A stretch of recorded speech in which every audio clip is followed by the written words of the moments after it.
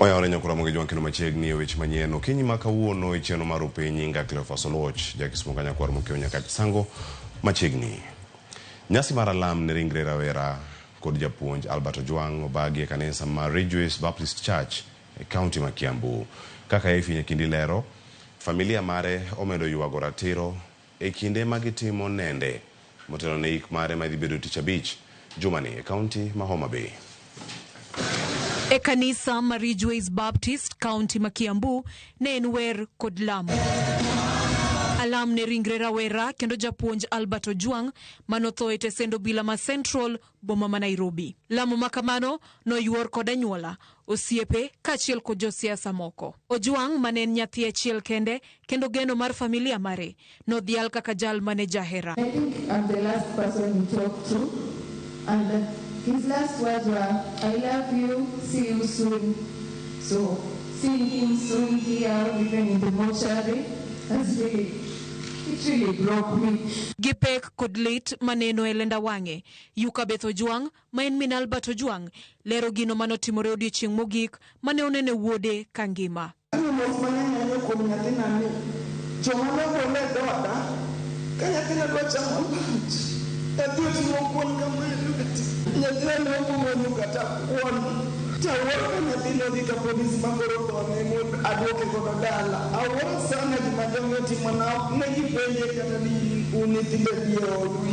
E kindego, Nero Ojwang nochiwo pache kowacho ni ochopo kinde ma sirikal nyaka wuog oko malero ne familia kod oganda jo Kenya adiere wi gino manotimore ne Albert. Okil mochung' ne familia no e bura bende nolero kwan duto mar omenda manomi anyuola no kaka yo machung' kodgi. They received 2 million shillings from the head of state, 1 million shillings from Honorable Raila Odinga, and 2 million shillings from Kenyans generally, who gave them in the form of 1 shilling, 10 shillings, 100 shillings, 1,000 shillings, totaling 5,060,000. Korka kore, Meshak Ojwang mawuon Albert Ojwang okweda hinya tim mar jomoko nego ganda oyaye kendo pando kitgi gi paro mar ni gibiro yudo luoro.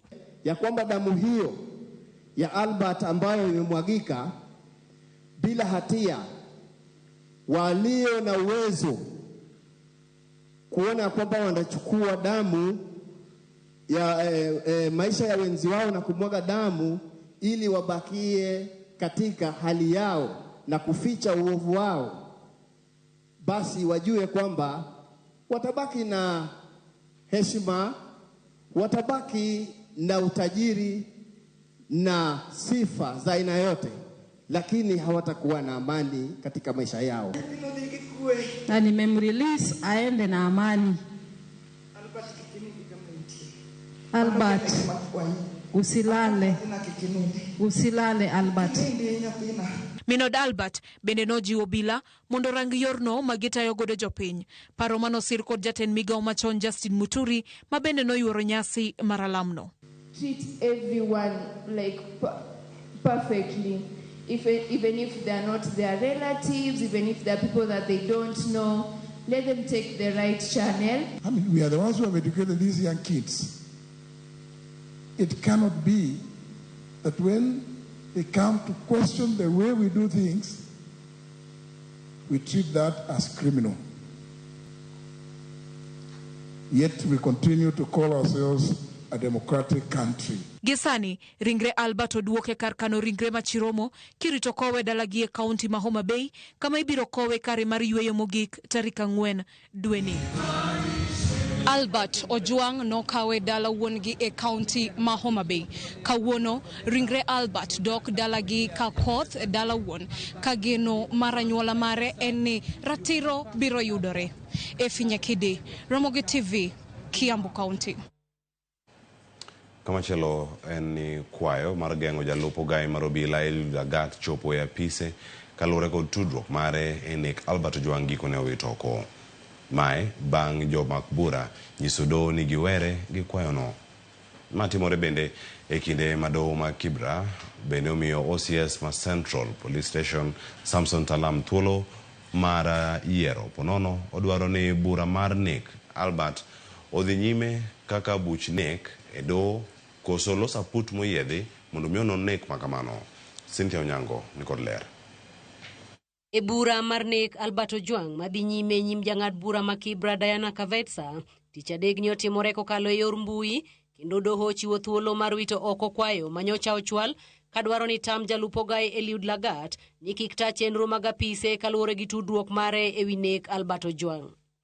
Jomak bura ochiwo kwayo ne doho kagiwacho ni koro giweyo kwayo manyocha giketo kaka obadho ne Eliud Lagat ka jang'ad bura Kavetsa to oyango ni doho yie kod kwayo makamano ka pek mar burano ibiro lim kendo tarik 10 dweni. Eliud Lagat yande osekawo chung' mar bedo tenge kinde manonro mar nek Albert Ojwang dhi nyime kasani ji 6 omaknegi bura e doho ka itudogi kod nek makamano. Komachielo, OCS mar Tesendo Bila ma Central Samson Talam doho miyo thuolo mar timo yiero kind dhi nyime kod burano e doho kaka buch nek kata kao yiero mar tero burano e nyim duol makende moyiedhi moting'o jogo mawuok e sectors mopogore opogore mondo tim nonro matut ewi nek mar Albert Ojwang. Ma en bang' OCS Samson Talam chwalo ng'ure doho mamalo mondo burano orang kokalo e yor duol moyiedhi mar jolony e weche chike kod ratiro to ok kokalo e bura mar nek e doho. Talam masani en achiel kuom achije madongo ewi nek mar Albert Ojwang kokalo kuom okil mare Danstan Omari onyiso doho ni ber ka burano irango matut e yor timo nonro kod jogo mani kod lony e weche chike kod ratiro to ok kokalo kode e doho kaluwore ni pek mar moko kuom neno manitiere nyim doho sani onge ndhathgi. Okil Danstan Omari onyiso doho ni obiro bedo kod romo makende kod OCS Samson Talam mar yango kit chung' magidhi kao ka doho to oyango ni burani biro winj kendo tarik 4 mar tich abich jumani mar keto ler ewi yiero mar Samson Talam. Cynthia Onyango, Ramogi TV, Nairobi. Oyangore ni Dennis Njuguna, rawera ma jahigni 17 manowito ngimane kinde ng'anyo manobagi juma mokalo ne ochwadi gi magina e wiye kendo risasino nowuok gi e toke kane gintiere e ng'anyo e kaunti ma Nakuru. Mane kaluwore gi bero manotim ne ringre e osuptal mamolo. Kamachielo, familia moro e gweng' ma Kagumo dwaro ratiro ne wuodgi mawachore ne otho bang' ka nyocha obila goye e ng'anyo e boma ma Nairobi. Lydia Okeyo nigi ler. Midhiero pod okwako familia mopogore opogore kaluwore gi ng'anyo manobagi e pacho ka tarik 25 dwe mokalo. Ng'anyo mane olal gi ngima rawere maloyo 15. Familia moro e kaunti ma Nakuru e sub-kaunti mamolo oyango ni gidhi e doho kendo odonjo ne obila manochwado wuodgi gi magina kendo nego e kinde ng'anyono. Alishutiwa akiwa juu ya motorbike na akaweza kuiaga dunia. Leo niko hapa kusema niko very satisfied kwa sababu postmortem imefanywa na results zimekuwa positive. Hakuna kitu ambacho kimeongezwa na hizo ndio documents ambazo ninahitaji kwenda pale kotini. Dennis Njuguna, rawera ma jahigni 17 mane en japuonjre skund sekondar Manjenga Karume, otimne bero gi jabero mar piny owacho Dr. Titus Njulugo, ma oyango ni Njuguna ne ochwad gi magina lenda wiye ma owuok gi e toke gino mane okelo tho mare. Huu mwili haukuwa na injuries kama za defense ama any other soft tissue trauma. Ilikuwa na only one gunshot wound, and this one gunshot wound ilikuwa upande wa mbele wa kichwa, halafu ikatokea upande wa nyuma. Hata kama imesemekana alikuwa katika maandamano, hakufaa kupigwa risasi kwanza ya kichwa. Hata afadhali wangemgonga mguu tukue tunamuona. Familia mar Njuguna osingoni ok gibi yweyo nyaka giyud ratiro ne wuori ka jokene rach oganda okwayo piny owacho mondo mi omak bura ne obila manochwado rawerano gi magina. Huyu askari ambaye ni mkatili, hana huruma, ambaye alipiga mtoto wetu risasi, anastahili kuwa ameshikwa na amepelekwa kotini, kwa sababu najua hata hao askari wenyewe wanajua ni mgani alipiga risasi. Kamachielo e kaunti ma Kirinyaga, familia machielo dwaro ratiro ne wuodgi Brian Maina ma jahigni 28 mawachore ni ne ogo obindi gi obila e kinde ng'anyo e buore Nairobi. Nonro mar osiptal oyango ni Maina ne wiye obarore kendo remo ne ochwer gi ma odonje obwongone gino mane okelo tho mare. Mtoto wangu pia aliumianga hiyo masaa wakati midi ilizimwa, saa hiyo ndio aliumia. Juu alipigwa na tear gas, wakanguka chini akagongo. Hata ni bahati wajenzi wanapendana waachanagi, akachukua pikipiki moja kamshikilia dereva na mwingine akamshikilia hivi, ndio akampeleka hosi. Tukapika saa 3 tukaambiwa ameenda. Kupigwa picha kaambiwa amevunjwa iskala. Ile inatuuma juu huyu hata huyu president pia kuna watoto na ni mzazi. Alafu anataka kutulia watoto shughuli. Angewaita aongee nao. Naye ni mzazi. Nasema kati hapa ameokoka ati bwana asifiwe hapa. Ruto yeye ni mzazi. Vile mama ya Brian Maina alienda maternity, ndio bibi yako Rachel alienda maternity kupata watoto. Sasa asiposikiliza watoto, watapigana paka lini? Silikumaliza tamaliza watoto wote Kenya. Atatawala nani? Atatawala nani? Maina ibiro ikiti jabich Jumane. Lydia Okeo, Ramogi TV, Nairobi. Musa Nyana Nyola, Kamachelo, Jopin, Ogolo Paro, Maupogoro wi paro mar chik manyo chwal gi jod bura Esther Passaris. Mano mar rido chike matayo ng'anyo pachoka. Kaja famaro Lilian Abeta lero. Moko kuom jopiny puoyo kang'no, kamoko to kwede. Luore gi twak manobedo e wi chwalo paro mar chik mar gayo okenge mag ng'anyo. Moko kuom jopiny osiro chikno ka moko bende okwedo. Moko kuom jopiny lero ni kata obedo ni jopiny nigi ratiro mar dhi e ng'anyo, onego bed mano mamuol kendo ok mar ketho mwandu. Ni obila bende onego mi tiegruok maber mar rito kwe e kinde ng'anyo. Konchiel wacho ni ok diseo gwang' tiseo wuon gweno. Chutho opino mane madam golo anya dok kode matin. Otemo wacho ni ka ji ng'anyo jok onego bi e CBD, jok onego dhi e State House, jok onego dhi e Parliament. En adier ni jo ng'anyo king'iyo ng'anyo ma Kenya ka to en ketho mwandu mang'eny ahinya. To ne jogo makwedo paro mar chikno, gilero ni jopiny duto nigi ratiro mar dhi e ng'anyo. Makaluwore ni sirikal nyalo mana winjo ywak jopiny e kinde ma gidhi e ng'anyo kata e apise sirikal. Jopiny nyaka tund e assembly, jopiny nyaka tund e parliament, jopiny nyaka ne president gi e State House. Mane en od piny. To kidwaro ni kik DDG bi iri kuno, tidhi ir jopiny. Nikech telo tema wango en telo mo iluongo ni lent, borrowed. Jopiny omiyo jogi mondo rit go piny. Wawacho ni maandamano en gima nitie nikech en gima mi ratiro mari en duol maki iandamana tineno ni ng'ani no ketho ratiro mare kendo ng'ani dwaro ratiro mare. Wachno wakwede kaka jo Kisumu ka kendo kik okal ni ng'anyo onge kumoro kumachal kama. Ng'anyo kumoro amora kendo ing'anyo samihero, obedo otieno, obedo odiechieng'. Kwayo mar moko kuom jopiny en ni chiw thuolo ne ng'anyo nyaka ya apise sirikal, ni mar mano ema medo sundo sirikal otim lokruok. Maandamano en gima ber, kendo maandamano no ema sirikal winjo, sirikand Kenya winjo. Ma ng'ato ok diang'iswa ni mondo adhi anda mane niang' kucha, mano to maandamano mane.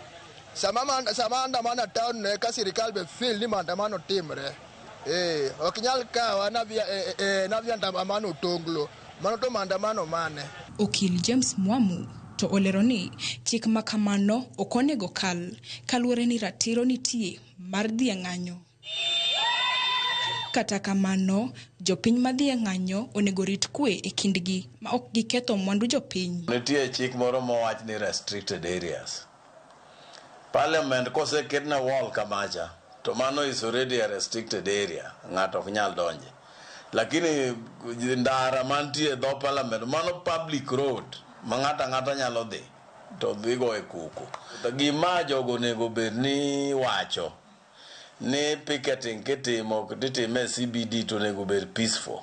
To kata ka gidhi e court, nikech king'iyo chik moyie ne raia mondo picket. Oko wacho ni picketing ni nitie kuonde minyalo time aonge.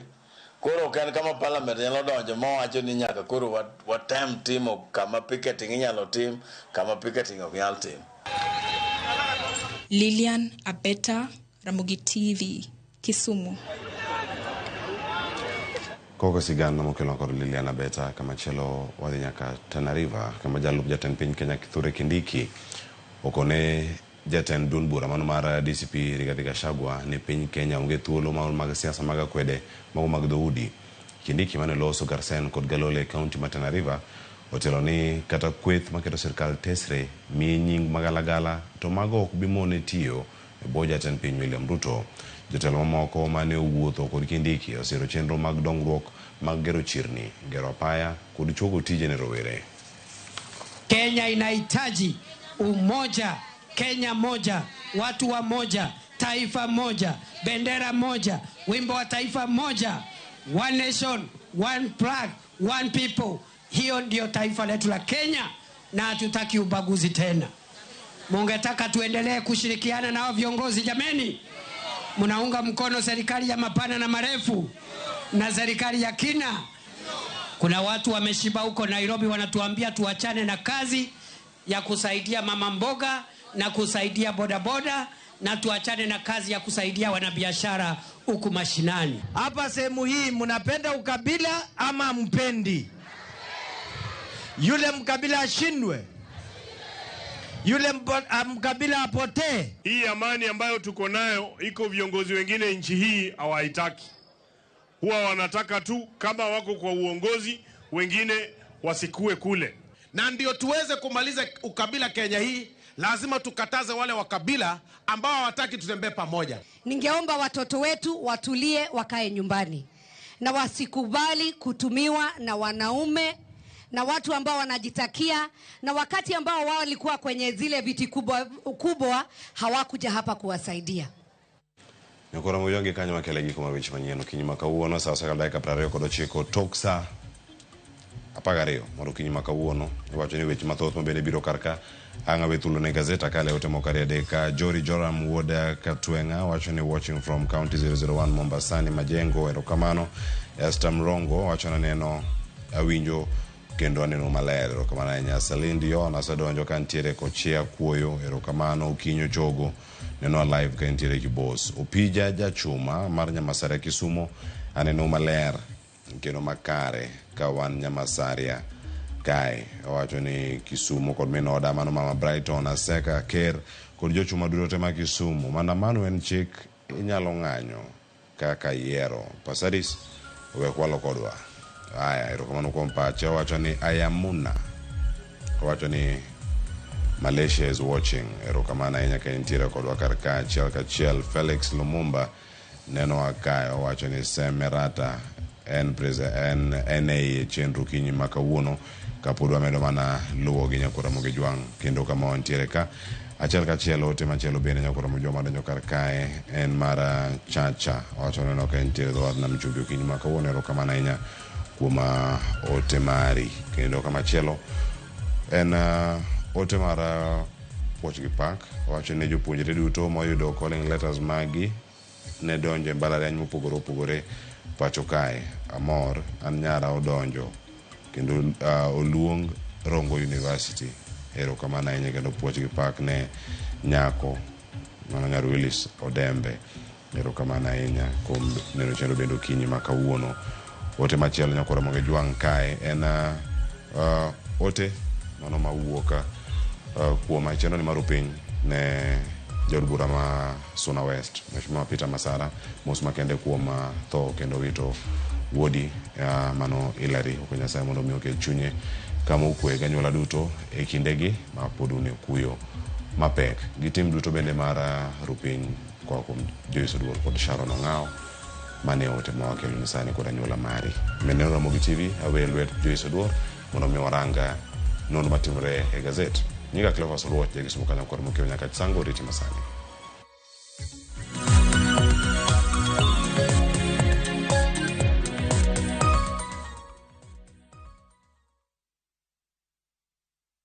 Introducing Wigo, your trusted ride. The ride with the most reliable, verified, efficient and transparent drivers. With fabulous cashback incentives for passengers, each trip on Wigo feels like an upgrade. Download Wigo from Play Store or App Store or SMS Wigo to 20425 and ride with confidence. Wigo, let's go.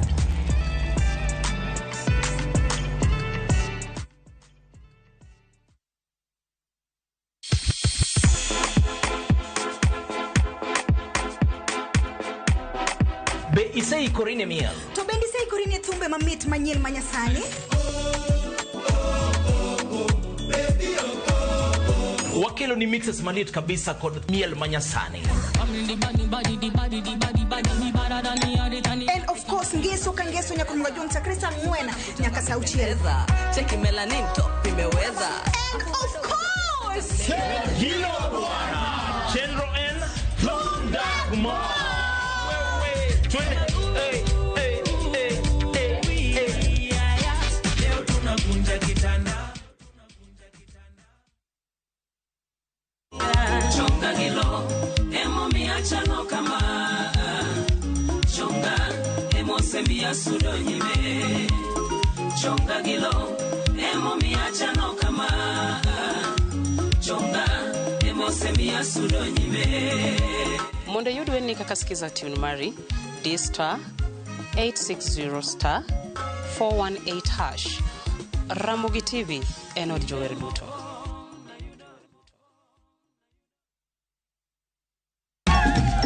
Chakre kit ngima joluo machon amiya gwatani od jaoda maduong' mondo iluw timena nyaka e ngima masani.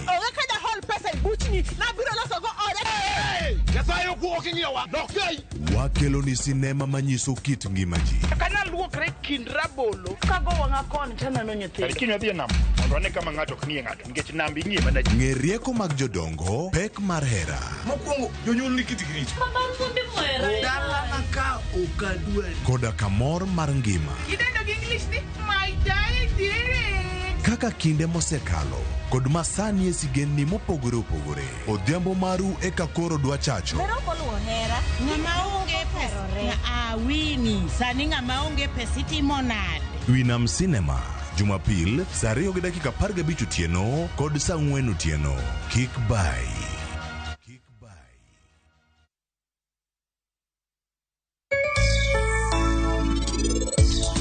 Penj laktar ko kalera Ramogi TV ngima en mwandu iluonga ni Ruth Otieno kende nga morna mar bedo kod odiechieng kod odiechieng. Be makawo go longe gi makawo go tops gi makawo go socks opogore. Koro lure ni dwa chako gi lewni na mage.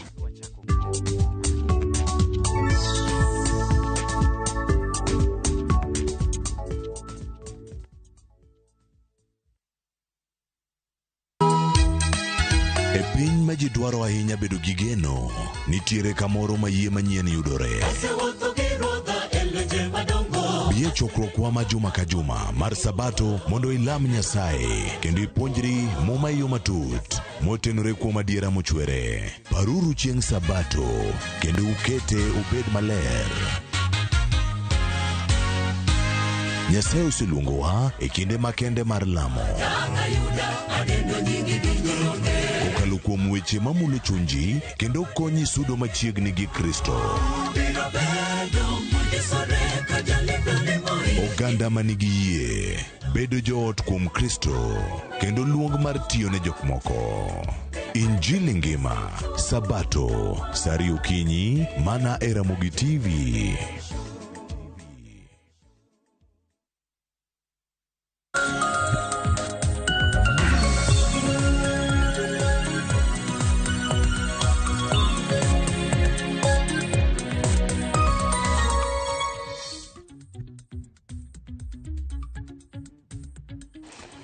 Nyaka Ramogi Ajong dakika en 36 tok saa 12 mar okinyi machiegni nonro mar gazet matayi nyinga Joyce Oduor. Antiere kae kod jafwambo wadwa mano Barak Oduor ma itelo mokwongo okinyi makawuono en wendo e nonro mar gazet. Barak oyawre e chiwo nade okinyi makawuono? Oyawre ahinya Joyce, erokamano. Inyalo mana fulri ang'eni nyaka Ramogi Ajong seche moko kia ni Barak Oduor ni ten jafwambo to tiyo kanye?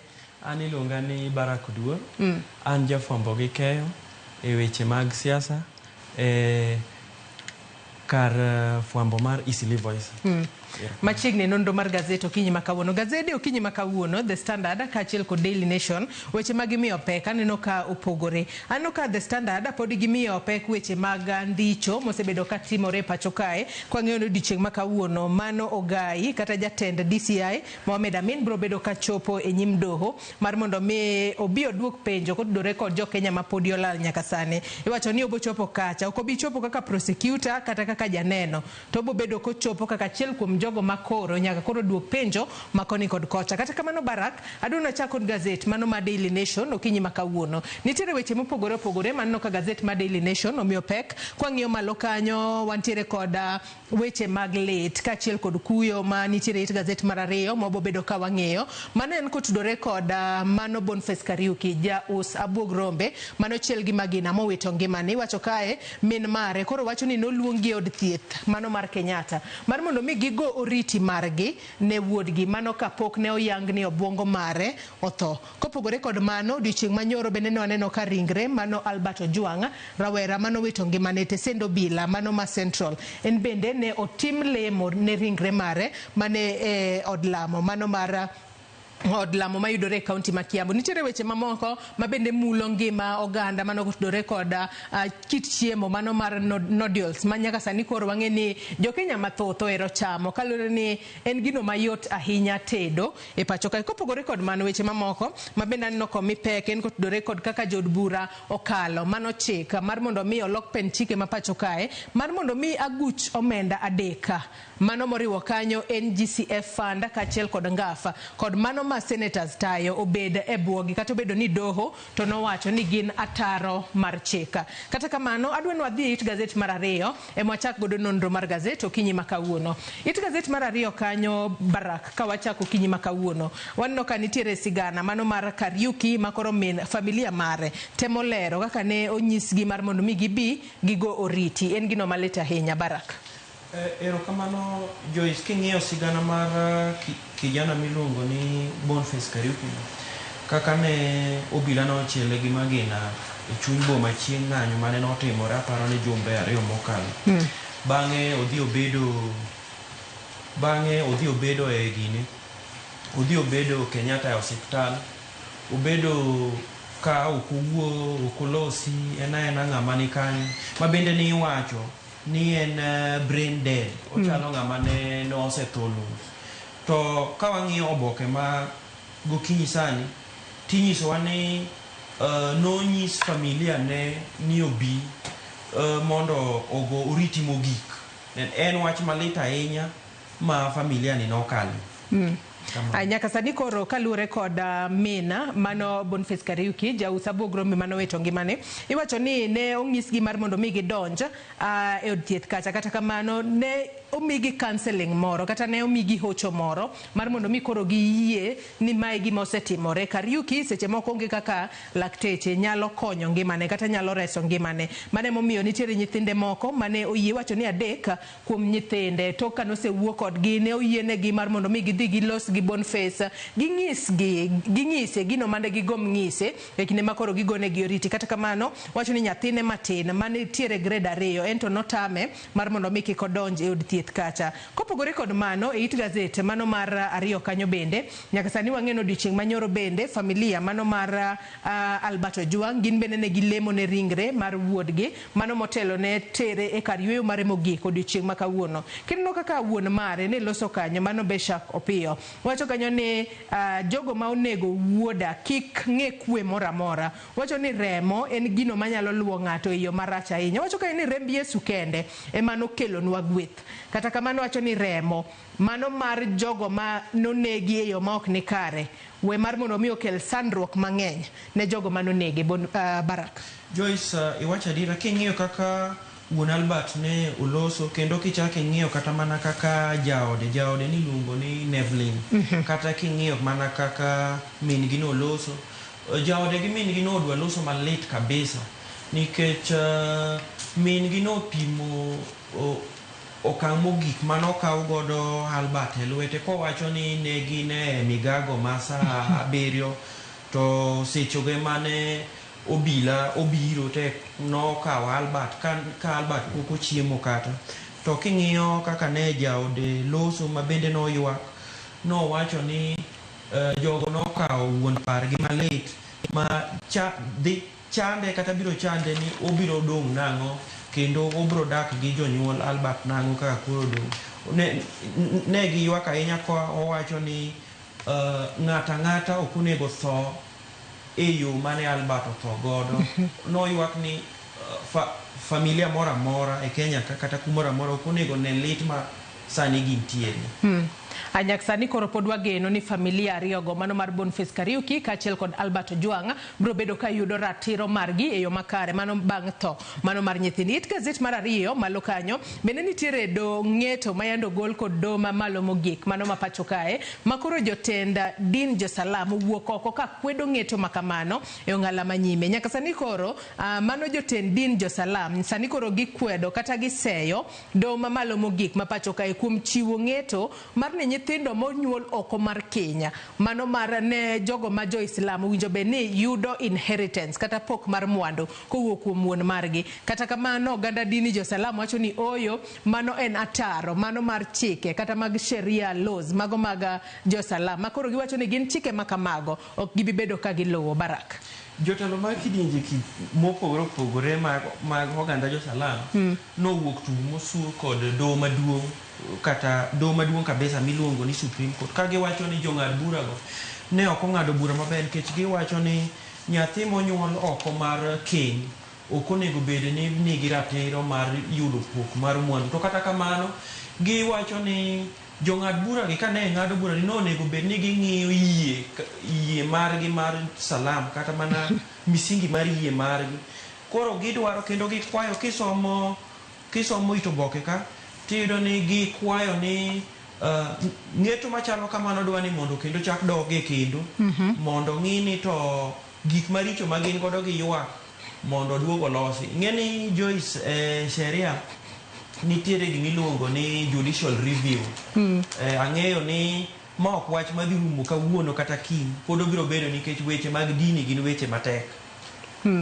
Nyaka sani koro gin bende giwacho ni kaber to winjo be ni iloso kadhi High Court, Court of Appeal kaachiel kod Supreme Court mano mar oganda Jo-Salam mar mondo mi obi owinja ywak mag gi mopogore opogore ma gintiere godo kaka oganda din Jo-Salam. Adwaro dhi mana mapiyo piyo weche mamoko wach mantiere it gazet mar adek nyaka Ramogi Ojwang inyalo somo kendi mar mondo mi ne ane nyalo bedo ni noodles ma jopiny mathoth ohere udi nyalo bedo koda kwiri moro ma ok ber ne ngima kendo aneno koket sigana kanyo mag mine mopogore opogore mago matiyo makinde mathoth ka gidok ot to noodles ne magineno ka yot. Adwano dhi it gazet mar ang'wen kaachiel kod mar abich mano mar gazet ni mar Daily Nation. United in greed, MPs close ranks, pass NGCF bill.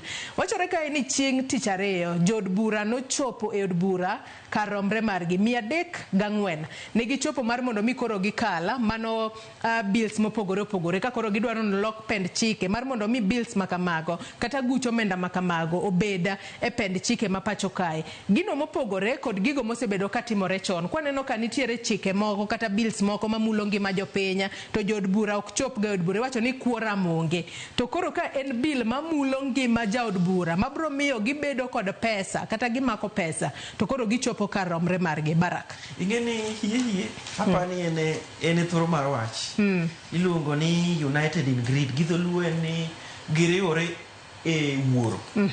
To king'iyo wach mar NGCDF osebedo wach ma ok yot nikech do mapacho ka osewacho ni NGCDF itayo e tok chik to wajumbe bo osewacho ni ok tayo e tok chik kendo bura no osebedo ka loyo gi koro nye giwacho ni to kare mondo mi watayo e chik wadhi wakal chik nikech wan ema wan gi teko mar kalo chik mondo wasoye chik mondo koro bed ni en agulu mopuodhi gi chik.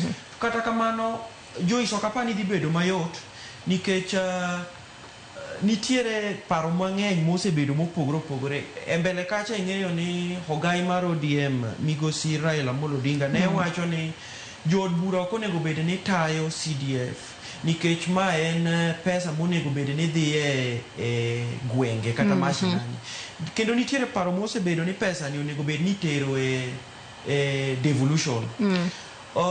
Ang'e ni ok dhi bedo mayot nikech king'iyo oboke ni ineno ka mijumbe ma Homa Bay town mano migosi Peter Kaluma wacho ni ok opogore paro gi Hogai marwa migosi Raila Amolo Odinga nikech nodwa ni mondo waket gini e chik kendo nodwaro ni mondo pesa gi dhi e gwenge to be gima watimo. Aneno ka mana kaka wache Joyce ni wajumbe noriwore te kanyakla. Aneno ka Assembly Minority Leader Junet Mohamed ogolo pache kanyo to gi wajumbe mamoko ka giwacho ni koro gisekete e chik kendo pesa ni dhi tiyo maber kendo gosetiyo. To Joyce, kitani yiena wach moro matin. Wach mar CDF dhi kelo paro mopogore opogore nikech ji osebedo ka penjo nikech kata mana wajumbe go penjo ni to ero udwa ni wakaw pesa ni wami governors. Kidhi e kor gwenge projects mag governors gi mag wajumbe ere projects manenore nikech governors yudo pesa in billions, wan wayudo in millions, to mwayudo matin no inyalo ne godo gima watimo, gin magiyudo in billions no imanya kore kiyudi. Kendo kineno gima mijumbe ma town, kineno gima mjumbe ma Homa Bay town Peter Kaluma wacho ka ni gwenge kane pok CDF obiro yudo nyathi mane otieko university e gwenge ne tek marach.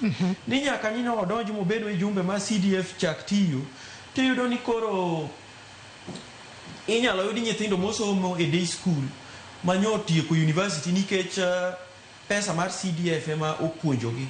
Omiyo en mbaka ma nikawuono to bodhi bedo ki nikech ang'eyo ni nitiere migepe mopogore opogore kata NGOs mabro dhi e court dhi pingo wach to kata NGOs kende nikech aneno ka piny kanyo nyaka sani koro senators wang'e ni paro makamano kosekale e od bura mamalo kacha to senators gin bende gintiere koda mano ratiro mano mar twak otudore koda chik makamano. Nyaka sani koro senators gin bende koro gibuogo mano mar kwedo mano chik makamano. Nyaka sani koro senators wacho ni gin ok en gino mayot ahinya ni ok gibiyie mar mondo mi National Government Constituency Fund mar mondo mi oket e pen chike mapacho kae. To ang'e ni chike funds makamago manoriwo NGCF manyaka sani koro iwacho ni obobed ka itayo kod jod bura duto 290 mayudore kuonde chung od bura 290. Wantiere kod aguch omenda mano mar ngaf mibobed ka itayo kod jod bura e county kata women reps 47 kachiel kod the Senate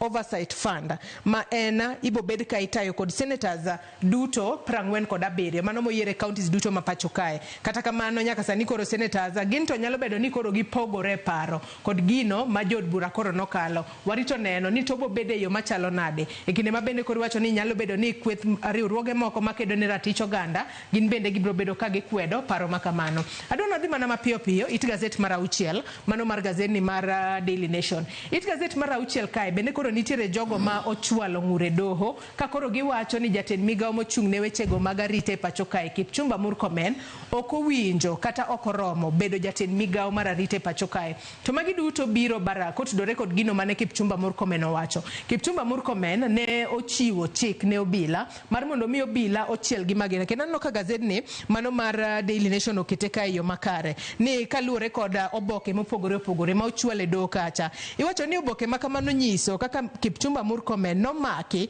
kod wang' jowi mopogore opogore ka koro nyiso bila mar mondo mi ochiel gi magina mano jang'anyo moramora mabro bedo ka chopo machiegni kod tesendo bila kata buogo ngima tesendo ngima mar obila. Gigo mane Kipchumba Murkomen okwedo ni oyo abedo misquoted. Barak kamano ing'e ni jatend migawo mar arita kwe Kipchumba Murkomen oyudore aluongo ni orindi maliet nikech gimomiyo en ni nitiere riwruoge mopogore opogore makedo ne ratiro mar oganda kotelne gi Katiba Institute kod Kenya Human Rights Commission kod mamoko masani koro dhiedo ka wacho ni okoromo bede apis nikech nyogolo chik ni ng'ata modhi otalo bila e station ma kuma bila tiye to en ng'ama onego chiel gi magina.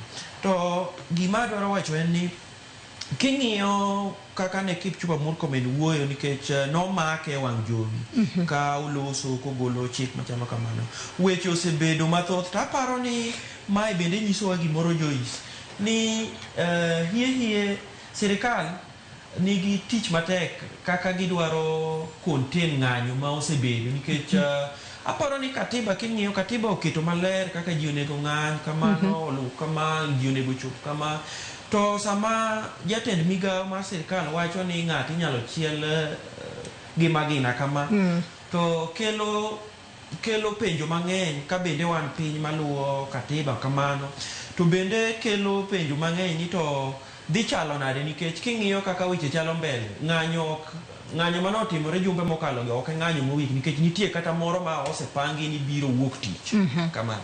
Aya nyaka sani koro mago jogo ma ochwalo bura makamano mise yango mano moting'o kanyo Katiba Institute, Kenya Human Rights Commission kachiel kod Independent Medical Legal Unit. Nyaka sani koro giwacho ni mano Kipchumba Murkomen okoromo mar mondo mi obede office. Warito winjo ni doho bro bedo ka golo ng'eto mar adona date gazet mar 7 mana bathe kanyo mana kutudore kod wechego mag ng'anyo podi Barak. Nyaka sani koro jaod bura mano ma county ma Nairobi kata women rep ma county ma Nairobi mano Esther Passaris oyudore kama tek ka koro en ema koro o sponsor mano bila mageto keto chik magayo ng'anye pacho kae kata maketo restricted areas kuma jopiny ok winjo be ne dhie e kinde mag ng'anyo. Kata kamano iwacho kae ni Passaris bill echoes demos rules proposed by Kindiki. Nyalo bedo ni en gino mano ndik gi ng'ato to koro miye mar mondo mi ochwala paro makamano e bura kacha. Mane momiyo nyaka sani be nanno ka piny kanyo ODM okichore gi chien ka giwacho ni oyo mane en bill ma Passaris ochwalo wuon wan kaka ODM waonge kod tudruok moro amora kod bill makamano. Barak okane kodhi bedo mayot ne jaod bura motelo ne mine e county ma Nairobi kata jimbo ma Nairobi ma miluongo ni Esther Passaris nikech king'iyo kaka odwaro e chik modwano kelni owacho ni ng'ama ng'anyo nyaka kikon polis ni un jiadi mano mokwongo ing'eni tek nikech ok inyal wacho ni kiluongo ng'anyo to jiadi madhi biyo. Owacho kanyo ni king'anyo to ok inyal donjo e chuny boma ting'eni ng'eny jo ng'anyo neno ni ng'anyo mondo mi obed ng'anyo nyaka ang' obed mana e chuny boma. Wach ni koro ng'ama ni Migori koro iwacho ni ka ng'ato ng'anyo Migori to ok onyal kalo bridge akodhi mbele gima chalo kamano kata ng'ama nitiere Homa Bay town ok onyal chopo area mar Shivling kata ng'ama ni Kisumo ok onyal donjo area mar Oginga Odinga kanyo ogik mana gi oko mana Nyamasaria stage ko choki ne kamano koro ok en ng'anyo nikech ng'anyo dhano dwaro mondo to gima ng'eyo en ni paro ma Esther Passaris okelo ni idhi pinge e do to kendo be idhi pinge mana e od bura kumokele no nikech king'iyo chama mar Passaris ma en ODM motelne gi migosi Raila Amolo Odinga en chama mosebedo ka kinde te ochung' ne ratiro mar jopiny kendo ODM e chama ma higni go te mosebedo ka kedo ne jopiny kawacho ni jopiny nigi demokrasia mar ng'anyo kendo mar wacho gima chandogi sama gidwaro kendo gi kaka gineno to mana gi e chik. King'iyo mana kaka iwacho en ni minority leader mar od bura Junet Mohamed kod Edwin Sifuna ma en ODM Secretary General wacho ni gin kaka chama ok ging'eyo paro mar Passaris no kendo giwacho ni Passaris ni mana gi ratiro nikech nitiere ng'ama nyalo tero bill miluongo ni a private members bill inyalo tero bill ma ok odonjore gi chama mari bill mari owuon ma otero kaka Passaris. Weche dhi bedo mang'eny mbele wach mar bill motero ni ang'eyo ni lweny dhi bedo e od bura nikech nitie joma dwa ni mondo dhiyo to gi joma ok dwa ni mondo dhi nikech paro bill motero ni jomoko paro ni be ok mare mana kaka isewacho ni nikech paro mineno tero ni ne en paro mane Kindiki ne osetero mbele kacha to en paro mane noseter gi jood bura moro ma area ma Meru koni nosetero kowacho ni ng'anyo nego bed ni chiko dhano kaka ng'anyo ok bed ni ng'ato nyalo ng'anyo kaka odwaro ok ane kodhi bedo mayot nikech nyaka sani bende kori wacho kae ni chances mago mag survival mar bill makamano nyalo bedo 50-50 kaluwore ni adiera nitiere jogo makwede to mana kisewacho ni bill makamano geto mar mondo mi restricted areas jopiny obed 100 meters kowuok kanyo to restricted areas gin mano moriwo kar jot mano mar jatend piny Kenya William Ruto wantiere kanyo kod parliament doho maduong' ma pacho kae kata doho mopogore opogore mayudore kor gwenge mathoth mapacho kae. Adwa nodhi it gazet mar 8 mano mar gazeti ma Daily Nation. It gazet mar 8 kanyo wang'eyo ni jatend migawo mochung' ne wechego mag thieth e pacho kae mano Aden Duale yendo golo chik mar mondo mi moko kuom ute thieth mag ji giwegi mar mondo mi moko kuom gi nobedo downgraded kata nogole level 1 kiketo gi e level mapiny to moko kuom gi bende ne olor chuth. Gino momiyo sani koro riwruoge mago mag ute thieth mago mag ji giwegi mapacho kae nyaka sani koro gin bende koro giwacho ni gino notim e yo ma ok ne kare. Private hospitals threaten to sue over unfair downgrades. Ka koro nyaka sani nitiere ute thieth mago ma iwacho ni wanyalo wacho ni kwan gi thoth ahinya nikech mano dwe mokalo, mano dwe mar 6 iwacho ni nitiere ute thieth mago maderom 1,029 ma koro ne obed affected. Mano mayudore county ma Nyamira, Kisii, Mandera, Wajir kaachiel kod Nairobi. Moko kuom gi nobedo downgraded, moko kuom gi to nolor chuth. Gino mar riwruok mano mar ute thieth mag ji giwegi Rufa ne wacho ni notim ka ok gibedo consulted nikech giwacho ni moko kuom gi ninyalo wach ni yes utimo marach ka dong uloke mondi kapok gibedo downgraded kata kapok olorgi. Gino momiyo koro gidwa donjo ne sirikal. Joyce ngene sirikal osebedo ka wacho ni SHA iluongo ni Social Health Authority nigi gimiluongo gi osebed ne nigi gimiluongo gi kizungu ni teething problems nyiso ni gin gi chandruok mopogore opogore matindo tindo manyiso ni kaka ne chake nobedo gi shida lakini an gi pacha aneno ni paro mar loro osiptende gi mar mantie boriwruok mar the Rural and Urban Private Hospital Association of Kenya en paro ma samoro ok dhi maber gi joma dwaro thieth e kar thieth mopogore opogore nikech adieri king'iyo tiyudo ni e gwengewa kidhi kata mana kidhi Homa Bay kumae kata idhi mana Migori ibiro yudo ni ibiro ni osiptende mang'eny manitiere e kaunti ma Migori Homa Bay kata Kisumu gin osiptende matindo tindo to kiweyo ni gitindo tindo gin osiptende ji giwegi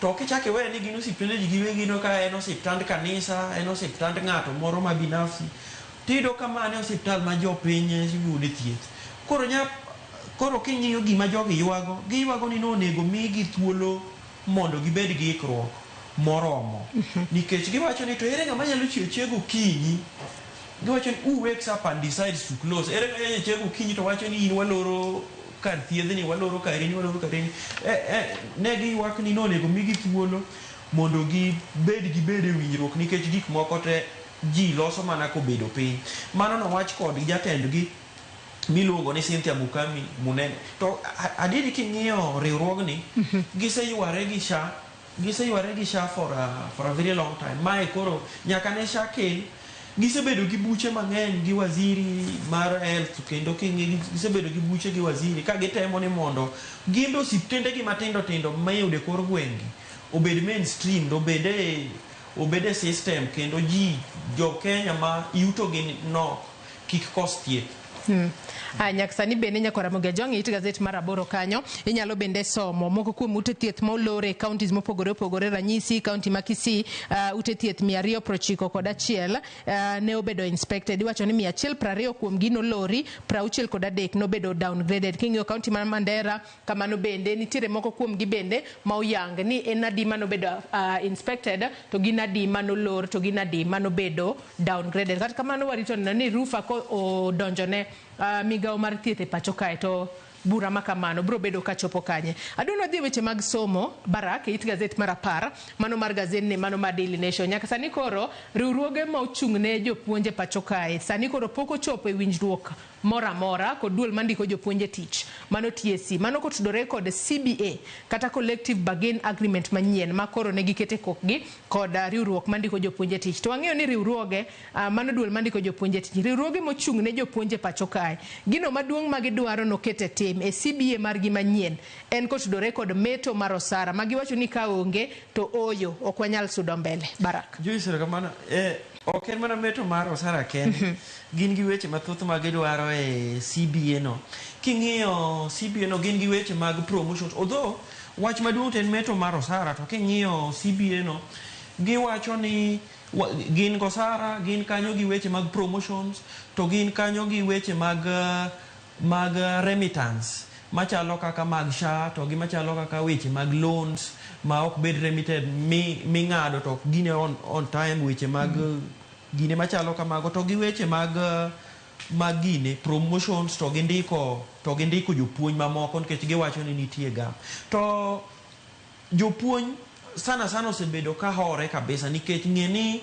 gisebuogo ni mondo gidhi e ng'anyo ok dichiel ok diriyo to duol ma otelo ne jopuonj kata TSC gayo gi ni biuru piny mondo wabeduru walosi. To kane neno wach manotimore nyoro to bura motelne gi Kenya Union of Post Primary Education Teachers mano kupet gi jatendgi Akelo Misori nyoro no bede bura kabisa gi duol mar TSC to kata kamano ne ok winjruok obedo ka giwacho ni pod gibro medo dhi mbele ka gi lalore. Gima ng'eyo en Joyce nikech king'iyo kata kane ing'iyo boke manyoro kata kawuono kata mana bura mar jopuonj mar primary kata mana NAT be nigi wach kabisa gi TSC gin gi weche mang'eny mantiere CBA mapok otimnegi kaka gidwaro to gibuogo ni ka weche gi ok otim kaka gidwaro no to dipo ka mbele kanyo giluongo ng'anyo ma puonjruok okethore e sikundewa. Anyak sani koro duol mandiko jopuonje tich pacho ka TSC okwayo mar mondo omigi nyaka chieng' tarik 20 mano dwe mar 7 higani mar mondo mi koka giket penya kata gichope giko mano mar neno ni weche duto mar riwruoge kata ma jopuonj dware pacho ka okete tema e yo makare. Bathe kanyo bende kora neno ka nitiere mano birth certificate issuance false as booklet shortage bites mano bende nyakwara mogejo inyalo somo kotudore kod kaka chendo mano mar chiwo boke mago mag nyuola sani koro dok piny kaluwore kod onge mago mag booklets makamagi. It gazet mar 12 ka wadhi mana mapiyo piyo Baraka wang'eyo ni nyaka sani koro en higa achiel nyaka ne obila mago mapacho ka iwuogi ka gidhi konyo e keto kwe e pinyno mar Haiti. Wacho ka ni Haiti a year later milestone amid losses hope. Kanyaka sani koro wang'e ni nitiere kwano obila ariyo miwacho ni gina obila ariyo ma koro ne owito ngimagi mano Haiti mano higa mokale kinde ma koro gintiere ng'ala manyime mar mondo mi gine ni gitemo keto kwe e pinyno mar Haiti. Barak. Ero kapano king'iyo kamano king'iyo sigana ni Joyce mondik gi Steve Otieno ma wuod Kasgunga en ni pok osebedo mayot ne obila mane Kenya otero Haiti higa achiel bang'e nikech gisebedo gi tabu kata shida mopogore gisewito nyawadgi nyowetegi kanyo to king'iyo obila gi mission mane noter kanyo osebedo gi shida ma kaka giyud pesa nikech nitiere paro ni dhi kawogi gi duol marito iluongo ni UN ne dhi kawogi mondo ema fundgi kanyo ne tabu obede koro chuno sirikal ma Kenya king'iyo kata budget mosebedo no chuno ni sirikal ma Kenya koro fund mission ni kendgi gisebedo gi successes iluongo ni nitie kuonde ma gisedhi maber to kuonde ma bende pok osedhi ne maber nikech king'eyo ni Haiti en piny mantiere the Caribbean en piny ma nigi jonjore ma koro coming in fact Haiti nigi president kata gin gi jotelo tok di wachi nikech en piny ma jonjore o take over koro ena ni wabro jajo mbele ni to jo Kenya okonyo Haiti koso okonyo Haiti.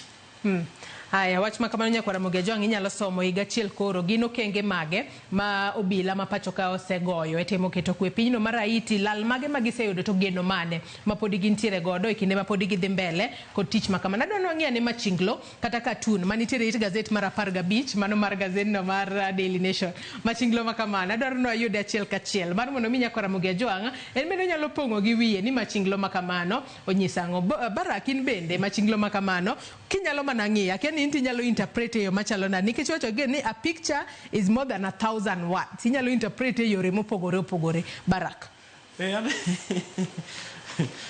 So joma loso Machinglo gi to bende aneno mane jatend migawo mar arita kwe migosi Fred Matiang'i kanyo machon takinda aneno mane jalup ker Rigathi Gachagua kanyo aneno ka obila moro tingo urunga kana arungu motimo kudho ni oringo chomo go kure to ma nyiso ni an kanyalo wacho matacho ni piny en gima lokore sama ne ng'ani ni e telo to ng'ani wacho ni ber polis timo tije goge agoya to sama koro onge telo to neno mana ni nyiso ni kare ng'ato king'eto negi pala mane achi ng'ato king'ado ni kuon gi pala mane ne ong'eto nego ji koro neno ni kuon biro matin to mane pala mane osebedo kong'eto nego ji koro neno ka migosi Rigathi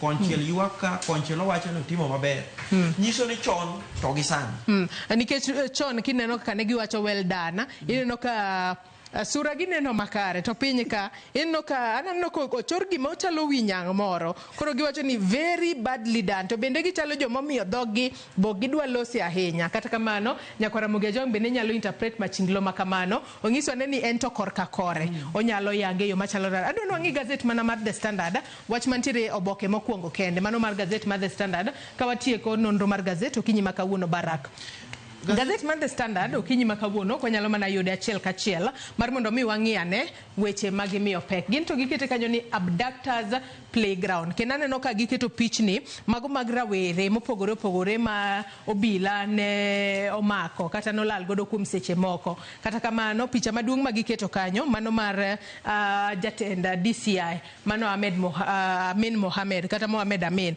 makawuono wacho kae ni DCI boss Mohamed Amin odiochieng' makawuono igeno no bobedo ka uchopo doho to kobichopo doho kaka prosecutor kata witness but obobedo ka uchopo kaka jago makoro inono kotudore kod lal mano mag rawere mopogore opogore pacho kae ka nyaka sani mimanyo en Diangui Kinyagia ma nyaka sani koro wacho kanyo ni nondhe kod DCI to nyaka sani koro familia mare jo Kenya bende pod okong'eyo kama entiere Barak. Yes, Joyce gazeni wacho ni abductors playground nyiso ni Kenya olokore kuma pap mar ndiyo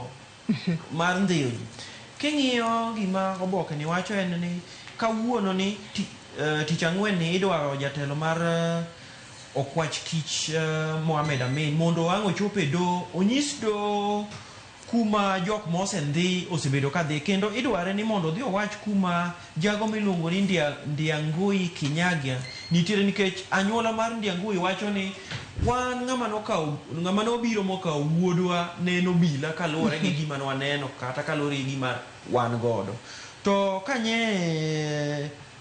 kane jatelo mar okwach kich Mohamed Amin loso ndalo ariyo mokalo paro nowacho ni gionge jago ni e station obila moro amora magin godo kendo gikwayo ni ka ng'ani opondo kumoro amora to owuogi nyiso ni nitiere gima sirikal ong'eyo ma ji ok ong'e gima oboke ni temo wacho to kata king'iyo kamano nitiere jok moko kendo mosendhi chama mar mane en jatend piny mane en jalup jatend piny migosi Rigathi Gachagua DCP National Youth Leader mano youth leader mare iluongo ni Wanjiku Thiga nondhi Mark Amiani nondhi kanyo to gi John Mulingwa nondhi Francis Mutunge gini nondhi koro dwaro Amin ni obiane e mbele ne mondo olose e wechegi to ing'e ni ndhiyo ng'ato ma ok itere do kata mipande kumoro Joyce mano en ataro mar chik to weche machalo kamagi kelo luor kabisa ne joma nenogi kata jo Kenya mamoko ang'eyo ni joma kedo ne oganda ratiro mar oganda manie do e wachni pod biro biro e do gi kuonde mamoko e wechegi ing'eyo ni joma opango ng'anyo wuok tich sabasaba opango ng'anyo weche machalo kamagi Haya, weche mamoko mabende gazeni mar The Standard omiyo peko kinyi makawuono aneno ka gin bende koro gi medo fuono kaka familia mano mar rawera mosenindo Albert Ojwang ne oyuagi odiochieng' manyoro e kinde mani lemo ne ringre mare ka bende nyaka sani weche mamoko mabende nyakwara Mugejong nyalo somo en kotudore kod petition manyien makoro ochwal kanyo kod MCA machon mano ma Korogocho mano Maxwell Ochar makoro chwalo petition madwaro mar mondo miyo thich okoya PC governor e county ma Nairobi Johnson Sakaja Barak wach ni mogik ka watieko nonro mar gazet. Erokamano Joyce, an gima nyalo wacho en ni ne jowa en ni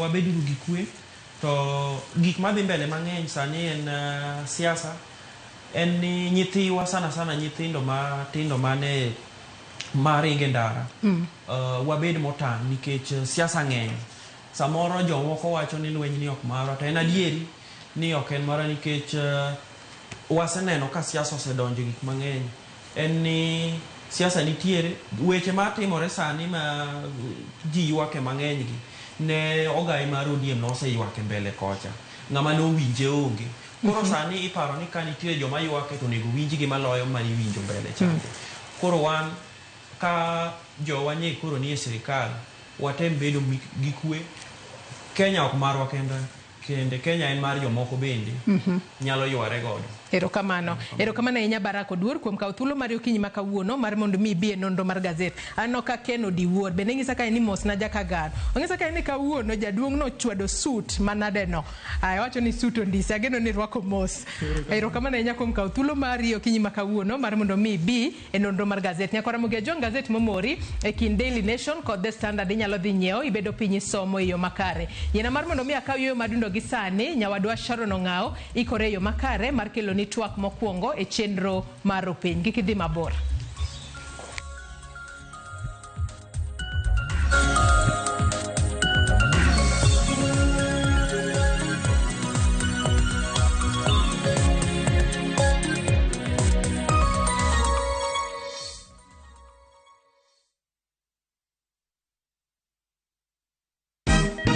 Siku njema huonekana asubuhi. Kabisa Anuari. Amangana gao. Seti him. Chamige. We museo. Kenya nzima tunasema jambo Kenya. Wax. Tiki. Taka. Twende sana my people. Hapa ndo nyumbani kwa muziki wa Afrika Mashariki na malezi ya vipaji. Sasa tuko tayari ku drive on. Mibibi na mijize. Leteni porojo sasa. Kwa habari za kuaminika kutoka kila pembe ya nchi. Are you ready? Leo kati ya Ingwe na Gor Serikali. Hapa ndio home. Wawa. Radio Citizen. Radio number 1. Radio number 1.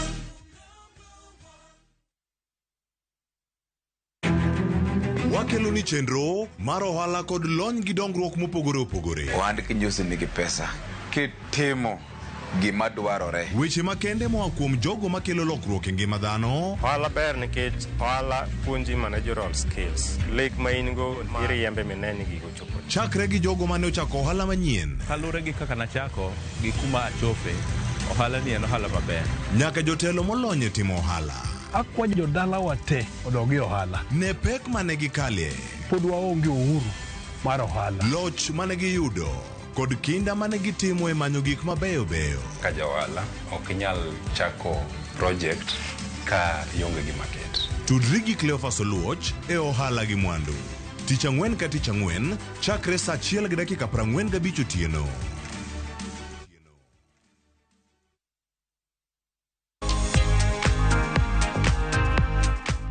TikTok nego okuodo. En kod teko nyadiriyo e nego kuodo, kute, lwang'ni, kikune kind kute mamoko. Limagrovet mantie machiegni kodi kasto penj yath mar TikTok 550 EC mondo chieg magi kod jamni odage gi makare kendo mi yuto mamalo. Osho, we grow with you.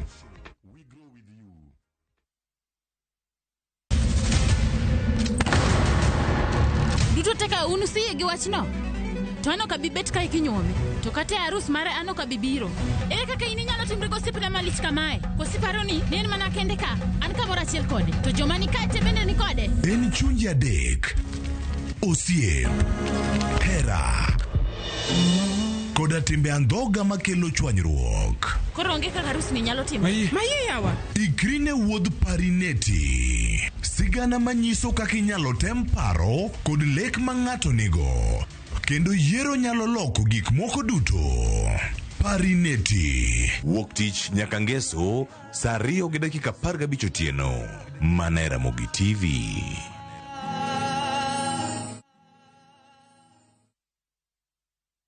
Introducing Wigo, your trusted ride. The ride with the most reliable, verified, efficient and transparent drivers. With fabulous cashback incentives for passengers, each trip on Wigo feels like an upgrade. Download Wigo from Play Store or App Store or SMS Wigo to 20425 and ride with confidence. Wigo, let's go.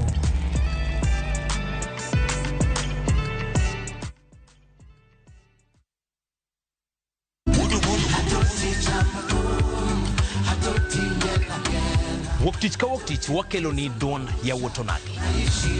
Ka bende tich ariyo ka tich ariyo Nyakuronga Jwang' en odiochieng' mar yuto mari. Chieng' tich adek ka tich adek Nyakuronga Jwang' en odiochieng' mar mine nyalo kachiel koda weche hera. Awendo kachopo tich ang'wen Nyakuronga Jwang' wakelo ni kama nene, yani TBT kod thumbe mamit mokalo.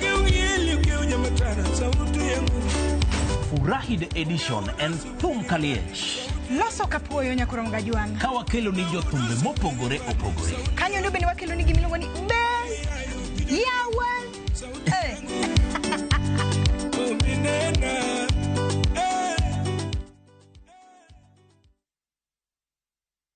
At View Travel, we understand the unique needs of corporate travel. We specialize in flight bookings, hotel reservations, ground transport, team building, corporate retreats, and MICE services. We manage everything from venue selection and event logistics to visa and immigration assistance to ensure seamless travels tailored to your needs. Let us handle your logistics so you can focus on growing your business with ease. Contact corporate at viewtravel.com, call or WhatsApp 0712 364 554. View Travel.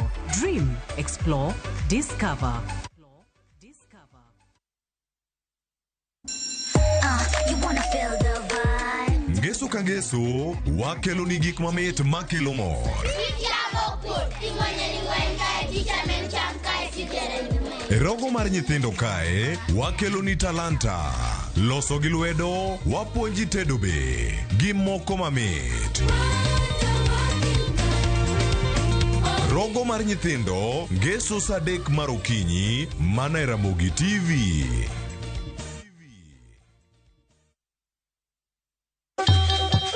Ang'o mosetimore ne joma ne ochweyo Ugandawa? Adhi primary Kagonditi Primary School. Gin kanye sani?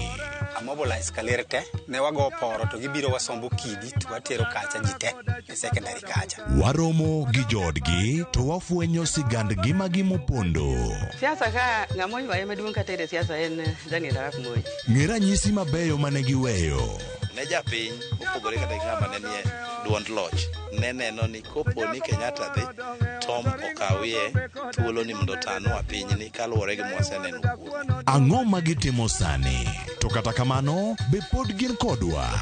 Nakedo ne wach sukari ma jobunge jonjo kod biwot nochaka ni bwana sukari. Gin kanye kod Walter Nyambaga tich ang'wen sa 3 otieno mana e Ramogi TV.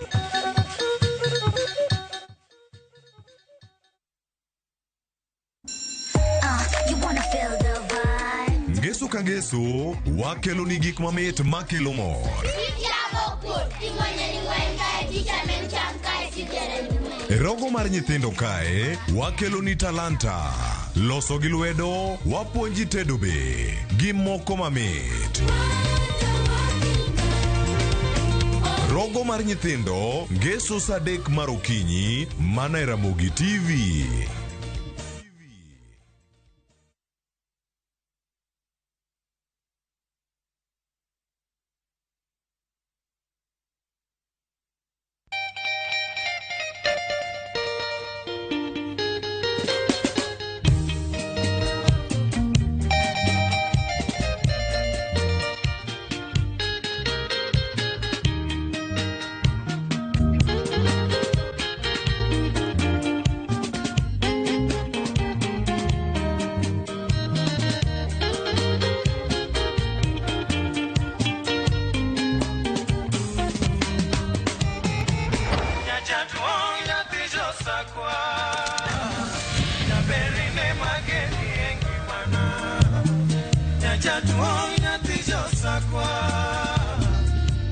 Radio Ramogi, Cartoon Jaluo. Radio Ramogi.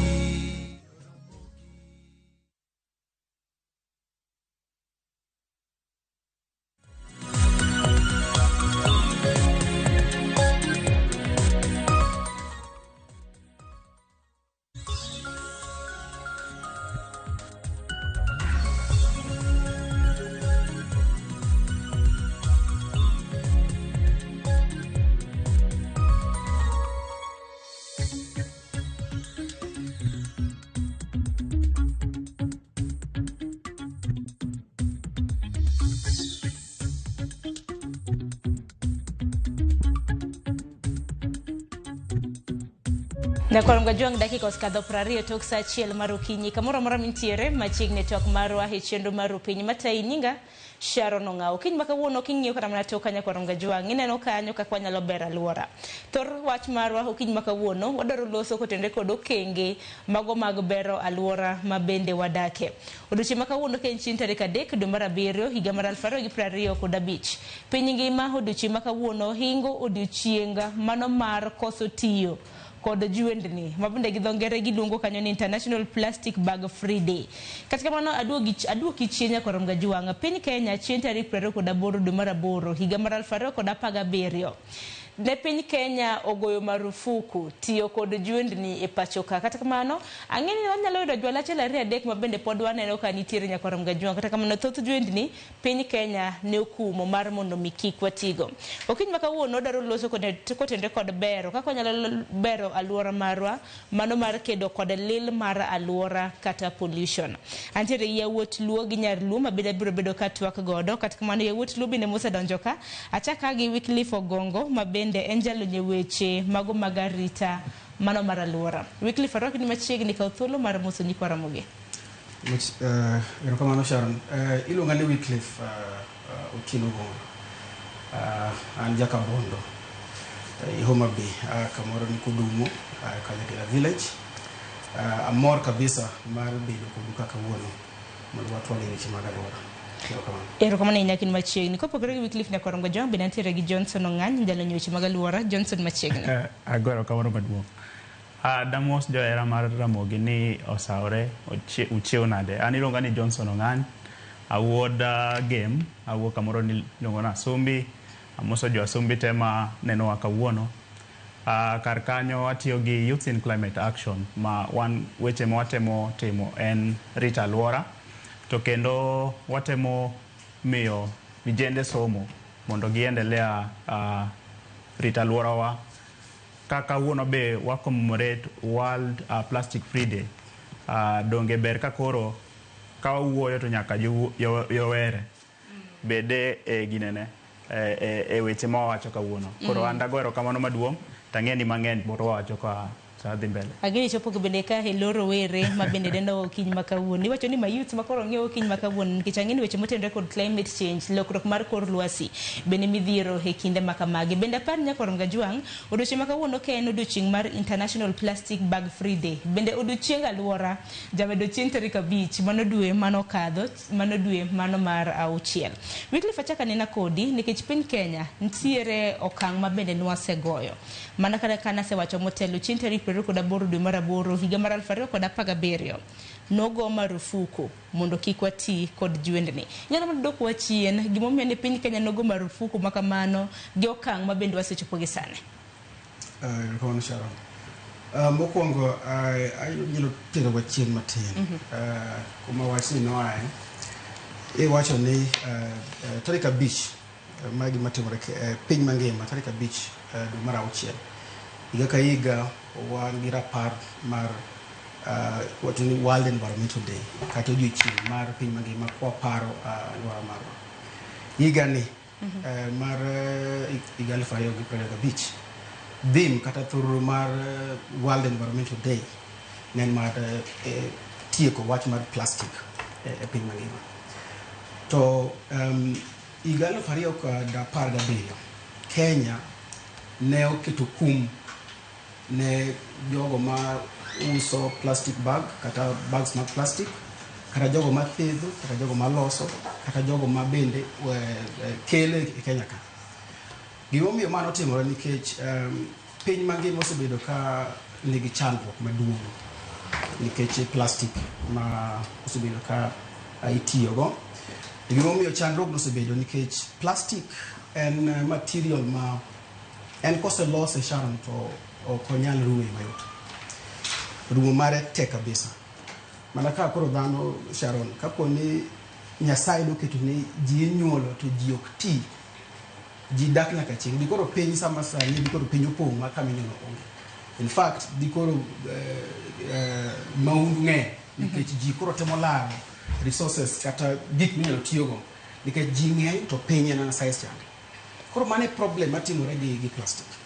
Plastic en kose lose to konyal to kata okurumbe ko to kore do ka riwruok mar piny mangima ma be koro wacho ni kono chune gi jo UNEP, the United Nations Environmental Program. Ne kane wach plastic kano biro chaklo kaka gweth nikech ji ohero gik ma bet ndalo mang'eny. Lakini kaka ne ji medo tiyo kod plastic no yudo kod plastic nikech ok orum kata ok otow koro nochako bedo koro ni kore en chalo kaka kendo kuom mobedo ne piny. Omedore lakini ok otow. Koro jo riwruok mar piny mangima nowacho ni koro gini nyaka koro amany kaka koro wanyalo keto kam mag mondo mi koro ji koro kik med tiyo kode nikech omedo bedo piny mangima to ok orum to bende nitiere gik moko motimo e ngima dhano kod ngima le kata alwora marwa manyalo ketho ngima dhano. Koro Kenya nowacho ni through NEMA higa 2017 ne wan bende koro sani wada kum ni koro sani koro chakre tarik 28 dwe mar 8 ni koro ok chak ti gi plastic Kenya ka. Koro ne watimo mano ma bende kaka wadhi medo wuoyo wadhi yudo ka nitiere kuonde moko mane sirikal kane gikumo plastic ne giwacho ni magi ni to nyalo weyo mondi, lakini kano gikiga mokalo nitiere kendo directive manyone manyogolo. Lakini plastic nigi madhara mang'eny kata nigi gik mang'eny maricho ma inyo ma ko wacho ka wadhi mbele. Mana kamano to bende bang' Kenya nyakoronga jong kumutiyo kod plastic bags nono ka pinje mamoko mag Afrika bende nokawo okang' makamano ma bende negi kumo tiyo kod plastic e pinjegi mano moriwo piny Rwanda, nono kanyo Somalia, piny Tanzania kanyakla kod piny Uganda. En mana ni karwaki twak kanyo Johnson kata bed ni nokum nogo nyaka marufuku tiyo gi plastic higa mar 2017 pod oneno ka plastics pod opong'. Ng'anyalo penjo ni gin plastics mage manokum nikech wang'e ni plastic oriwo juendni, oriwo chupni, containers e kin mamoko. Ineno onego beni wang'eyo gimomiyo nogol plastics. Osewacho maber ni plastics osebedo ka hinyo arita alwora. To gimomiyo nogole nikech okawo higni 500 mondo tow. Seche moko yudo ka plastics moko kawo kata moingo higni moloyo kata 500 no. To wach kaka iwacho piny kaka Rwanda. Rwanda be nogolo wach plastics. Lakini nitie okang' ma Rwanda nokawo mapani wan kaka piny Kenya nokwakawo. Rwanda notemo puonjo jogi ni wagolo plastic nikech orach, nikech oketho arita alwora, nikech okawo muda mondo be oto. Kasto be chako ketho environment waka kachalo. Koro Rwanda notemo timonia negichiwo alternatives ni ka ng'ato onego beni tiyo gi plastics to gichiwo alternatives ni instead of ng'ani tiyo gi plastics koro tiyo gi gimoro ma Kenya nokotimo. Kasto Rwanda nodugo keto policies ma policies gi negikawo muda mondo gipuonj jogi ni wan wadwa ni wawuoge plastics nikech adier usaneno ni ok okonywa kendo ok okonya rita alwora. To wadwa golo plastic to wadwa keto moro ni. To moro ni be gichaka gipenjre niya be en accessible boyudore. Mar ariyo ka wang'iyo beche be japiny ma piny cha nyayude. Mano gimoro mar ariyo. Kasto mar adek japiny owuon ere kaka wanyalo miyo en owuon koro tem nyiso jomoko ni plastics rach. Koro kanyo kelo wach somo. To ka waketo somo e wach plastics gi rach plastics then iyudo ka koro kata paro mar jopiny be wacho niya adier wasebedo kwa tiyo gi plastics osekonyowa, lakini ka watemo ng'iyo kisomo wanyalo timo research. Wado wacho wach UNEP mondo giwach ni plastics rach negitimo research. To from this research Rwanda no otemo niso jogi ni orach watim kama to jogi no kawo to giwacho niya ka sirikal nyatimo kama wan owuon jopiny wanyatimo nade. Koro gini no bedo ni en a combined effort ma sirikal gi jopiny Rwanda koro tiyo kanyakla. To apa ni gino mosemiyo wan jo Kenya pok wago okang' ahinya kata bed ni nwagole pod yudo plastic sani. Iyude nang'o nikech alternative manochiw kuom wacho adier japiny ma piny cha either nokonya afford kata okonya yude kata jomoko nyaka sani pok oyie ni plastics rach.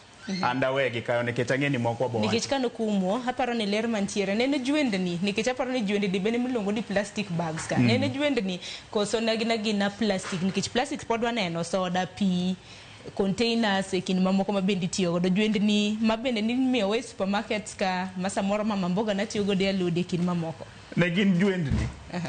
Mano tiyo ge supermarket. Kuom wacho adier supermarkets to setemo. Nikech kidhi supermarket sani nitiere bags moko ma Uhuru nokelo matiluongo ni Uhuru bags gintiere lakini donge kidhi ng'iewo alot to pod ineno mana jwendi mano watiyo go chon ka.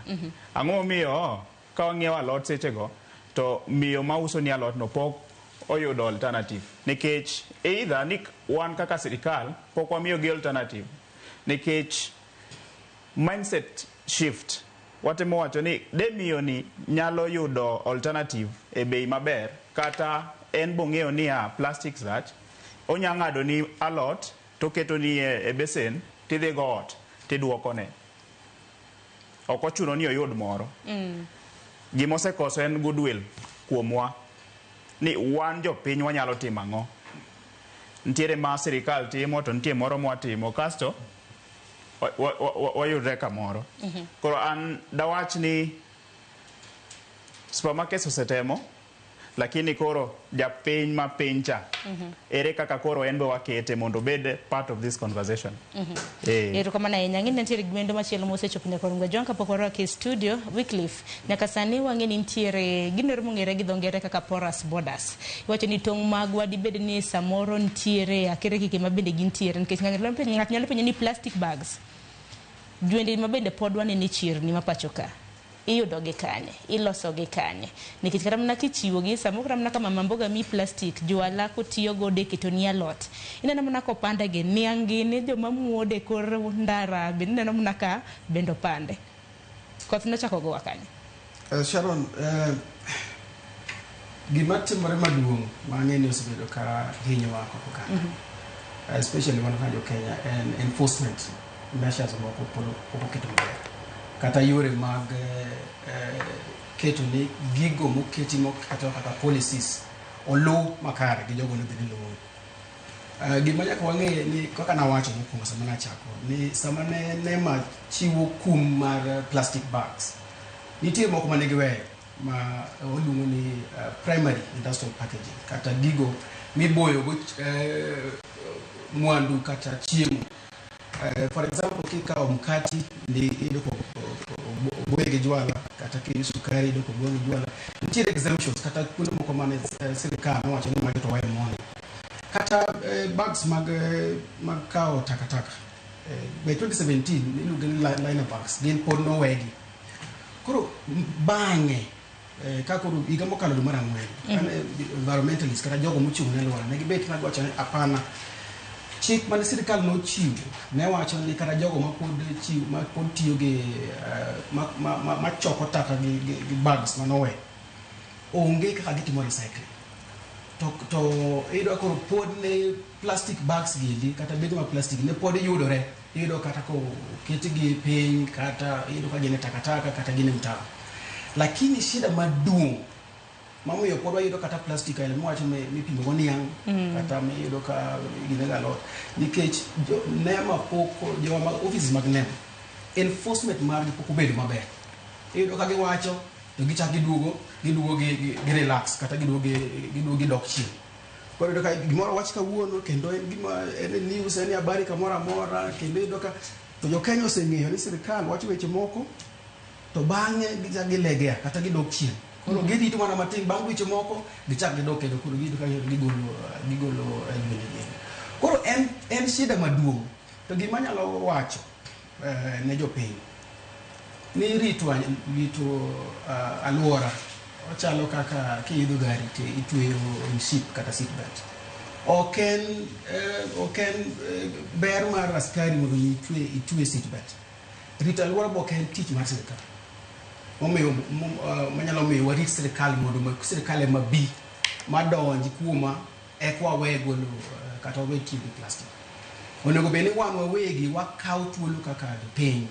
to wangacho ni gima sirkal wacho ni gini ok en mar sirkal temo na timo wach manyalo konyo jopiny nikech sama koro plastic odonjo watiyo gi plastic bag sana bege wa plastic gini to jowa bende kaka ing'eyo jo Afrika ng'eny jowa mag Afrika iyudo ka nitie gik moko mawatimo iyudo ka ng'ato modho pi owito chupa e barabara kata jwelni mopimne galot kosetieko ne to kawo to wito e bath barabara gigi donje odundu mag pi kata sewer lines to iyudo ka gidhi gidino odundu gi endi sama koro koth chwe koro wan gi oula nego ji kata daro ji gigi chako dugo hinyo wan wawegi koro wacho ni nitiere kuonde moko ma sirkal osedok chien enforcement mag policies mag sirkal gin giwegi iyudo ka monitoring ok timre giwacho lakini ok gitim follow up kata ok gilu nitie weche mowacho kan be itimo gi adier to mane momiyo jopiny osefwenyo ni sirkal wuoyo lakini ok gitim jo Kenya osefwenyo mano koro iyudo ka goro gin girito mana police ka police onge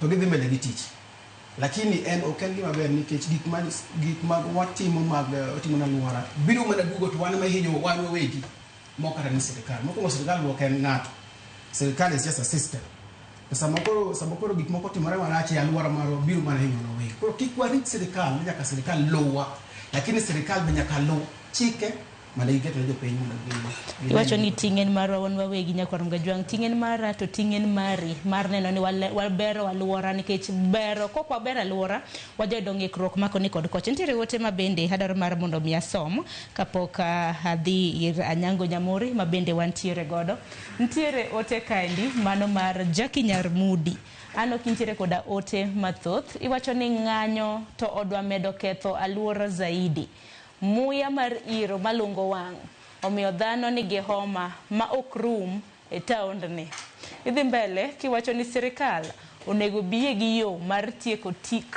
marachno then mogik jolony omanynwa yo ma baby diapers nyalo bedo disposed moko ketho alwora gigo kata iwang' ok wang're mano kotenre kod diapers ang'eni bende ibiro bedo kilose kapod ni diapers iloso gi plastic kata oyo kopogore gi mano antiere gi janeno maro machielo Jojo Kaka iwacho ni tieko wach jwala chalo tieko changa iwacho ni ok tiekre erokamano ahinya adwaro mar mondo umak mana otego gi kanyo Nyakwarum Gajwang arwak wendo machielo Anyango Nyamori mabende en jata tije Sustainability Africa arwak ni machiegni nyalo kawo thuolo mar moso jopiny Moso jopiny Anyango Nyamori en ng'a nikech wan nowacho mana ni nyiso ni jata tije Sustainability Africa saburo nyiso mana ni utimang' Awan gimwatimo watiyo gi ohala matindo tindo gi sirkal gi NGOs wakonyo gi mondo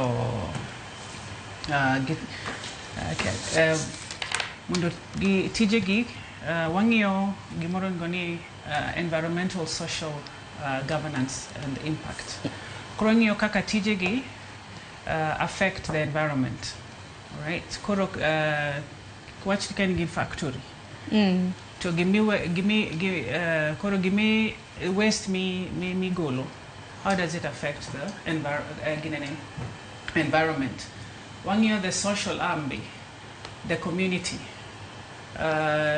waste mi golo no to community denade nikech awinjo kiwacho kanyo ni nitie tuoche kanyo matin then wang'iyo governance leadership ka policies mongo and then koro mano kwasetimo kamano to wadwaro ultimately ni ohala nikech ohala magolo kata plastics ma wawachogi factories ang'owa ginigi koro ng'iyo kaka ohala nyalo bedo sustainable ka giluwo chike mag alwora chike mag community the social arm chike mag leadership Tang'ino odiochieng' ma kawuono en odiochieng' maduong'nu kaluwore koda koso tiyo kod jwendni to piny Kenya mana kaka nosecho chien wasegoyo okang' iwacho ni piny Kenya nwakumo tiyo gi jwendni chien tarik 28 dwe mar 8 higa mar 2017 kaluwore kod in nyaka sani ineno ka oseloko lwasi e pacho kae environment osechange osebedo gi lokruok well Martin nikech especially kiwuotho oko wachni kata dhi Uganda kata Tanzania kik wadhi kata mabor kidonjo kidhi kanyo tido ka ji supermarket kata ido jwendni mang'eny kore maneno ka otemo loko. However, kaka niwacho nitie gimoluongo ni porous borders mano Namanga, Busia kuma jwendni gidonjo and gidonjo nikech kaka awinjo kowach ka ni alternatives gi enforcement ng'eni kinyiso ng'ato ni kik iti gi gimoro timany ne alternative. Yes, nikech wane kaka enforce gimiluongo ni behavior change. Oloko timbege, oloko pache. Awareness be, and awareness ng'eny Kenya ka, awareness to nitie. Koro gima warem en action.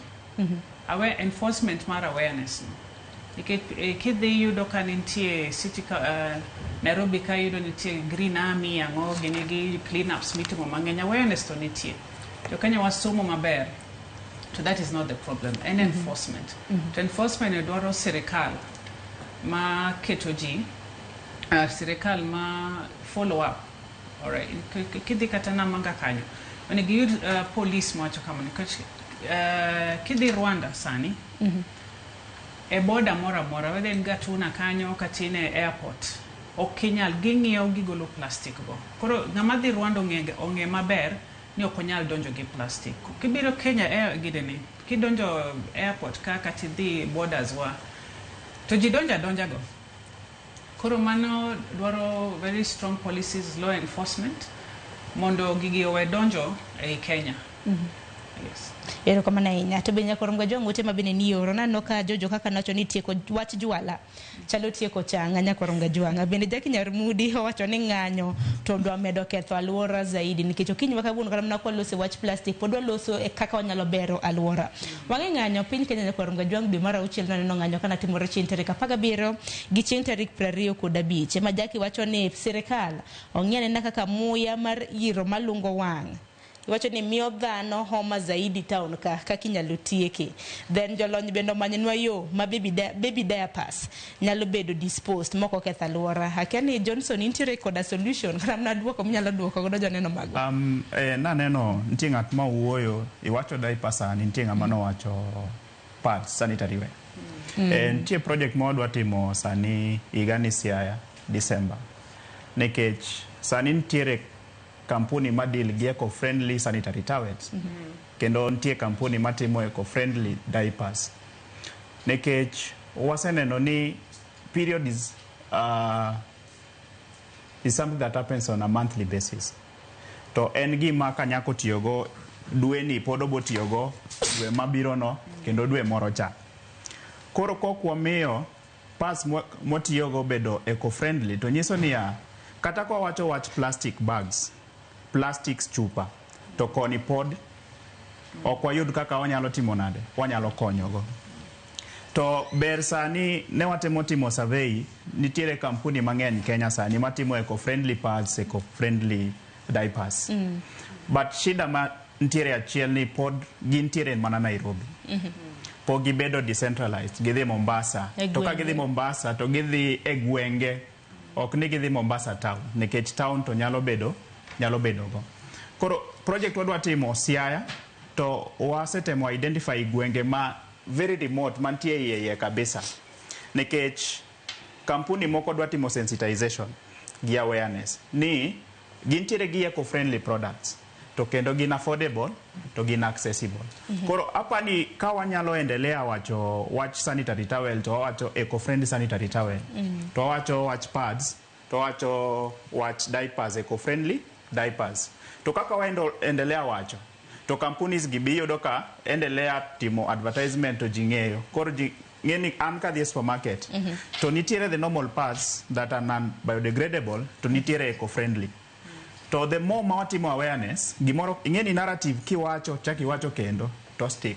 Emana ni pogruok nyalo bede nengo nikech unte nyalo yiero kodo kuom ranyisi kiwacho taulo mag ria mago sanitary towels. Aseneno jomoko ma loso matimo itimo negi recycling.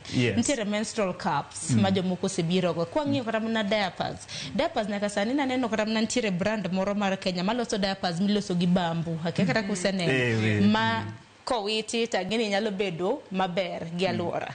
Aparo ni minyalo medo Wycliffe. Mana kaka ng'anyo wacho. Apa ni ginene gimonego tim maduong' en mana loko paro mar dhano. Loko paro mar dhano chakore kuom wach moro ti wach kendo chake nuoite no nyako donje pach ng'ato. Bakoro makro ne ni mai gune bede timo. Ngene kata sirikal mar Kenya kane ochako wach mar kumo plastic bag e higa 2017.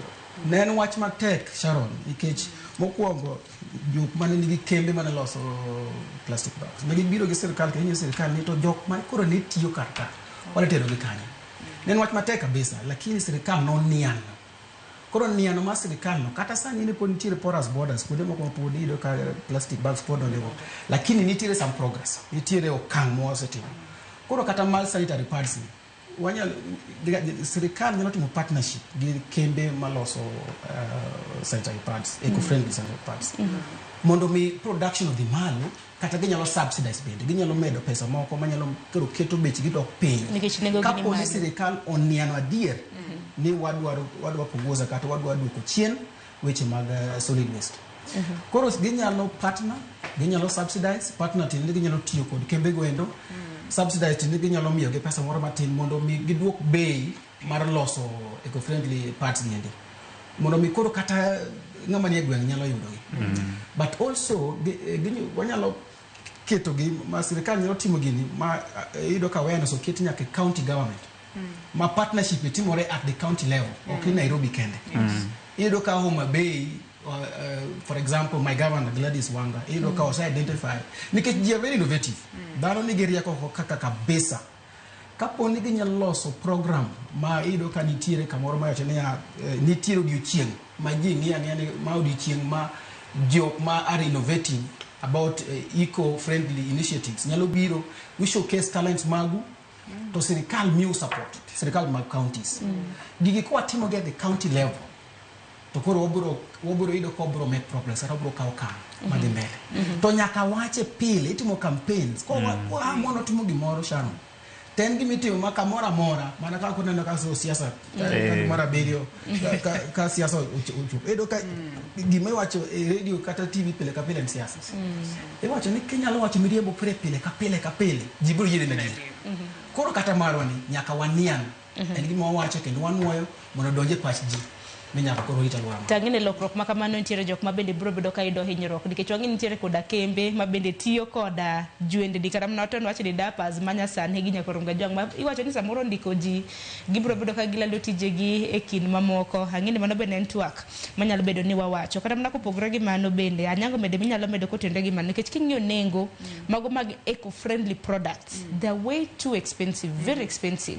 Ere kaka sirikal nyalo siro kata mna kembe mar mondo mi olos gigi eyo makare nikech lwasi mar ohala ing'yo kata mna environment mano mar ohala kaka chal bende kinyalo medi gi wach iro malungo wang'a tear gas mabende koro oganda wacho ni ketho alwora mokadho koro wach ginene loso eco-friendly diapers gi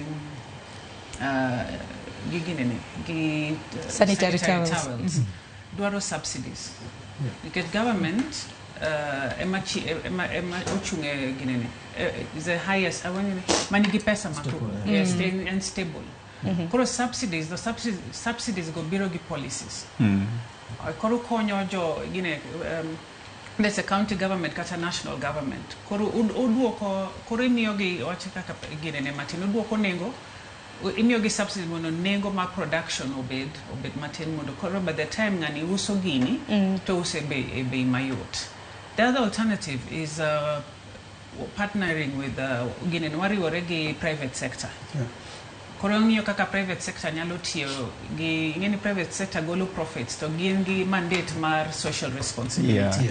Koro pesa gi no eminyalo tigo koro gi support ohala matindo gi maloso those reusable sanitary towels gi diapers. Yes. To ito malungo wang nikech iro malungo wang aneno ka tinde nitie kaka piny owacho onyiewo moko ma kopogore gi marachar mwaneno nano kama na chin tarif 25 sani nitie nyaka moko ma orange kama nitie nyaka pi bende ma pod ikoyo ne ji iro malungo wang bende ketho alwora an samora kia unyalo nyisa nikech wacho ni kaka luwore gi ote mar Jackie Nyarbudo wacho ni kama na town ka pod iwuothe iger ten homa Sharo gimakoni ing'e ni ng'anyo mawang' ni en mar Gen Z to Gen Z gin digital. Koro apani sirikal osetemo niya iro kik obed mana moro mane ji ong'iyogo cha. Sani giketo obed pink, obed blue. Yes. To nitiere achiedh nade mokelo like challenges mokelo kata ne del ne aluora e kind mamoko. Of course, number one and one. Yes. Lungo wang. Kako affect aluora to aonge research no. But angeni en mana gimo mitiyo go mondo riem goji. The problem is koro obete actually obete ginene. Aluora for a long time. Nikech kata sani kidhi town podi winjo fragments. Koro oketho the quality of the air. Which means okelo tuoche mag respiratory mag fuolo angogi digi mag kor. Yes. So gimanya medo wacho ne gine. Gimora mora kotim mang'eny. Nyaka koro bed kod madhara. Kata piki modo mang'eny ne inyalo hinyori. Iyudo ka gimoro samoro omi kata public health license to use. Machalo bangone dika koro tiaga samoro big license to use it on people. Lakini iyudo ka nyako bed gi madhara mage kata nyako bed gi kaka ohinyoji koti kod mang'eny. Nikech gimomiyo iyudo ka ng'ato kuywe to ng'ato fuolo nikech ok en gima onego bed donje e dhano. Gimomiyo fuole kini en foreign object. En gima foreign moko onego bed donja ngoa. Manyiso ni en gi gik mo en gi kako hinyo dhano. Koro gima wanyalo kwayo serikal hapa ni namba 1 mato koro serikal kunya timu lakini private sector nyalo timu is Kenya lo team research nyalo timu kata ya quality sampling inyalo kaw samples mag kor lwasi ting'iyo ni to gin components mag elements mag mantiere kor lwasi manyalo bedo ni nyalo inyangoa nyalo hinyo ganda nikech nitiere gik ma nitiere research mosetim mang'eny gi private sectors kembe mag wegi magene magefwenyo na serikali ni gima kama timore to gini nitiere kaka ohinyo ganda sani gajiti gik ma hinyo ganda instantly kata nitimo ko ma hinyo ganda bang ndalo ni long term effects. Koro ng'ato magi nyalo chalo kaka gap area mondo be at least inyalo time research mondo ngeni to tear gas mitiyo go ni impact mare kata rach mare e ndalo machuok kata ndalo mang'eny nyalo bedo ang'o to ere kaka onyalo advise serikal mondo miti kod gige yo moro moko ginde mondo winjore mondo mekeke ngimo ganda sana jok ma badwa wach ni nyalo bedo gi shida maduong' sana gi nyithindo matindo ma pod obo margi pok odongo maber nyaka ng'eni to excessive use kata tiyo gi tear gas mang'eny nyalo bedo gi jok mar so ma nyalo bedo gap ma samoro ng'ato nyalo timo mondo mi advise serikal mondo wakonyi nyithindwa nikech tinde sani endi Sharon nyalo dhi hospital gituma kata pimi to ok yud gima timo to iti wijo ka dendi rami adier kendo kamoro rami moke nini to ko tire hospital to kipimi to ok yode kendo nitiere gik moko matimore dend dhano ma samoro pok ofweny koro magi gin gaps kata gin kuonde moko ma onego bini itime research mondo ming'ene tere kaka dwa tim mondo wakony oganda. Ero kama na inyanya kon gwajong dakika skada beach odonga da beach kapok oromo sari mar okinyi ote yoro no le magwa magote machoka rede ka uchiel nono kopogre gi wang jonya kon gwajong bed nyalo luo chenro e mbui magwa haneno ka wanachiel ka chiel e mbui mar YouTube, Facebook kanyakla kod Citizen Digital bende kintiere kod ote odiche makawuono ioro ote yoro nwa abro bedo kasomo achiel kachiel odiche kama kwa wuono waloso kotende kod kaka wanyalo bero kendo rito aluora mabende wadakie adar mar bono waka yo matin kwa duogo to koro wangia nena theme kata mna thor wach mar odiche makawuono neno kanyo kondike gi dholiech bag the change reduce reuse recycle refuse to be nonge ni Uhuru ba kata bed ni gin bege mabende jaten piny Kenya mokalo manu Uhuru Kenyatta nokelo gin bana no ka jowa bende moko kuomgi kata moko kuomwa ok wati godo e yo makare wakaw yo matin.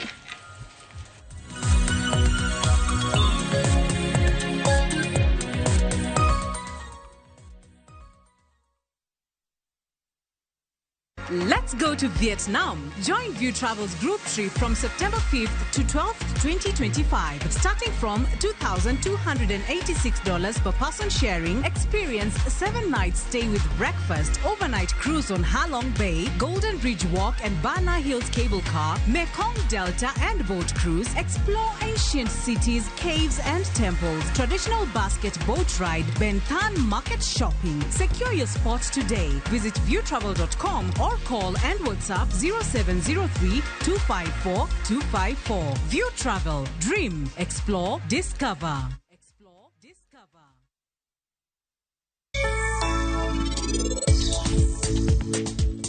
Owadwa ma ilawi mar nyombo. Koro in tim piyo mondo idhi pim lawni. Kibohere to wabo nyiewe. To wachna gimoro kae. Dichuo moro mane nitie ringo godo cha. Pod gidak kode koso. Winja, an kabiro fwenyo ni in gi nyako moro ngimani, adwa ni ng'e maber, ni nyako ma janeko ni, ma bende wa banana ni bro mi chwat mager. Madam, winja ne. Mayeyo, ang'o miyo nyako ni orwako law ma ane mana yiero? Madam, ritane.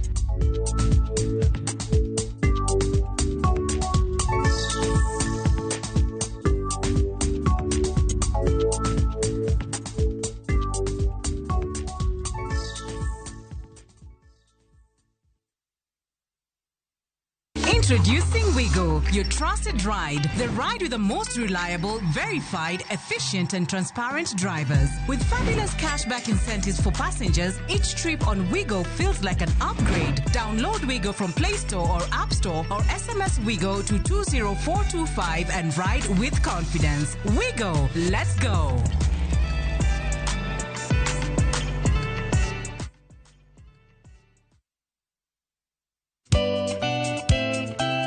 Geso kangeso, saparga chiel mamidhiambo. Mbamba toko, koma ye. Tudri koda, ngeso kangeso, saparga chiel mamidhiambo. E chenro mar tiedero. Oka. Kamwabro bodho, manyanga. Yaso. Kowa kelo ningolo, motimo cathedral. See you there. Tiedero. Geso kangeso, saparga chiel mamidhiambo. Manaera Movie TV.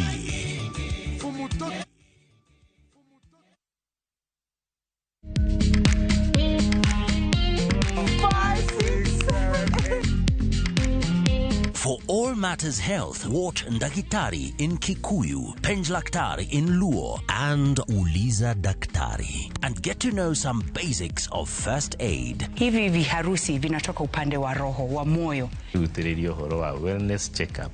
Tutigeri minutes, maudo mau. Tafadhali, enda uone daktari bingwa ya mama. To milk ni emokano nafas. Get more episodes of these informative shows on View Sasa.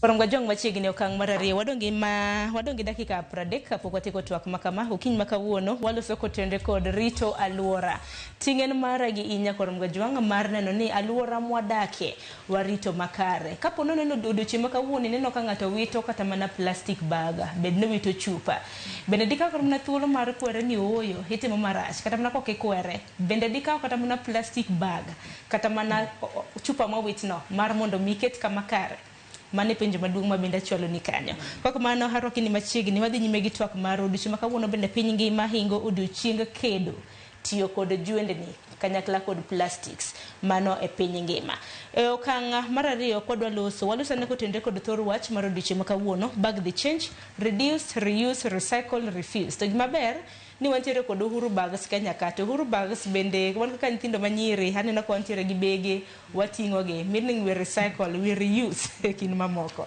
aparo ni karwa ketwa kanyango nyamuri bende waloso ne kotende kod Uhuru Bags ma bende koro watiyo godo gi Uhuru Bags gin aparo ni ng'ege ne jok makiage gin to na luongi gin manila ma imiyo wagi supermarkets matinde wanyieo siling 10 moko bende siling 20 e kin mamoko tido ka rangi gi opogore ntiere ma red ma blue ma green e kin mamoko to ntiere kaka oganda bende kosebedo ka tiyo kod gi yo makare Urubags to ber.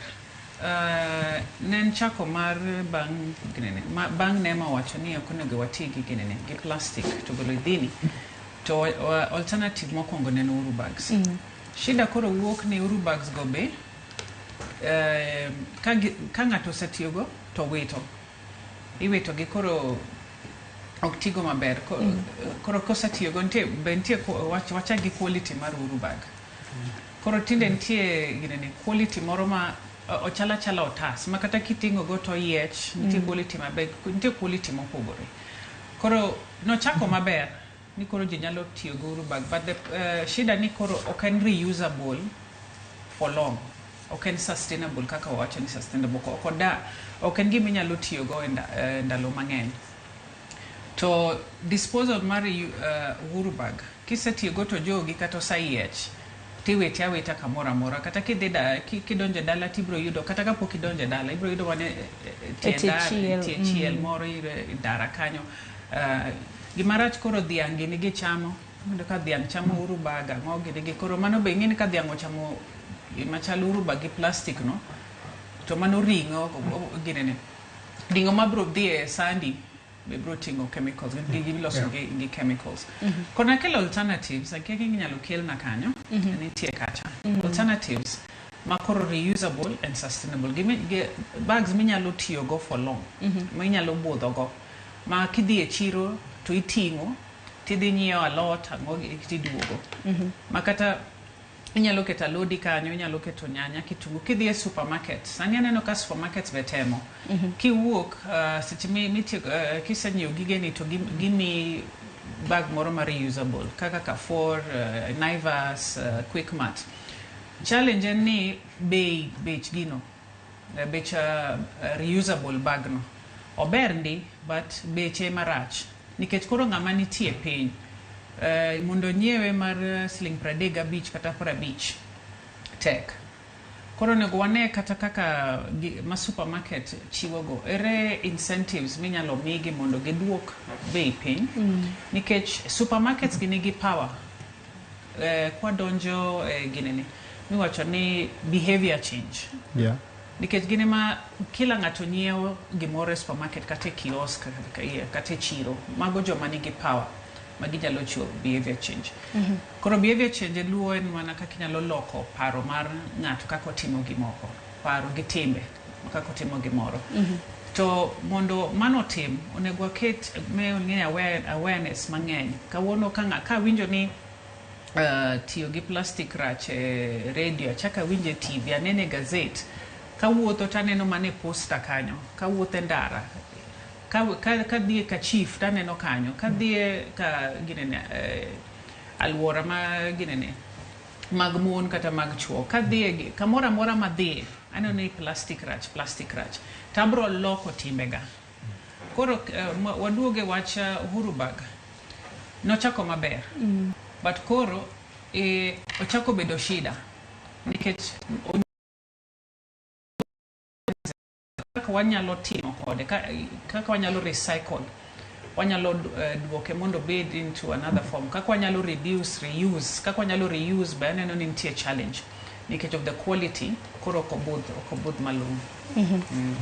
Ero kama na inya. Benda ngine anyango bende intiere koda samples me ibro bedo kitang'onwa, ang'eni ibro bedo kikelo gi kintulu manok ong'ani. Nitie gimana adwa medo. Nitie gimomiyo nochopo kama juende di mane miyo supermarket di miyo wanono.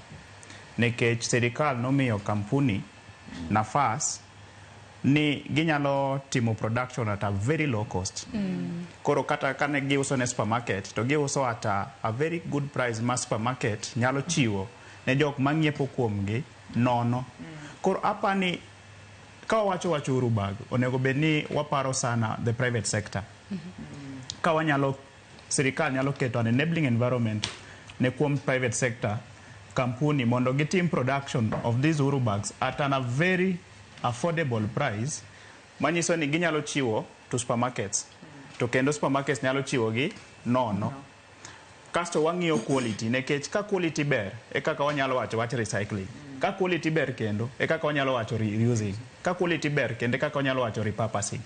Koro wach Urubag nyaka wakel private sector to private sector mondo obed ni thrive wabedo gi an enabling environment for the private sector mane gima damedi Ron gima dwa amto nyalo medo kanyo en ni gima jo onego tim maduong' wan gi opportunity maduong' kabisa mar loso pesa kane pod watindo waneno ka mine wating'o kapu kadhi go chiro koro sani gima wanyalo timo maduong' ni jowa nyalo ko advantage ne wach mar nema koro nyochiwo sani ni mondo mi ji koro kik ti gi plastic bags wadoguru wachwe uru kapu anyalo nyise kuma dine sani endi kata kidhi e chiro kapo ni ji nyalo chwe kapu mane chwe chonde tero chiro ji bro kawo mago nikech ji sani koro dok ibiro ka ji ne gombo ringo ti ji koro sani chamangot gik mane ji gombo chon ji koro sani ji dok chien ka ji no wuok e kapu ji odonje plastic bag sani endi it is the reverse jo wanyalo chako chweyo kapu sani kapu mane chweyo kod usi kata mane chweyo kod gik mopogore opogore tuoro ang'o wadoguru gigo eno to bedo ka gigo kendo bech gi ni malo kabisa to ka ginyalo bedo produced mang'eny to koro at least koro yudo koro bech nyalo dok piny watimuru mano kik warelai kuom uru bag to be gima nyalo wacho bende ka in kod bag ni ka idhi e supermarket onge timo dhi supermarket ka gimiting'i duty on agi bag ni e ot degere supermarket ikwanyo gigi tisoyo kanyo ikwanyo gigi tisoyo kanyo kisetieko mondo mi wor kik ibed king'iepo ing'iyo uru bag pile ka pile sami koro ting'o bag ni dhi supermarket no endo koro kanyo endo uru bag ma ing'iyo mi dhi go ot koro sami koro number 1 ikano pesa ni number 2 igrita dwara but wadonjuru e chweyo kapu nitiere alternatives mang'eny inyalo chweye e tuoro inyalo chwe kata gi usi inyalo kuo kata gi nanga kata inyalo kata los gi tanarua nitiere kapu nyalo nyaka tanarua jo nyaka bede innovative obede wan jok manyalo biro kod okenge manyien manyalo konyo mondo wares piny ko nyalo timo gigo endo jo wabiro yudo pesa to kipogore kuom yudo pesa but also wakonyo alworawa kendo wakonyo sirkal mondo mi wa implement action mane nema ochiwo nendo koro wan mowegi monyaka koro wadhi mbele wakaw step mondo watim gigi to kwatimo gi to konyowa economically ji dok chien sani sharo gik mane ji timo chon sani koro sani ji dok chien gimoro amora kata soda ji tino kumano deno kata mana ka skunde bende osechak tim CBC nyithindo bende ong'e kaka ginyalo timo tije lwedo ma bende biro bedo ka konyogi e kintol mabiro en mana ni disposing wacho ni disposing huru bags gima nyaka bende koro nyaka nyiso nikech ineno ka udi an kata mana oda kuma daka pongi huru nikech en gik ma widhi wil godo kinde ka kinde kidwa nyiew chiemo nyaka inyiew to kinyiew tidwoke ka tere maneo nyakitim nyanyewachiel titingo pile ka pile kidhi e supermarket kasto penjo en ni ka gisepong'e ot itero gi kanye mane penjo maduong' itero gi kanye nano kata mana kiyweyo kata mana kaka aoche oja ywe Nairobi River kinde ka kinde tineno ka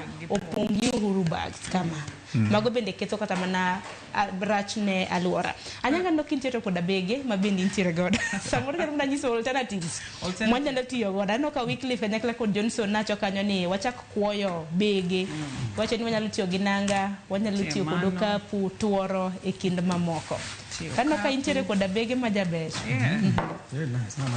ting'onwa samples aya mano koro pande nwa kikwane maandishi nganeno ka alafu ntie mabe mano koro mar nanga mananga ma kendi inyalo yudo kidhi adhi mtumba iyudo kata gi 100 karach 150 karach ahinya 200 to ma ing'eni kako duong' ni to ntie kata madongo moloma koro makiting'o nyalo bet go ndalo mang'eny makidhi e supermarket iketo skachi moro ka iketo mo iketo ang'o to ing'eni ka ineno kaka tuoro ni koro momake ka koro tegno to be luoke kolil aya in go kapu ka ineno kako loso kapu ni maber to tinde ng'eni wadog ting'o kapu lewa ne ting'o kapu wach plastic ino bira mana nyocha ni waloso kapu kata maduong' moloma ineno kako tegno be ai wan gi mama seneno iloso kor gweng waloso maber nikech ma kilosa maber titinga be kidhi ma kendo seche ni wacho ni alot idhi ketna kanye moromo tinga alot iketo alot kanyo tiketo nyanya gi kitungu e wiye tidok dala tano kintiere gi machielo kanyo be ma brown ma mano bolos gi mano saiso tuoro ma tuoro be koro ma kata be inyalo dhi go iting'o ikete nitie achiel e ot, nitie achiel kamoro amora midhiye. Make sure ni iwuotho be. Koro gima temo wacho ka nitie alternatives. Ok en gima achiel, gimoro achiel kende. Nitie mar tuoro, mar nanga, mar usi, mar ginene. Ma en ginene. Plastic matekni. Koro ilose go maber. Baseneno ma e gweng'. Koro beduru kuting'o gigi. Chwange ni koro ma nyalo bedo mana gima nadwa kelo. Mago ginyalo ting'o, chuo ginyalo ting'o magi. Chuo nyalo ting'o ma. Mana dier. Yes, ma tinyalo ting'o. Ondisore to tek. To Johnson nang mino kinyal ting'o kuom ranyisi ma papo no kinyal ting'o nango. Tinyal kata los ni mablu kaluwore kod kala midwaro. Apa ni moro cha ber. Mano ber. Gima nadwa kelo ineno mae kama mamiyo mako to ber kode kabisa ondisore kode. To in anto kapa kondisore kode lakini mate tata ting'o maber. Mate ting'o kendo chal mana briefcase. Kendo ting'o makidonjo supermarket makore maka wuok tich ating'o bag na koni tating'o alot koni. Mana dier. Tisa Ineno Sharon, kata kiwe mano. Kidhi e supermarket, kata kapok ing'iewo Uhuru bag. Nitiere kata boxes. Kendi gachi, gisi wachi, I'm shopping get na ure box. Kata nitiere packages mag mogo mose tigo morumo. Mago be nyalo ketni gima. In other words, what I'm watching here, punguza kata duok chien gik mitero dala mabiro bedo kaka takataka. And especially takataka mok tow. Takataka ber mak tow. Tiene ni wang'e ni bang' dalo moko to o degrade, o tow ma kendo chako riwre gilo. Lakini gima rach gi plastic, gima miyo wadage. Kendo sani waamua ni koro en gima nyaka rum. Nikech en gima nyaka ne chak lose. Usipina mang'any nowacho kar ka ni plastic tieko higni moloyo 500 1,000 eka koro tow. Manyiso ni nyaka ne plastic bed invented I think 1940 or something. Yeah. Nyaka sani plastic mokwongo nyaka kawuono mano bedo invented, mano kwongo los mokwongo ti nyaka kawuono pod nitie. Manyiso ni pok okethre. To imedo los manyien. Kaka wamedo gi e kaka piny medo bedo marach. Koro nyaka koro wang'i mano nikech kaka mana kaka ne Nyamuri nowacho. Kaka wadhi ni to gigi biro dog dug ma mesa wa nikech gibiro dhi nyaka e aore, gidhi e nembe, rech chamogi, rech ke machako dhi wang'e wakete mesa. To wachamo. To kotende kod chiemo gini chogo mi gol. Ok bi paro rech ni no chamo plastic. To mage modo ni ngima wa kendo ko chako kelo tuoche mang'eny. To kendo machiegni kata mana kitone kotende kod rech no neno machiegni nam mar Victoria. Inyalo paro kana re bene na tho. Ahinya mago bede nikete cages gi mamoko. Kendo na ka rech olewo mane wi pi. Dibed nen kaluwore koda rach mago magaluora wacho ni pollution magaluora mabende kelo kata mana tho mago mag remo pogore. Kata kiweyo Lake Victoria. Dongi nya paro Thika Road ka nya paro town. Ntie pi ne donjo nyaka e ute. To kane waduogo wang'i adier ni drainage systems wane rach nikech Uhuru bag ng'eny iye. Koro pi biro to ok dhi. Koro yudo ko gudore kanyo ma koro donjo nyaka e ot. Koro Uhuru bag osebedo mang'eny to kendo ne en alternative to lakini osechako bedo amendments. Monego be ni koro wachako ng'iyo kaka wadhi to Nyamuri wacho ka maber ni nitiere alternatives. To alternatives gi ok chuno ni nyaka wadhi wang'iew gi. Alternatives gi wanyalo tiyo. Wacho ni nitie gik ma wanyalo bedo takataka e ot, lakini gin gik ma pod nyalo tiyo. Iwacho watch box. Owacho watch inyalo dhi ng'iewo bag. Kaka mowacho ni mtumba nya yudo gi siling 100, siling 200. To en gima inyalo tiyogo. Koro en mana kaka being innovative. Owado nowacho ni being innovative. Ok ni pesa. Wabedo innovative kasto wach pesa no wang'iyo bang'e. Ero kama na nya bende wang'e ne okang' machielo koro walok Tanganyika Koronga Jwang'. Wang'e ne kaka sirikande mago county governments nyalo konyo oganda mano mar kedo koda lokruok makamagi ahinya to mano mar ber rito alwora. Kinde ka kinde ajanno kramna dho wedhe mopogore beach nitiere kuonde ma samoro county governments mopogore kuom ranyisi akaw county ma Mombasa gi riwruoge mag ji giwegi mopogore dhi to wacho ni kawuono da yweyo wang'i kako nyalo choko taka e kin mamoko. Kidhi Dunga jok mosedhi county ma Kisumo be nano ka kolos sculpture mano mar rech. Jok mantiere gi chupni no kaka iwit chupni e iye kacha. Ten chupni mopong' ake nundu tete bendo seneno kata mana sculpture ma kamano kodhi e kaunti ma Kisumu. Nyamori paro ni county government nyalo timo ang'o mano mar bero alwora ma kuma gidake. Mokwongo, county governments nigi authority mar tieko or rather mar reduce kata plastic matiyogo. One, giket policies ma strict nikech devolution e gima ber motimre Kenya ka. Koro konego ni wa rely on national government timo gik ma are very gik ma affect us directly e kor gweng'. Koro number chiel and keto policies ma are strict but also friendly. Nikech kiketo policy ma strict ahinya tiyudo ka jibe gichako luor koro giluw to giyudo alternative sechego. Chal kiketo ni ji nyaka chul tax ma ginene koro giluoro to gichako yudo yore moko. Nikech wach rita alwora ni en first of all en timbegi. En timbegi en dwaro ni. Onge ng'ama bro nyise ni kisetieko, onge ng'ama bro luwi ni kisetieko tiyo gi sani luoki kata kisetiyo gi plastic ikete dustbin. Mano gima dwarore. Koro first and policies. Second, mar ariyo, onego county government otim seche magi luongo anyuola koro gi awareness. Ji mang'eny kia richo mag plastic. Ging'e ni ma tiyogo ta weto. Nawinjo kipenjo na chako chon kaneno ni ng'ato wito gari tane jam tadhi akaw wito plastic tadhi akaw tanyise di wito gini alawe go kenda wuok aketo gine hazard tawuok tadhi aduoke gache. Wangari Maathai nowacho ni be the hummingbird kata ka tin matin. Koro dwaro awareness nikech ji mang'eny kia kata ni plastic nitie plastic mathoth mang'eny. Ma is it degradable, biodegradable, ma is no, ngeni ging'eny. Nyalo yudo ni koro nitiyo gi chupa no. Binyalo tere kata recycling, maybe not. Lid mar chupa ngeni ok nyal recycle. Chupa wuon tinyalo, to koro kifuniko no unyalo timo gang'o. Walos, county government be nyalo kuom mano, ginyalo kaw youth and women, kata youth. Gilos go opportunities ma ginyalo yudo tich.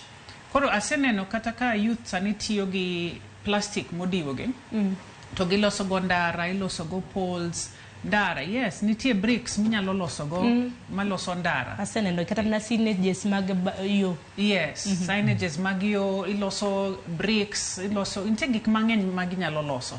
Kombe inyalo loso mesa from reusable plastic. Koro youth, this is an opportunity. Actually, there is a lot of money. Nitie pesa mang'eny e waste. Koro kwang'eni ni waste is money. Nitie pesa mang'eny e gik mwawitoge. Koro county government can encourage that, especially for youth and women, particularly youth. My work every day waonge teach, which means seche magetimo kamano, then giriwore kata gi joka NGO, community-based organizations, gitimo capacity building. Mano puonjruok. Nikech wane gimiluongo ni green economy. A green economy dwaro new skills. Kori puonji kaka inyalo chako kata gini ni matin mikaw kata plastic mar soda no. Ikete machine to lokore into matindo iluongo ni pellets. To pellets go inyalo loke kendo obet mesa. Kata inyalo loke kendo obet ginini. Obet kata gimoro ma ng'ato nyalo tiyo go kendo. Koro I think county government kata government wuon okaw chikno to nyalo bedo maber. Koro warita alwora. Mar ariyo, issue mar waonge tich, onge pesa, nie green economy ka, nie plastic, nie waste ka emanitie. To the world, sani kata piny mangima, ng'iyo kata watches. Nitie countries moko maonge, madwaro mana waste minenoni. Magionge gi magiwito. Nikech koro gidwaro gi import waste mondo gilos go pesa. Koro wan gi very many opportunities motamo ma onego bed wabed joma ng'iyo kamwanyalo loso gimoro kik wabed joma bet abeta ni koro asewito asetieko ang'o gini. Let's be kaka owadwa wacho innovative, wangi opportunity ni kanye e yeka.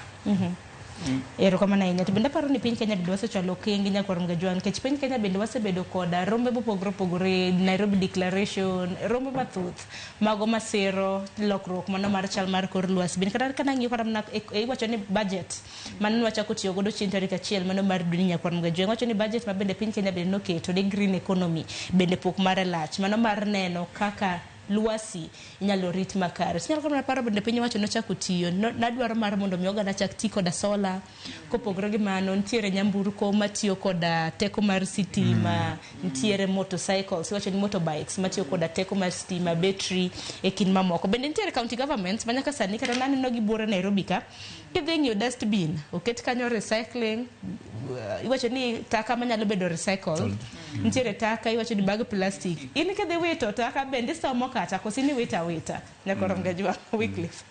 Yeah, mago waste segregation initiatives kata yore mag keto takataka kama winjore. To adwa wacho ni gine gima county government nyalo timo in this initiative. Number one is you look up ng'eny county governments mekwa pok wabedo gi waste management system ma proper ma chako kuom collection, segregation, collection matero nyaka dumping. So segregation is like kuom takataka mawuok e kuonde mwadake. Be nitiere kaka waketo gi kidenyo opogore opogore. Nitiere takataka minyalo tigo kendo iluongo ni reusable kaka koro plastic. Gino nego be niketo gi yorgi. Alafu nitiere general waste gimbe keto gi yorgi gik machalo kaka chumbe ang'o keto gi yorgi. Mondo mi gigi duto te kik dhi mondo ketgi kamoro achiel ka ginywandore. Nikech gima inyo wasaidi en yudo ka county governments mekwa pod ok wa embrace segregation. So man is one big problem. Pok wa embrace keto takataka e kidenyo mopogore opogore. Mana bachiel. To namba 2 mabe gima duong' ahinya Sharon en ni wanyiso jowa mondo mi ong'i takataka kendo girit takataka, lakini pok wamiyo jowa alternatives ma wacho kar kaendi. Be wantiere gi kuonde ma mokwongo wan kata gi kuonde ma waste disposal kuonde ma onego bin nitie takataka. To kuonde ma nitie takataka gi ang'o matimore kuonde? Sirikal mag county nikech gigi most of them wakati ni gin bech gi expensive. Dala moko daga Dandora Sharon. Nitiere kamoro maneno ki ichoko plastic. Titere gidhi girego. Ka giserego to giuso giketo gi packet. To gidhi giuso gi na company makoro dhi to kendo nywaso gi kendo loso kod gik mopogore opogore. Dong gik nyalo timore county. Ka koro macha chande to ng'ama private motimo gima kamano. Ka counties government make wanyalo riwore nyalo nyiso ji giloso recycling centers establish giloso kuonde ma koro inyieno gik moko machalo ka plastic. Owacho ni for example Mobi owacho ni Ugis for example nitiere recycling center kidhi Kosela kata kidhi Kindu Bay kata kidhi Rangwe. Koro inyiso ji ni kikelo plastic maromo kama to iketera ti tichuli kaluwore gi ang'owa kaluwore gi weight mar plastic mikelo. Namba 1 obiro kelo employment kendo obiro kelo pesa e fukuji.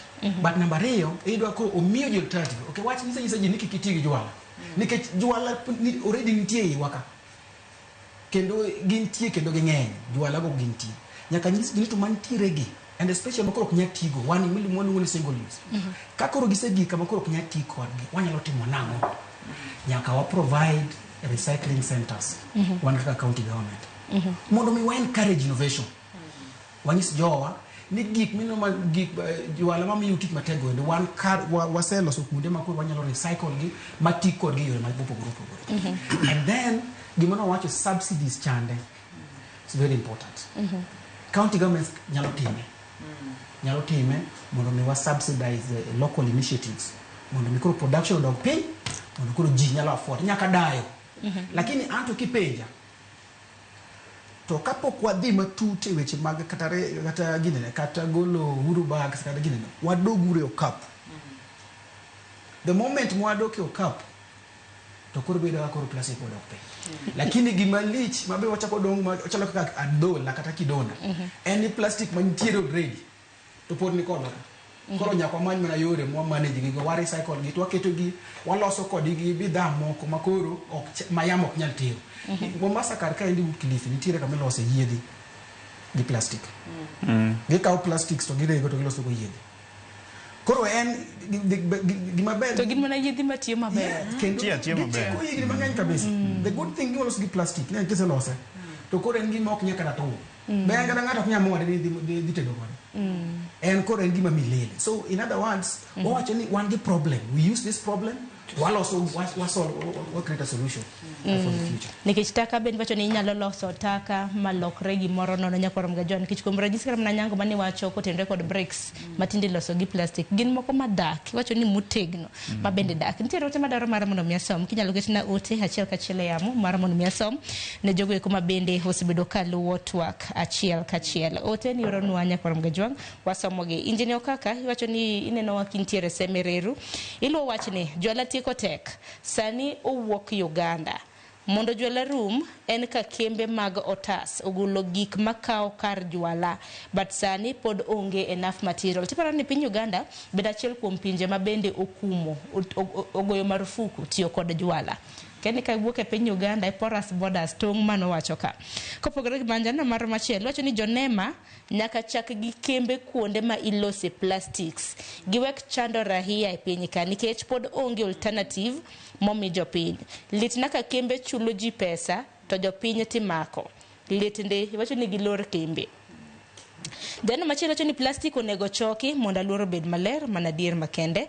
Deno machielo bende aneno kanyo Ruth Nyathio Chieng wacho ni tieko plastic ok nyal rumo pacho ka nikech wach corruption. Jonema koyudo ja ohala gi jwala to gikawa soya to giweye iluotwa kintiere umoja inako.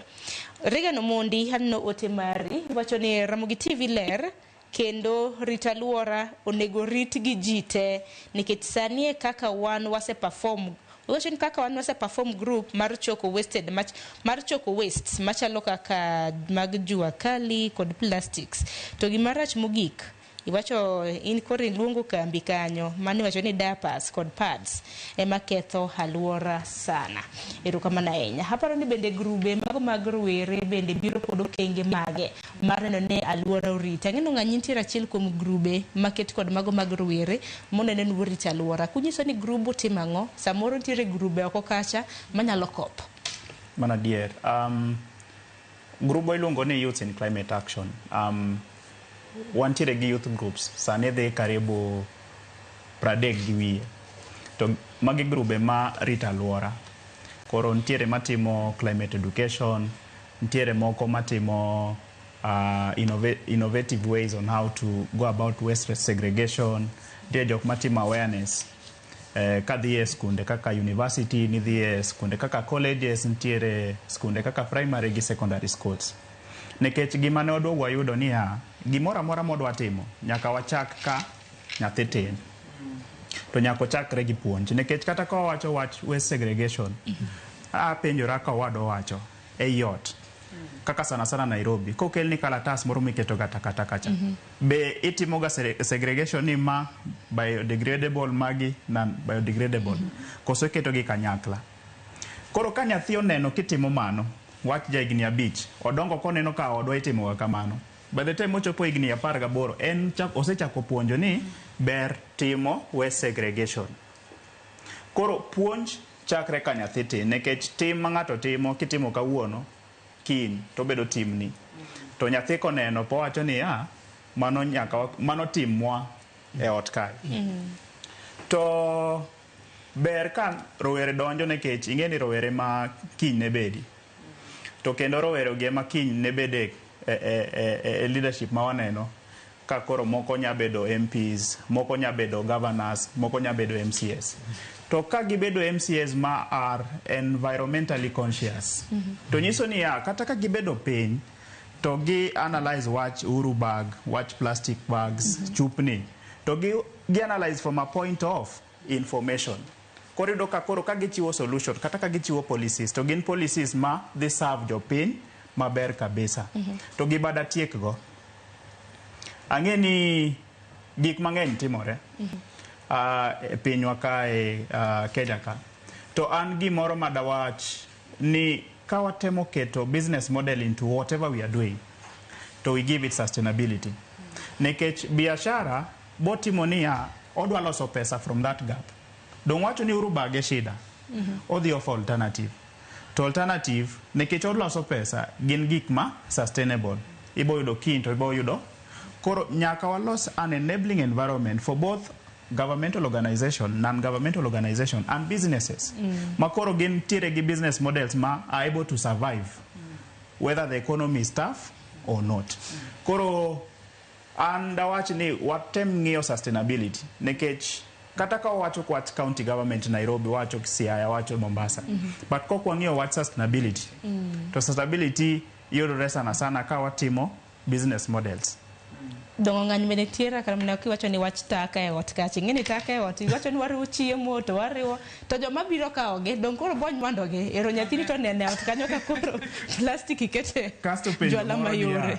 Seche ma gibiro kawa takataka gi be wasepenjre gi gitero gi kanyo. Adiera makende. Kama gitero gi beber. To ka gisetero gi kacha ng'o matimre. Nekech wanya bedo ni watimo segregation e ot. To kama gitero gi gidhi gi nywando gi. Koro nyiso ni ya iloso koni tiketho koni. At the end of the day iketho te. Taparo ni malong'o nyakwarom go jong mar mondo mi wapuonj nyithindo makare. Bende baya ka ine gari setieko nyasodani cha. Te baya nyathi be koneni en bedo baya to koro cycle no dhi nyime to waketho alwora ka pi wado sedinore ka boro rero bi kaneno ka koth chwe to pi odundo chen pi taka dhi mapong ma takataka gine gi kere moko bende donjo nwe udi kin mamoko. Acho wach moro na. Korka soda kanyo. Agombo ni jowa. Oweng'io soda mar plastic. Kochulo nyaka mar soda. Wanyo mag glass. En gima katan kama tie company mar kama tie ni wase implement. For the past igni abich mosekalo. O kata pi mar plastic ok ne yude ka. King'eyo pito ni pige mag glass. Dong wambe watemo wamiyo glese. Kaka nene miyo timo. Tiene ya wanyalo timo wan wawegi. Wati. Kik warit sirikal ng'ato wach moro ni jonema koyudo corruption ng'eny. Mana dire ni corruption ng'eny. Kaka yudo ng'ato yudo pesa moro kata jonema. Samoro kata maybe other enforcement agencies. Kaka yudo kembe gendo gidhi to miyo mati to giwe gidhi mbele. Tadir manitie wan wawegi kao kwang'iew to production ma jogo dok pesa. Wa ensure ni gigo kwang'iew watiyo kod alternatives manitiere bege mino nyiso kaka rege emotigo waburo konyo kabisa. What reduce production, what reduce demand. Ero kama na nyanyango mani do medo. Yes. Koron angi wachareo manyithindo kanda yie kode wadho. Nikech iwacho ga ni children are the best agents of change. Mana chako wuoth mar sustainability and gi rita alwora. Nyithinde mitiyogo. Kokiketo nyithinde strategy to you will fail. Nikech joma dongo to ng'eni wigi osamoko. Mondo lok patch, mondo chak lok patch sani. Tech. And learning. Lakini nyithi and learning. But katiyo gi nyathi ng'eni timo gimitimo. And I like what you said. Nyathi timo gimitimo. Kawuono kanyiso nyathi ni kikiwit gini e laro. Toneno kawito. Obro penjo nyithindo matinde miluongo ni Gen Z. Gen Alpha sani be. Gen Alpha gi maiga bicha 6-7 gi. Nyisi ni mama. Donge ni nyisa ni kikatim kan kendo kuodo wi. Which quote no ema kelo behavior change. Yeah. Koro skunde, the role of schools, first chaka gi ot. Gik ma sustainability chako ot. Tadwa duoko wa chien matino kuma bor. Dani seche mane wan gi dewa kata kon wapuro to wakao puro bando to wakao matin to wakete gini granary chalu dero wakete dero mondo wari koro next season to wakao madero no to warito dani ne dhiga chiro gi okapu ne warito kata pi jinok keth gik moko kaka iketho sani kata chiemo mane wachamo chiemo mo ailu chemicals mang'eny mono waketo nikech gigo come into place nikech kata seche ma iwito plastic no kaka sewacho plastic no ae puodho to dhi e sani tuoche ma kansa tine ng'eny Toronto gigi tuoche gi to akanya. Koro wadoke school gi ka odiochieng' achiel mayaro skunde madala. Skund madala Friday ka Friday. Udhi gi kwer, slasher, udhi gi duster, uluoko school. Kendo, koro nego watim mano. Skunde ma Nairobi gi opogore gin mana gi joma tiyo ne gi but kichako puonjo nyithindo kata mana e ot kata e ot chak e ot then school kodhi boneno koro behavior change has to be addressed at all touch points maka nyathini dongo ong'eni e ot nyaka wit takataka e dustbin ong'eni kodhi school nyaka luok kaneno gimoro mowiti kata ka okan mawito chakore then tie gimoro koro mane oketni extended producer responsibility ma joma manufacture gigi king'e maber plastic mang'eny kamae gin gige nyithindo michamo sweet agoge crepes agoge gige michamo mang'eny manitie which means household waste ma donje kanyo koro jogi serikali onego duok nikech ginaseneno en mane otas but it's not being implemented gi manufacturers nikech mano e jok ma manufacture gigi so I can imagine gimomiyo ok obed implemented. One, subsidies onge mondo awuok e plastic onego ayud subsidy mondo akaw alternative koro wabiro mana loso chak mala gi plastic. Chon wan gi kimbo manie chuma mkebe ka kimbo nen kebe kata toothpaste Colgate mwatiyogo nene girene metal just nice soft metal koth nogo wakanya nochako go wakanya makoro wadonja plastic makoro wiwa no will kata gi gik man watimo chien koro wange watch extended producer responsibility watch nyithindo koro wa address piny ka to address malo ka koro eventually wabro mana romo. Erokamano ahinya thuolo koro ng'adowa aparo ni amiyo ng'anya gi Ogongo dakika achiel gi wacho mogik achak kodi Ong'any. An datiek ni agoro kamano kuom thuolo nikech gik mowacho gi en mana mbaka ka omedo wacho to kendo jowa be winjo nikech behavioral change chakre kuom ot to ang'e ni jowinjo marwa owinjo kaka wan be wawacho koni to gin be ang'e ni achiel gariyo ma giyudo kuom wuoyo manwa wuogo ka ginyalo kawo to ginyalo timo implementation. Kasto gima de wayuag ne government gi county government ni gibed strict on enforcement nikech as we are offering alternatives nyaka wabed strict gi ni koyude kitimo kama to mae kasto katieko daher na mos minwa ma Jane Ong'any gi nerwa ma Chidi ang'e ni aseyudo message gi kane gineno to gini ni kanya gini county man koro minwa ma Jane Ong'any nena Homa Bay kasto Achidi nena Kisumu ber kabisa donge ler erokamano ahinya Wycliffe wachni mogik watieko. Charamtai kago nowacho wach mar ndalo COVID ni kao what treat COVID normally to treat abnormally. Anyalo wacho gima disen ni plastic is a big and what man doing kabisa. Kao kama wegi mondo wa tiyo gi plastic to gini bro duk ma hinyo wano wegi kendo kata sanya wa hinyo kikwarit serikal mondo mi ema mondo bed kaka police mondo konyo mondo kikwati gi plastic kidhi on yang digio kapuni moro keten yang kata digi bakundi moro keten yang mondo mi kwa punguza wanaona wegi upunguza plastic mabe ebora to mogik na serikal sa yudo thuolo mar de Rwanda piny mar ler kabisa gin gi chieng mel gi yweyo ndara kamora mora kendo chieng no endo en holiday manyiso ni mano piny moa deliberately ni gin gidwaro mondo gilos piny Kenya kara gima kwanya timo wasebedo gi holiday nyaka pok wa understand donc Kenya kane loka jide wade donc bedo gi holiday ma chieng no ji yweyo ndara to kendo is being supervised gi county government en mana ni ji di mabowuok ka de ywe ndara nikech dongwan kata mna gedo chieng mar pedho yiende ji pedho yiende to ji ne kane pedho yiende onget ji nindo lakini kata Rwanda nochako kama to koro ne gichopo kama koro donge gitime every month kila Saturday erokamano anyango kwa tieko lor natwak kabi wacho mang'eny gimang'e ni everyone, kila ng'ato nigi responsibility mar rito Aluora. In owuon ochako kodi. Koro wawacho serikal, wawacho jopuonje gi wanyalo wacho everyone kata serikal. Ng'ama dongwane ma serikal. Jopuonje dongwane ma jopuonje. Koro chako kodi. So finally, pollution mar plastic ok en issue mar environment kende. Yes. Ochako gi leadership.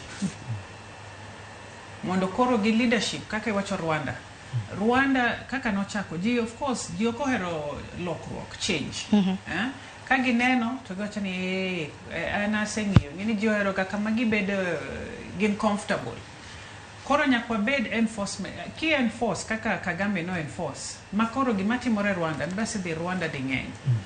Koki wuok oko, ni dhi ywe ot, timaki, whether kata in wendo madonjo Rwanda, kata inja Rwanda, nyaki dhi ywe.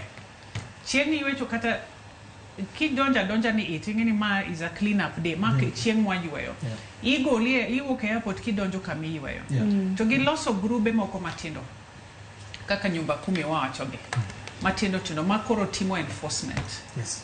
Alright? Nikech koro, kinyiso ja Kenya, this is something to project moro manatie Kanan, Uganda, which is similar. Ika naming and shaming Rwanda kanyo. Ko kitiyo ikuodo wi. Koro gik matindo kamano. Itiyo gi law enforcement, joka chief, amogi nigi. Koro itimo in small sections. Koro everyone biro. Koki biro tikuodo wi mi fine gik makamago. It will take time. Change is not a process. It's not an event gima itimo dichiel. It's a process. It's a process. Koro mane yuak na kawuono. Chako kodi. We wito plastic no, kin gimari no dhi nyiewo ginene okapu, chak. Tikiski chako ibro neno kata mon manungo ginene. Aluora timo kamano. Koro be the change that you want to see. Ero kamana inya thule mongadwa nyakorom gajwan kata kamana hagunu ero kamana inya nyango nyamori weekly fogongo kanyakla koda Johnson Ong'ani kuom biro to kiny makawuono. Nyakorom gajwan wasesomo paro mopogore koro mai winjo kawiti godo ne ber mano mar aluora mari. Dakika en 43 tok sari mar okinyi. Yena mar mon metike gi kanyo chenro bende biro bang' ma en chenro mar pogore na dayo dhora wera mabende osebedo kagore korot. Ginere mongere gi dongere kaka wall murals. Osebedo kogoro kuonde mopogore mane pok mabenda wei godo. Nyinga Sharon Ong'ao.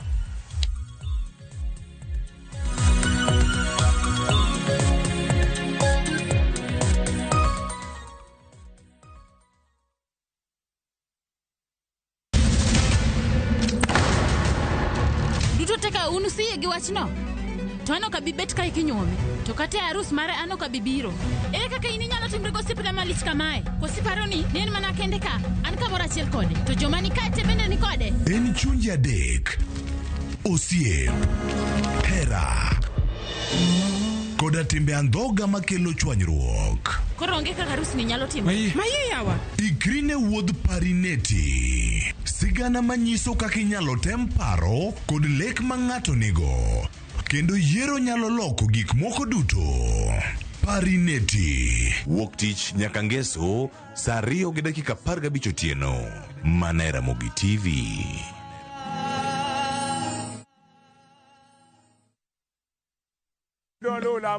Bed kodwa e wuodhni ka wanono kit timbe mag anyuolawa. Oyundi no neni en winyo mayot. Sama no dhi chiemo, ng'ama ok ohero tich matek. Koro nyako ringi kodhi chiemo. Ema nomiyo chake kamano. Gin kido mamiyo wabedo kaka joluo, sigendni mopogore opogore mag dhoudi mag luo. Chiro ma kiti pando chira. Gini dwa chako ndeti mos. Okelo ni ahonda. Dil majony. Luweche mag luo mopogore opogore. Moro ka moro kuomgi nigi ranyisi mopogore opogore. Kawuon magolo ng'ani kawuon gi watere wadhi gone dala. Koro telo gi le to gi gineni to gi gweno. 111 Luchenro ni ngeso ka ngeso saa 1:45 otieno e Ramogi TV.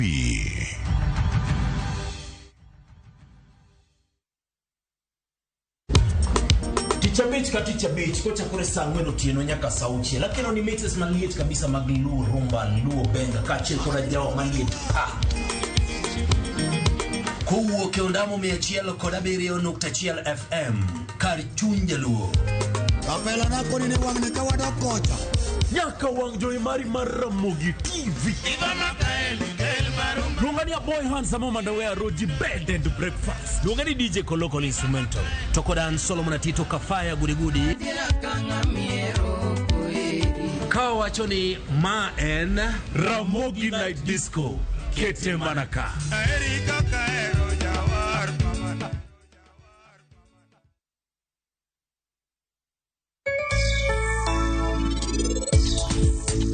Mokwongo nariembo ka pikipiki. Pesa mana yudo e pikipiki na neno ka tin. Koro na upgrade adhi weche mag transport mag driving. Koro atimo transport.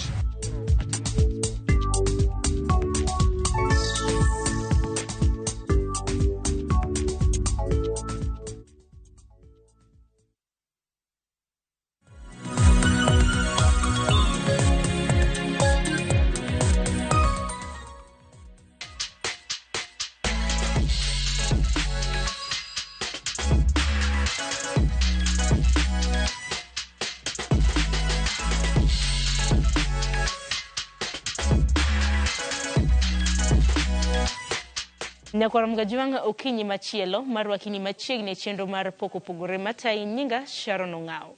Okinyi makawuono pok mabeda daro kelo Nyakwara Mgajuang otudre kod pok mano mar goro. Goro wang'ini nitiere kidienje mopogore opogore. Okinyi makawuono nitiere mano mong'ere kaka wall murals. Mago ke iponono ni isewuothe magawa, obed kata mana kar math, kata mana udi Nyakwara Mgajuang.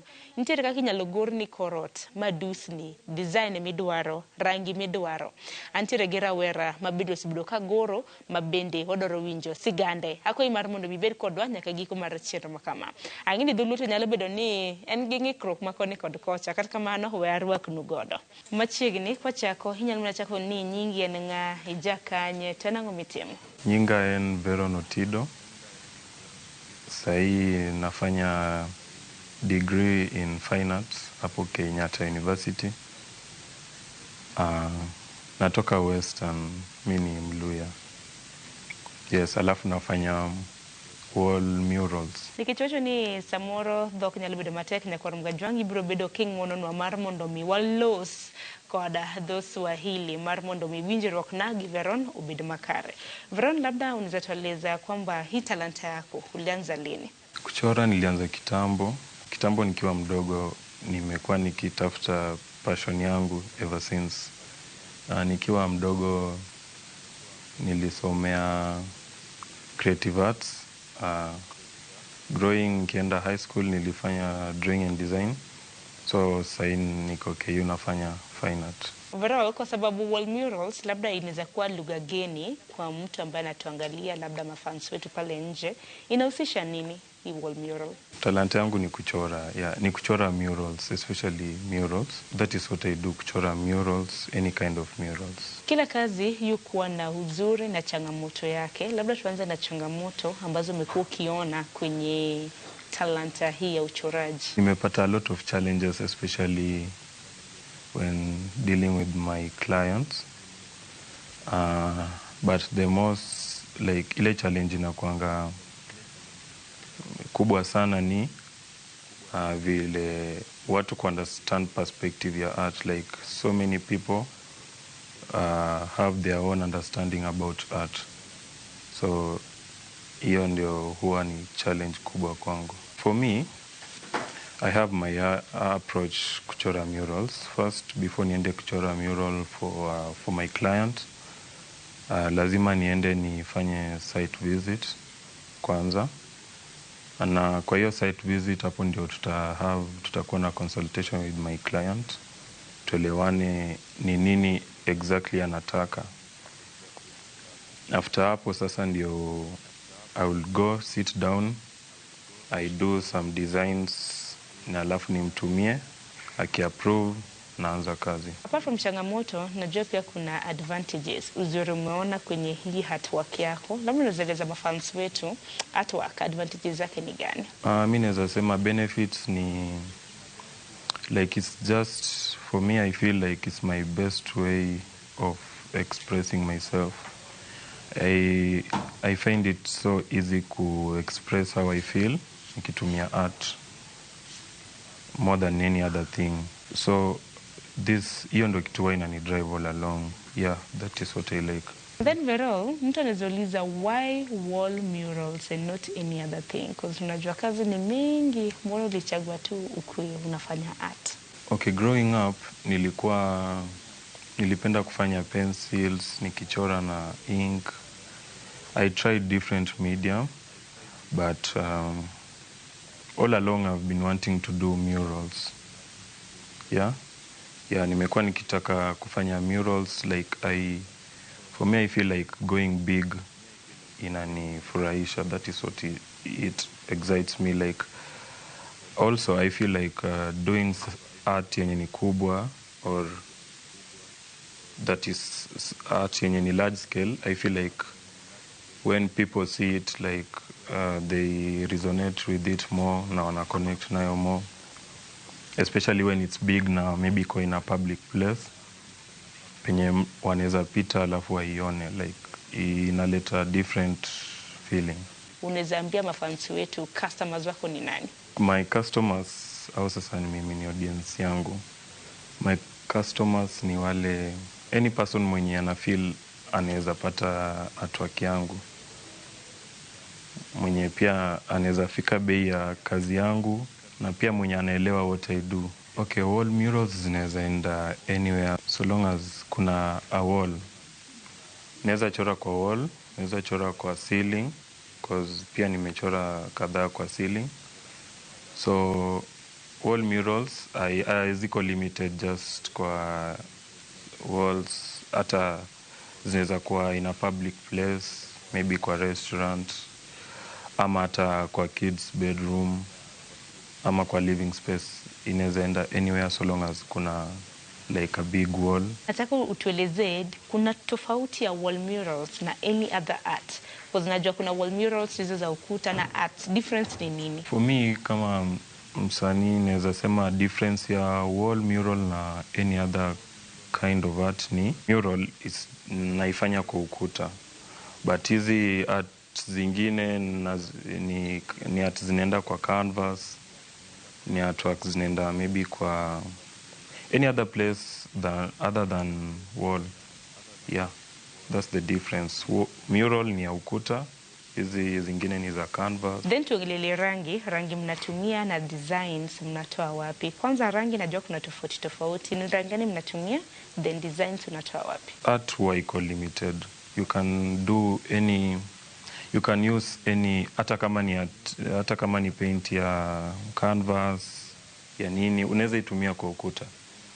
But to be a bit professional, natumianga wall paints kuchora, kwa sababu wall paints zitastick vizuri kwa ukuta na ziko na those kind of advantages zimeundiwa ya ukuta. Designs wana tachukua penye client ametoa, especially wengi wao wanatoa Pinterest, wanatoa tu kwa Google, any other place penye wametoa. But mimi nikisuggest, I have my own designs zenye already nimeziunda na programs.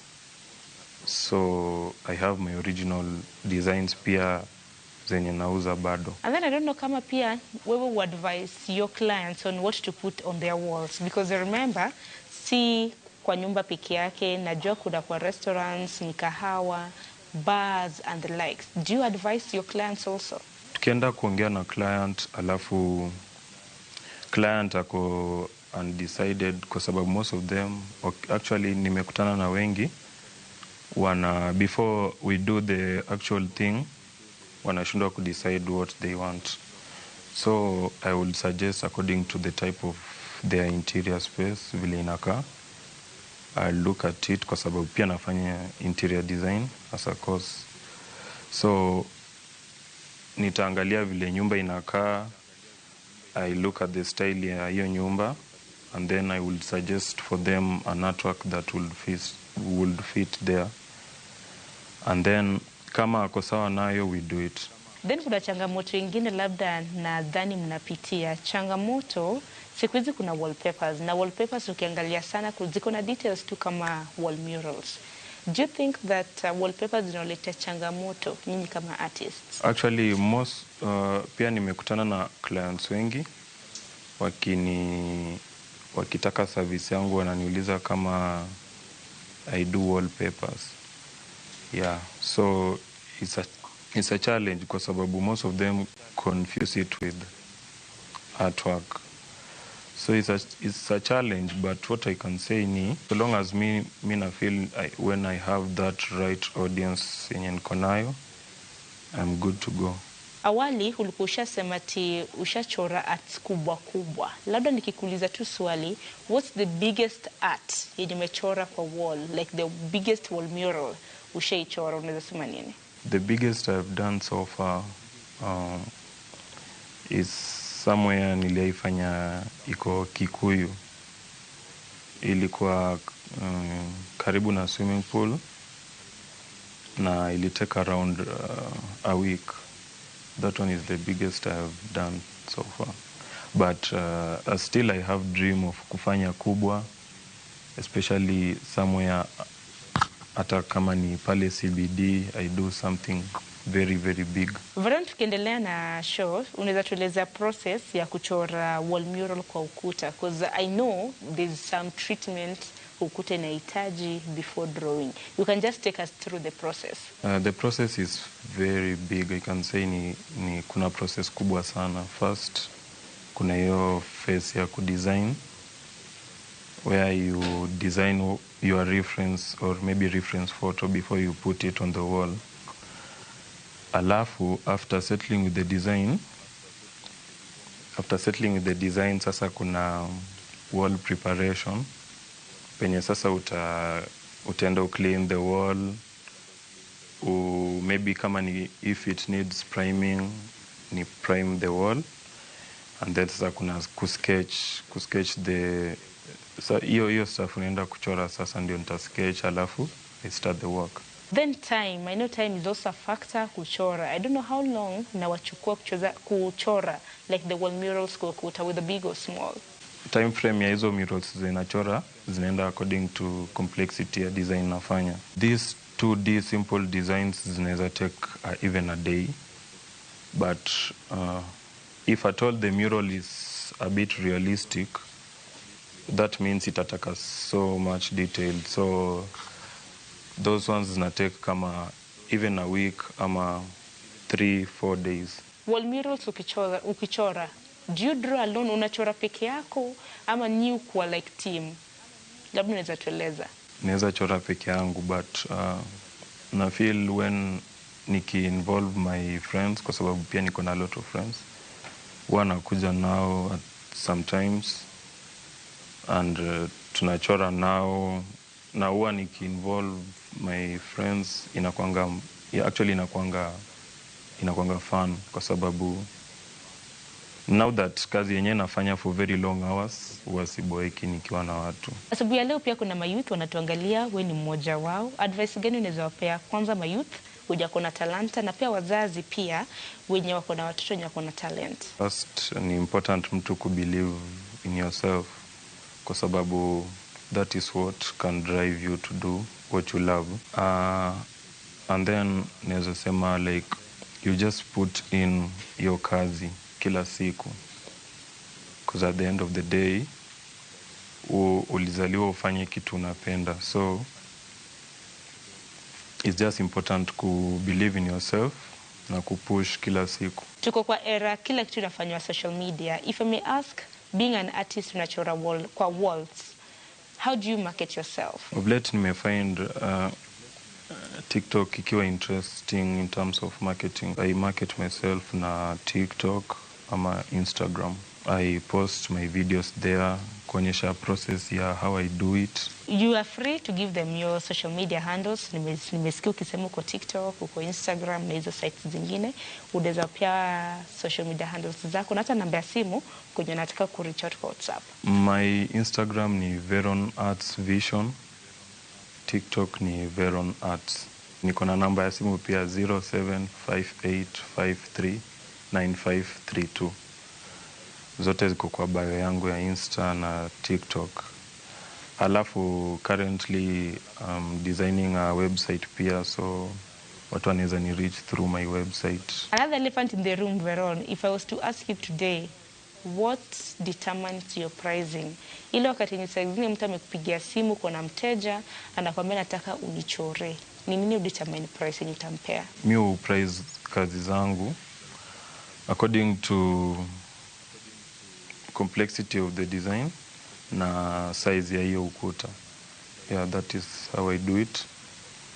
The more art iko like 2D ama aina mambo mingi inakuwa cheaper, but the more it's realistic and kama ni kubwa inakuwa more expensive. And then I don't know kama unaweza manage kuchora anything that a client will throw your way. For instance, naona kuna kitambaa hapo nyuma yako. I don't know whether you can achieve that on a wall. Yeah, exactly, naweza chora tu hivyo. Most of the clients pia nimekutana nao ni let me say female clients, kwa sababu I think pia ni juu art pia iko projected towards side ya beauty.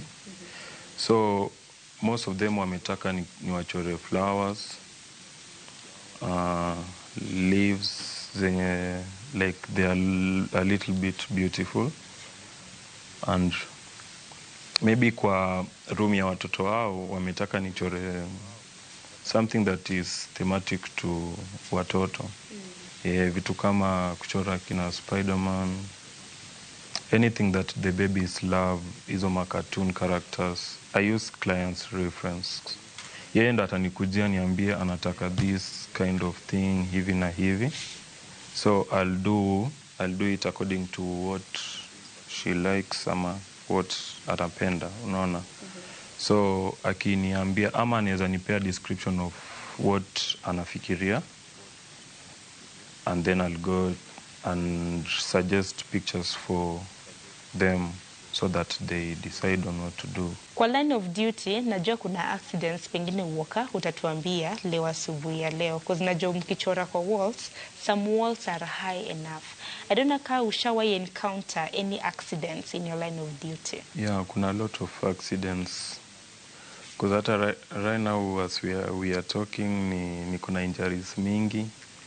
Juu most of the time una deal na something that is beyond your height.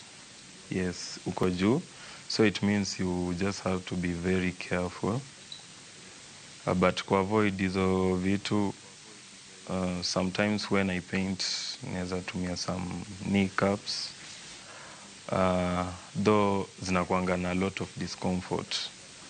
So the best way to approach it, you just have to be careful. Being that uko na talanta, uko na passion ya art, and then there's some youths wengine pengine hawajai fanikiwa kupata pesa kwenda kustudy or to advance their art.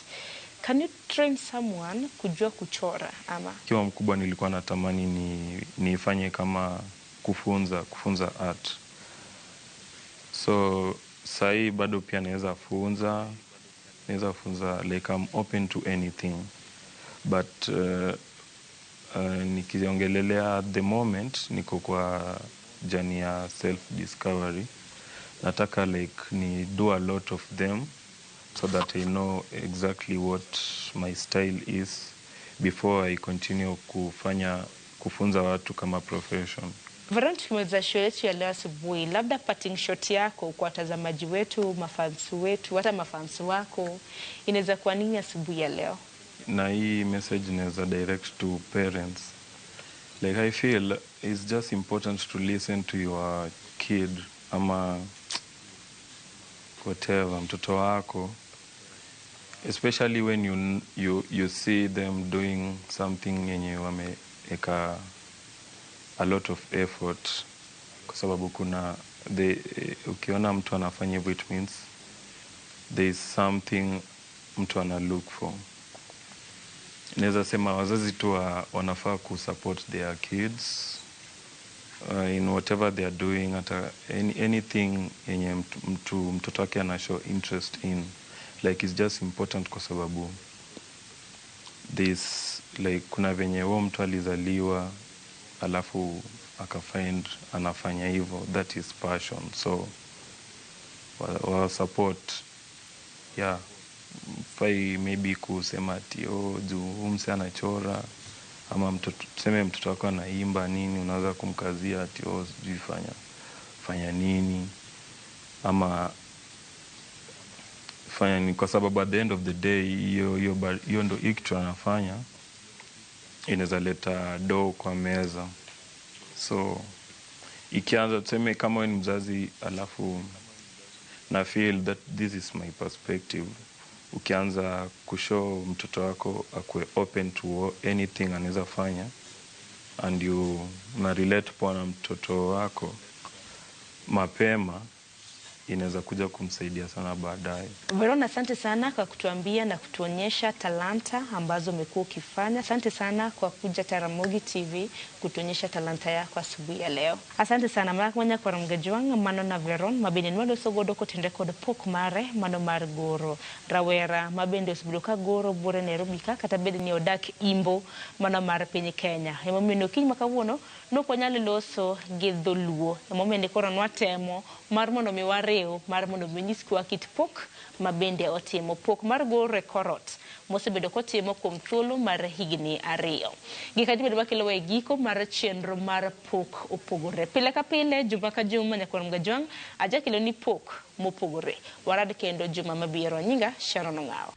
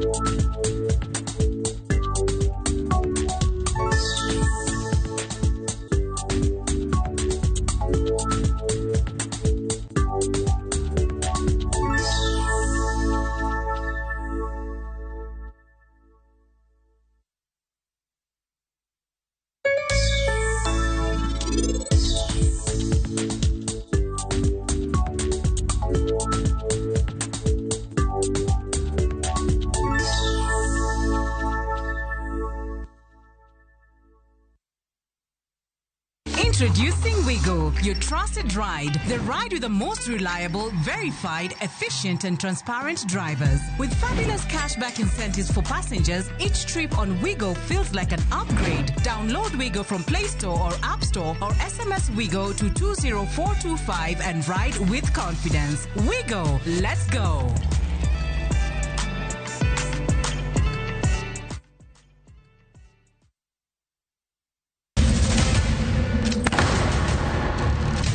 Unusiye giwachno to ano kabibet kai kinyome to kata arus mare ano kabibiro ere kaka ini nyalo timre gosipna malich kamae kosiparo ni nen mana kende ka an kamora achiel kode to joma ni kate bende ni kode en chunja dek osie hera koda timbe andhoga makelo chwanyruok. Koro onge kaka arus ni nyalo timo maye yawa ikrine wuodh parineti sigana manyiso kaka inyalo tem paro kod lek ma ng'ato nigo kendo yiero nyalo loko gik moko duto. Parineti wuok tich nyaka ngeso saa 2:15 otieno mana e Ramogi TV.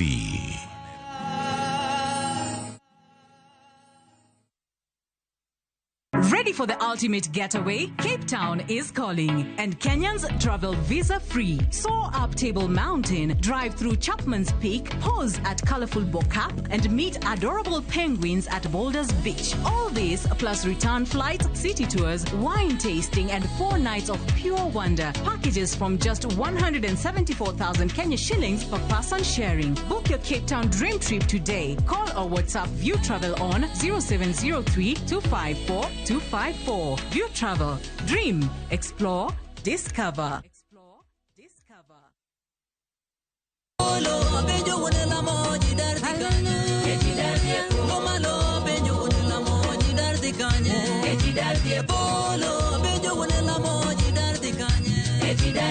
Mondo iyud ndani kaka skiza timari dimana star 860 star 417 hash to parie ni Ramogi TV enye ot mar jowerte.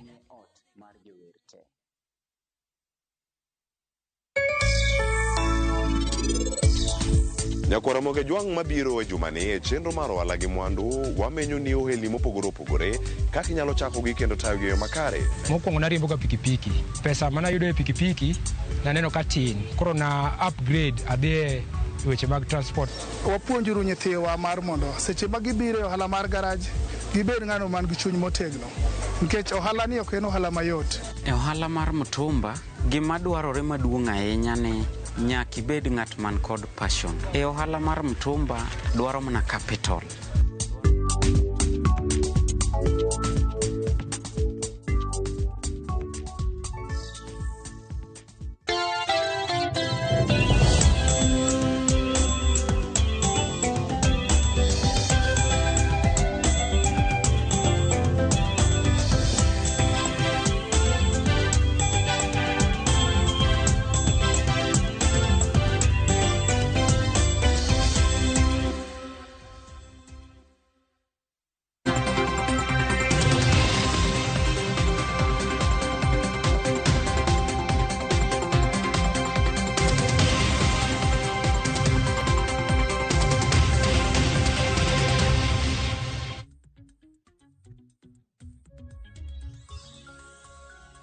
Kwara Mugia Jwang dakika ina par kod ariyo tok sadek mar okinyi machiegni chenro mar mbako romo machakore sani nyakango mol kanyo saa 5 mar onyango. Antiere kae mar mondo mi amichal mar fwambo mago gin weche ma jofwambo magwa luonwa e kor gwenge duto mapacho kae weche minyalo bedo kod geno ni kuku ka achiel kod tiengi ibro bedo kae neno gi achiel ka achiel e weche manyien duto mago odiochieng' makawuono.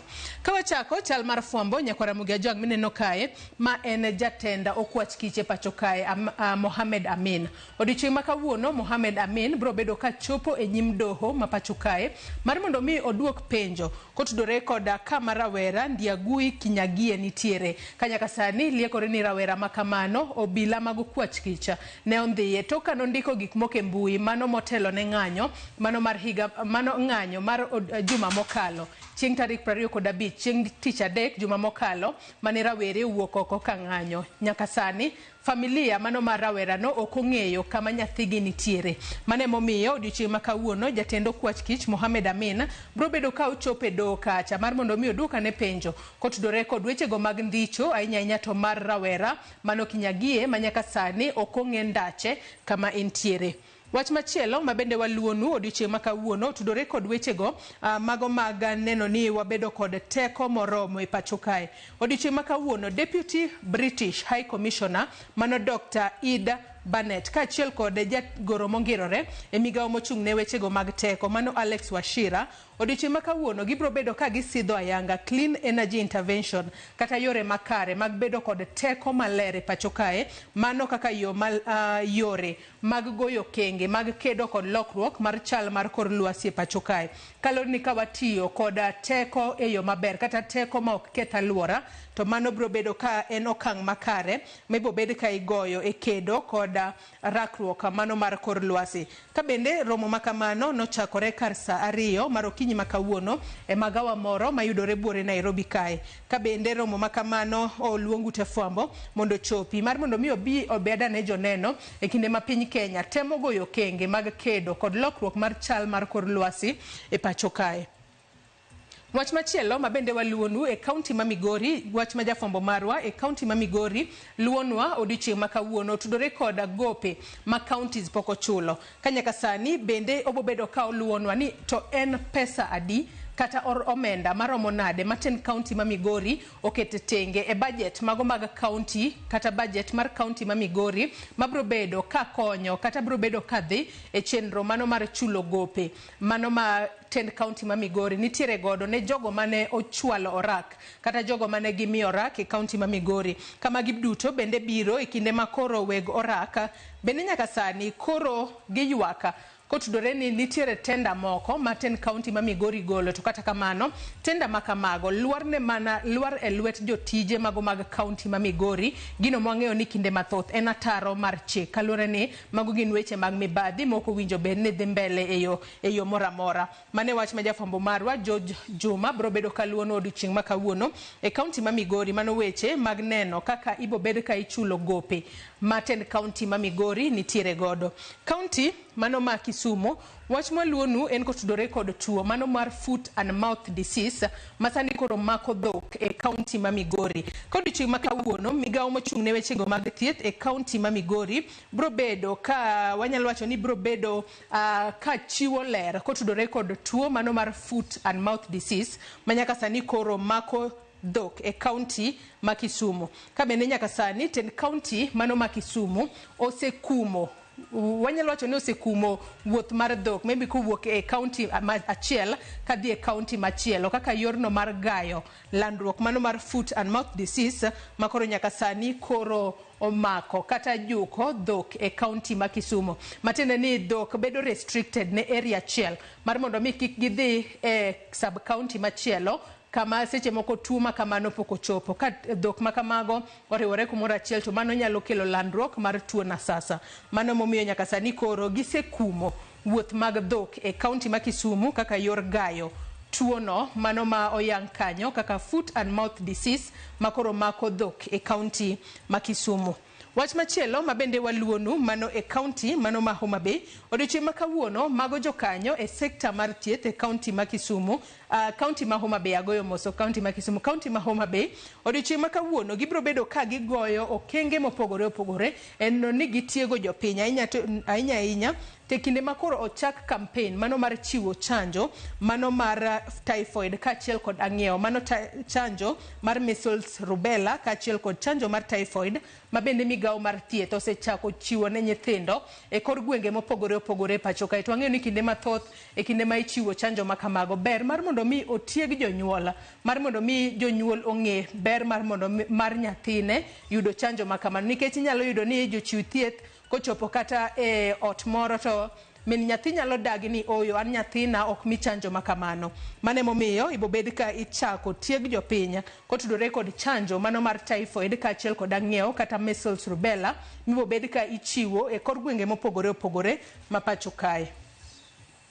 County ma Siaya wach mwaluonu machiegni odiochieng' ma kawuono otudore koda chenro mano mar puonjo nyithi skul yore mag puonjogi kaka ginyalo keto ler e kinde mag ria mane momiyo mohewo nyithindo manyiri mago maderom 1,500 mago mawuok e skunde mopogore opogore e county ma Siaya odiochieng' ma kawuono gidhi yudo puonj ma ibo bed ka ipuonjogi e wi wechego mag ria kata mag ritruok e kinde mag ria ka chenro makamano obagi kod riwruok ma ok mar piny owacho mano motisi mar Together for Better Foundation ka riwruogno ok obi bedo kopuonjo joma nyithindo manyiri kende riwruok makamano bende biro bedo ka kelo kanyakla joma chuo mar mondo mi gin bende kopogore koda puonjo gi weche mag ria mar mondo mi gine kaka gin bende ginyalo ng'eyo weche mag ria nikech weche mag ria kata bedo ni nyithindo manyiri kende madhi ria to ber mar mondo mi nyithindo ma yawuoyi bende ong'e achiel ariyo adek moko kotudore kod weche go mag ria ka bende ibo bed ka ipuonjo gi weche mamoko mago motudore kod kedo kod lwenje mag kit chwech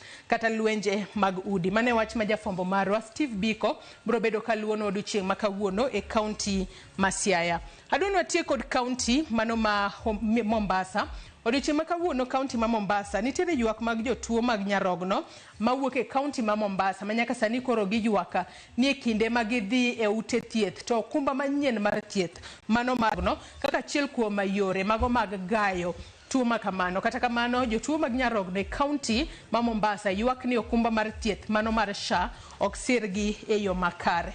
Nyakwara Mogi Ajwang nitiere weche mathoth mabende pod waluonu odiochieng' ma kawuono moriwo nyaka familia moro e gwenge mano mag Ndagaiwa mayudore kar chungo od bura ma Lego Usonga mano e county ma Siaya.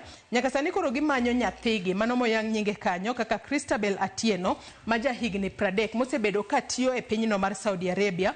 Magiwacho ni orak mare norumo dwe mar 10 higa mokalo, to kata kamano giwacho ni jatende poko yiene mar mondo mi oduoge pacho kae. Ka bende gisetemo tudruok gi agent mane otere e pinyno, kata kamano tudruok poko nyago olemo ka koro gisekao jumbe 2 kapok giwinjo kama nyathigi nitiere. Ka nyaka sani koro gimanyo ratiro mar mondo mi gine kaka nyathigi no nyalo duoge pacho kae kowuok e pinyno mar Saudi Arabia. Mano bende wach ma jafombo maro e kaunti ma Siaya Steve Biko bro bedo kaluonwa odiochieng' ma kawuono. Nyakwara Mogi Ajwang kanyo ema chopo gode giko mar chal mar fwambo. Yiena mar mondo mi akaw yo madundo nyawadwa Cleophas Oluoch bro bedo katayi twak e chenro mar Mbako Romo chal mar Kenya. Kik bai.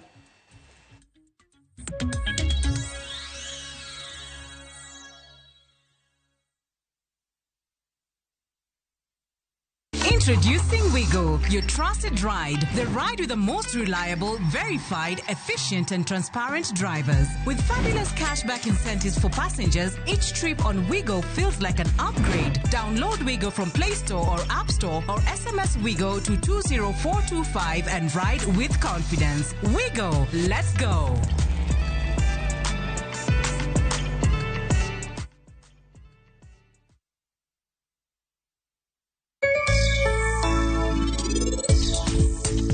Mokwongo nariembo ga pikipiki.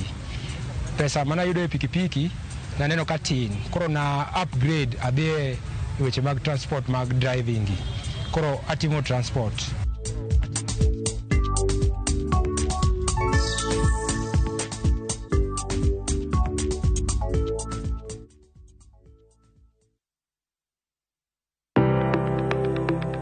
En gima konyo e ngima mapile, to ken gima ng'ato dwaro e ngimane. Bedo gi ngima maber miyo ng'ato dak e ngima maber.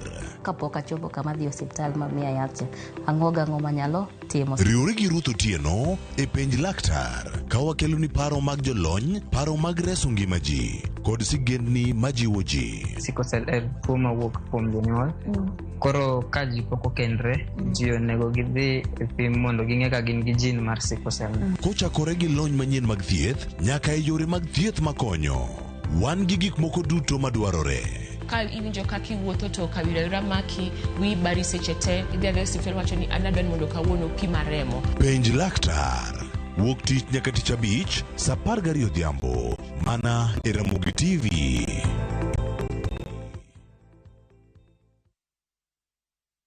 Summer vibes, Dubai's got them. And View Travel's got your perfect deal. From only 95,170 Kenya shillings per person sharing, enjoy return flights, UAE visa, private airport transfers, city tour, desert safari with a barbecue dinner, a Marina Dow cruise, and 4 nights hotel stay with breakfast. All the magic of Dubai, one unbeatable price. Book your perfect Dubai summer escape today. Call or WhatsApp View Travel on 0703-254-254. View Travel. Dream. Explore. Discover.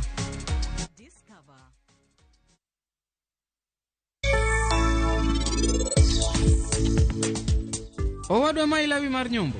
Koro in tim piyo mondo idhi pim lawni. Kibo here to wabo nyiewe. To wachna gimoro kae. Dichuo moro mane nitie ringo godo cha, pod gidak kode koso. Winja, an kabiro fwenyo ni in gi nyako moro e ngimani, adwa ni ng'e maber. Ni nyako ma janeko ni. Mabendo wa banana ni bro mi chwat mager. Madam winjane. Mayeyo ang'o miyo nyako ne orwako law ma ane mana yiero. Madam ritane.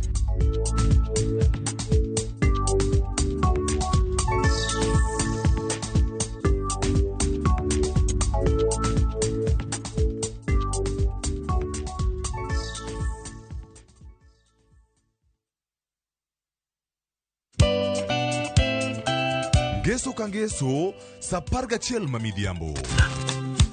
Mbamba toko, koma ye. Tudri koda ngeso ka ngeso saa 11 mamidhiambo.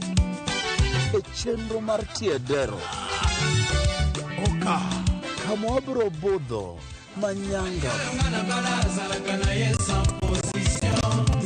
kowa kelo ni ngolo motimo Cathedral. See you there.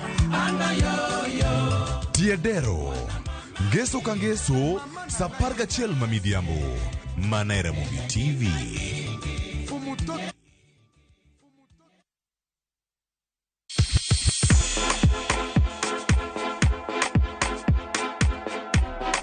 Be isei korine miel. To bendi sei korine tumbe mamit manyien manyasani. Wakelo ni mixes malit kabisa kod miel manyasani. And of course Ngeso Kangeso Nyakuronga Jwang Takresa Mwena Nyaka Sauchieza. Cheki melanin top imeweza. And of course Hilo bwana. Chenro N Londa Kuma.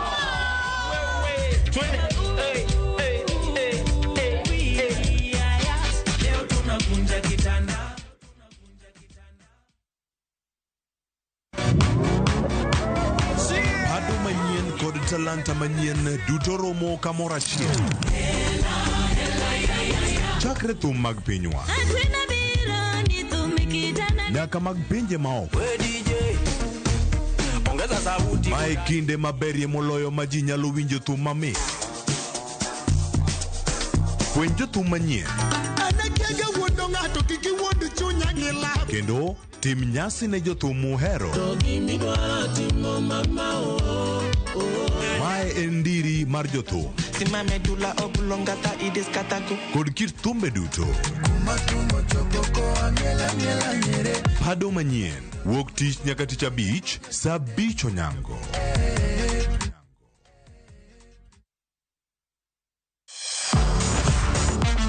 Ne thuolo mar yudo weche tuke duto nyaka mopondo. Mbaka makende mag jotugo kendo mag jomolony weche tuke. Can you believe it?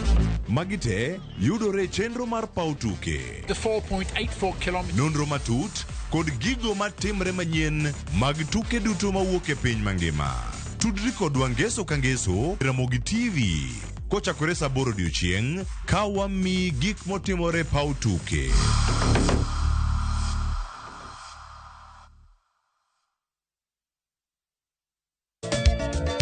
Machiegni Nyakuronga Jwang e chenro mar Ngoma Owake. Wuok tich akelo ni mix mokwe. E kaito tich ariyo Reggae Owake, yani tunaongea na Majar Rastafara. Alafu tich adek Nyakuronga Jwang akelo ni mana yani ngeni mpaka kiwasani. Kichangwena is kama nene, yani kitambo zama za kale. Alafu Friday, si unajua tu Friday tunafanya namna hii. Nyakuronga Jwang Friday siku zo wake. Sapar gida kapaga beach nyaka sapaga Rio kod an PDG Papa Vic, yani ukipenda mzee kijana.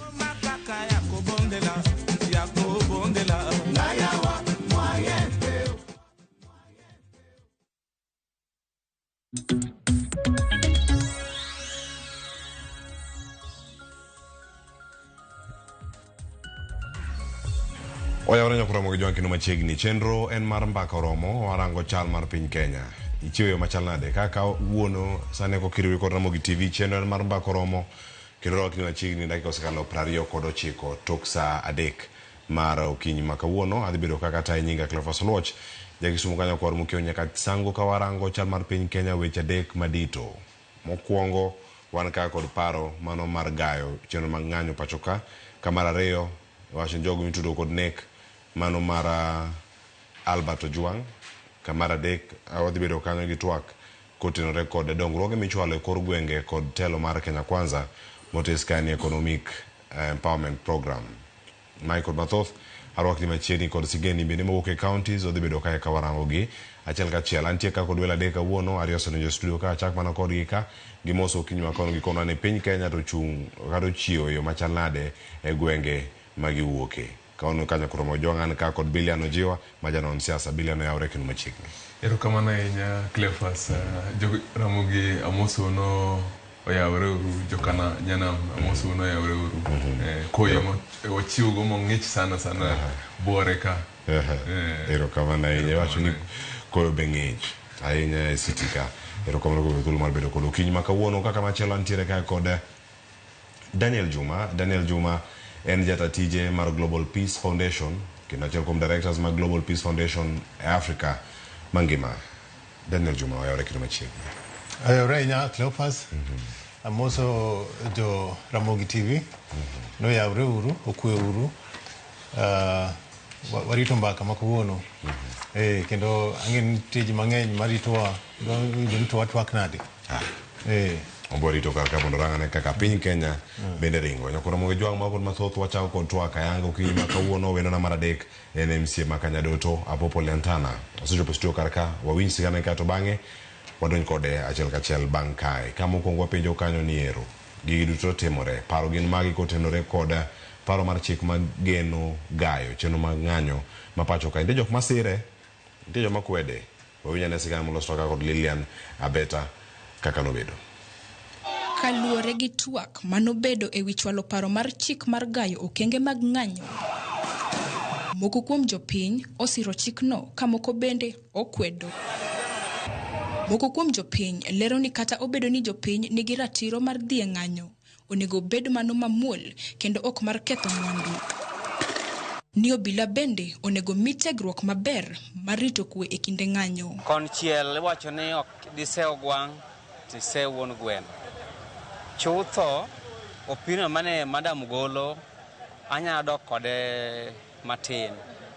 Otemo wacho ni ka ji ng'anyo jok onego bi e CBD, jok onego dhi e State House, jok onego dhi e Parliament. En adier ni jo ng'anyo king'iyo ng'anyo ma Kenya ka to en ketho mwandu mang'eny ahinya. To ne jogo makwedo paro mar chikno, gilero ni jopiny duto nigi ratiro mar dhi e ng'anyo. Makaluwore ni sirikal nyalo mana winjo ywak jopiny e kinde ma gidhi e ng'anyo kata e apise sirikal. Jopiny nyaka tund e assembly, jopiny nyaka tund e parliament, jopiny nyaka ne president gi e State House. Mane en od piny. To kidwaro ni kik DDG bi iri kuno, tidhi ir jopiny. Nikech telo tema wan go en telo moch iluongo ni lent, borrowed. Jopiny omiyo jogi mondo rit go piny. Wawacho ni maandamano en gima nitie nikech en gima mi ratiro mari en duol maki iandamana tineno ni ng'ani noketho ratiro mare kendo ng'ani dwaro ratiro mare. Wachno wakwede kaka jo Kisumu ka kendo kik okal ni ng'anyo onge kumoro kumachal kama ng'anyo kumoro amora kendo ing'anyo samihero ka obedo otieno obedo odiochieng'. Kwayo mar moko kuom jopiny en ni chiw thuolo ne ng'anyo nyaka e apise sirikal ni mar mano ema medo sundo sirikal otim lokruok. Maandamano en gima ber kendo maandamano no ema sirikal winjo sirikand Kenya. Winjo ba ng'ato ok diang'iswa ni mondo adhi anda amane niang' kucha mano to maandamano mane sama maandamano town ne ka sirikal be feel ni maandamano timre ok nyal kawa na vya maandamano tonglo mano to maandamano mane. Okil James Mwamu to olero ni chik makamano ok onego kal kaluwore ni ratiro nitie mar dhi e ng'anyo. Kata kamano, jopiny madhi e ng'anyo onego rit kwe e kindgi ma ok giketho mwandu jopiny. Nitie chik moro mowach ni restricted areas. Parliament koseket na wall kamacha, to mano is already a restricted area. Ng'ato ok nyal donje. Lakini ndara mantie dho parliament, mano public road. Ma ng'ata nyalo dhi. To dhigo e kuku. Gima jogo onego bed ni wacho. Ni picketing kitimo kitime CBD to nego bed peaceful. To kata ka gidhi e court nikech king'iyo chik moyie ne raia mondo picket. Ok owacho ni picketing ni nitie kuonde minyalo time aonge. Koro kan kama parliament nyalo donjo mowacho ni nyaka koro watem timo kama picketing inyalo tim, kama picketing ok nyal tim. Lilian Abeta, Ramogi TV, Kisumu. Ero kama na inyama no kuwoke sikana mukilo kanyo kod Liliana Beta ochako godo to akayanga kama ntire karka wendo maradeko sidonje stu karka mi thul mon mundu moswa mondi kaito wachaka chaka twak kawante kako da popolentana oyawre kenoche Nilikuwa Cleo, nilikuwa na mara moja musu no ya Ureuru, kada geno ne uchewa bere pa mo tie na ubuka ko ngiche, geno ne twa ko ka uono, iyo to ko no Uganda, kile wake ndo ko Uganda makadu. Ero kama na inya wachak kodika ng'anyo kod paro mar chik mochwale od bura kod jaod bura e county ma Nairobi Esther Passaris winjo sigana makamano kod paro mawuok omi paro machal nade en thiro ratiro mag Uganda weche mag ng'anyo nikech faika en kacha wacho ne 100,000 e ka udweche adek jela e kin mamoko bende mapontire kar kanyo manya bende bwogo jo ng'anyo apano Kenya osedhi mbele ahinya kuom chik mang'anyo igde mang'any kabisa tenda mana ng'anyo neno prohibited odogo yie shida mang'anyo Kenya kane police ma Kenya ok en prepared mar gengo momiyo jo ng'anyo kwe kech ka ng'anyo alotero petition e parliament tiloro parliament road abolo kanye ang'anyo alotero petition in office of the maybe county commissioner of Nairobi iloro Rambe Avenue aboto petition kanye ng'anyo katie shida to shida ni yakitibidi kumia tere gimo meyo ng'anyo koro kese block kumia tere do mana makoro jibuko ni ya otama tero petition mara kana tero iwakna e office de kage ng'anyo ne government ng'anyo ne kamano kaif kangato ne kakone galbat ido ng'anyo ne office vigilance house ne police mondo ngawa o timo investigation ti block vigilance house koro eriko abote petition mara kata kwa mara mang'anyo ng'anyo gi reason koro gi ome ng'anyo no nyaka gi allow for space mar jo Kenya de mang'anyo kuma magdora at any time mana kan ngacho watu banya becha ni samo ng'anyo gutiro is not allowed but ng'anyo daytime oyini ng'anyo anytime itero wakni kuma moro bene ne nyatere me chief position ne jotelo moyier ka jotelo mobila appointed serikal will take action against the ome ng'anyo no koro ng'anyo rachike Esther Passaris no anoka udoko Kenya chien sana nikech Kenya se move steps mang'eny mbele public order go address shida mang'anyo men police ma Kenya begin equipped mar ng'anyo mane kusho munju address ok ne jo ng'anyo machal nade ero kama na inya DJ kama ber kanyo kirange ochal nade paro mawuok kuoma en paro mar chik mi ichwalo kod jaod bura kendo jaod bura mar county ma Nairobi county ma noyudo lal maduong' bende kinde ng'anyo kama gintiere en paro makor ka kori dok chien kosen dhi mbele en dok chien nwach Esther Passaris en jaod bura mang'eyo to ne wagone kura Nairobi ka lakini poko biro penjo wan to oter chik ni kosiki koter chik ni gima chanda gi jotendwa jo od bura ni kosegon gi kura bigi dhi kucha to koro gin giwon gikalo chike mok gitimo public participation gibiro joma nogon gi kura penjo to gini atim kosiki katim koro ananeno ni chik mar geto gayo ng'anyo ni ok en gimonego bed ni wamiyo priority gimonego bed ni wamiyo priority sani en ni wanyalo loso chike mamiyo gimomiyo ji dhi ng'anyo ni mondo los iwinjoga no ka jopiny nigi ywak onego bed ni Esther Passaris gi jood bura gi jotelo te ng'iyo to ang' momiyo ji ng'anyo mokwongo iwinjoga onego bed ni ging'iyo gimomiyo ji ng'anyo mondo wagol gigo ka jopiny nigi ywak jopiny nigi chandruok in kaka jatelo onego bed ni imiyo priority sorting issues momiyo jogo ng'anyo kalon koro ni keren koro ung'anyo mne kona ka tiende ni gidwaro ni seche makoro ji ng'anyo to gin gibeta do fees ging'iyo mna TV to yojan to joma ng'anyo ka wachna jo piny dwaro mondo jotelo mausiana kaka MCA ne wacho gidwaro mondo gi solve the issues to ok ginyal solve issues go ka giketo na jong'anyo ni unudhi ung'anyo ni kona kacha iwinjoga kona kacha to gimaduong' makenda paro ni gbenwa timo Kenya ka en ni police ma Kenya onego tim ni training wach ng'anyo ma Kenya police ma Kenya osega nyaka nene nyalo paro gandal manene Raila organize ng'anyo gi anka police ema dhi kwenye manene ka seche ma Raila gidhi gi joga gidhi ng'anyo peacefully police obiro gi tear gas to gigine koro sani Esther Passaris is a member of party mar Raila koro because Raila sani nigi broad based koro neno no sani mondo ni koro ogine o team gi ma onyalo control go ng'anyo ni to ema wacho ni is not fair jotelo onego sort out issues machando jopiny mondo jopiny kik dhi ng'anyo yoyote ok ber nwach nitie chandruok machando jopiny koro wan kaka jotelo wa prevent ng'anyo ni mondo wapeny to ng'anyo udwa dhi ng'anyo nang'o mondo wane kaka ginyalo loso weche ma jopiny dwaro mondo kik ji dhi ng'anyo ene kaka nene erokamano ahinya Billiam higa mokalo dwe mar 6 od bura ma pacho kano monji gi jong'anyo kawuono dwe mar 7 jaod bura e kaunti ma Nairobi kaachiel koda ka jood bura mamoko chal ka gima nie ng'wech mar keto gini e tim mokwongo mar mondo mi giritre giwegi kaachiel koda ka kuonde mamoko ma sirkal nitie kod apise en gima gidakingore kendgi koso nitie pach japiny ma bende nyalo winyi kar ka sama gikingore kendgi kata sama iketo ohinga machalo kama depo ni gibero korgi to jopiny ginyo. Erokamano Cleophas.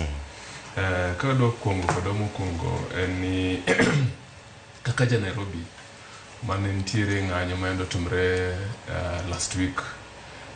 Number one, ng'anyo no king'eyo ng'enyne nene obedo interrupted kod police.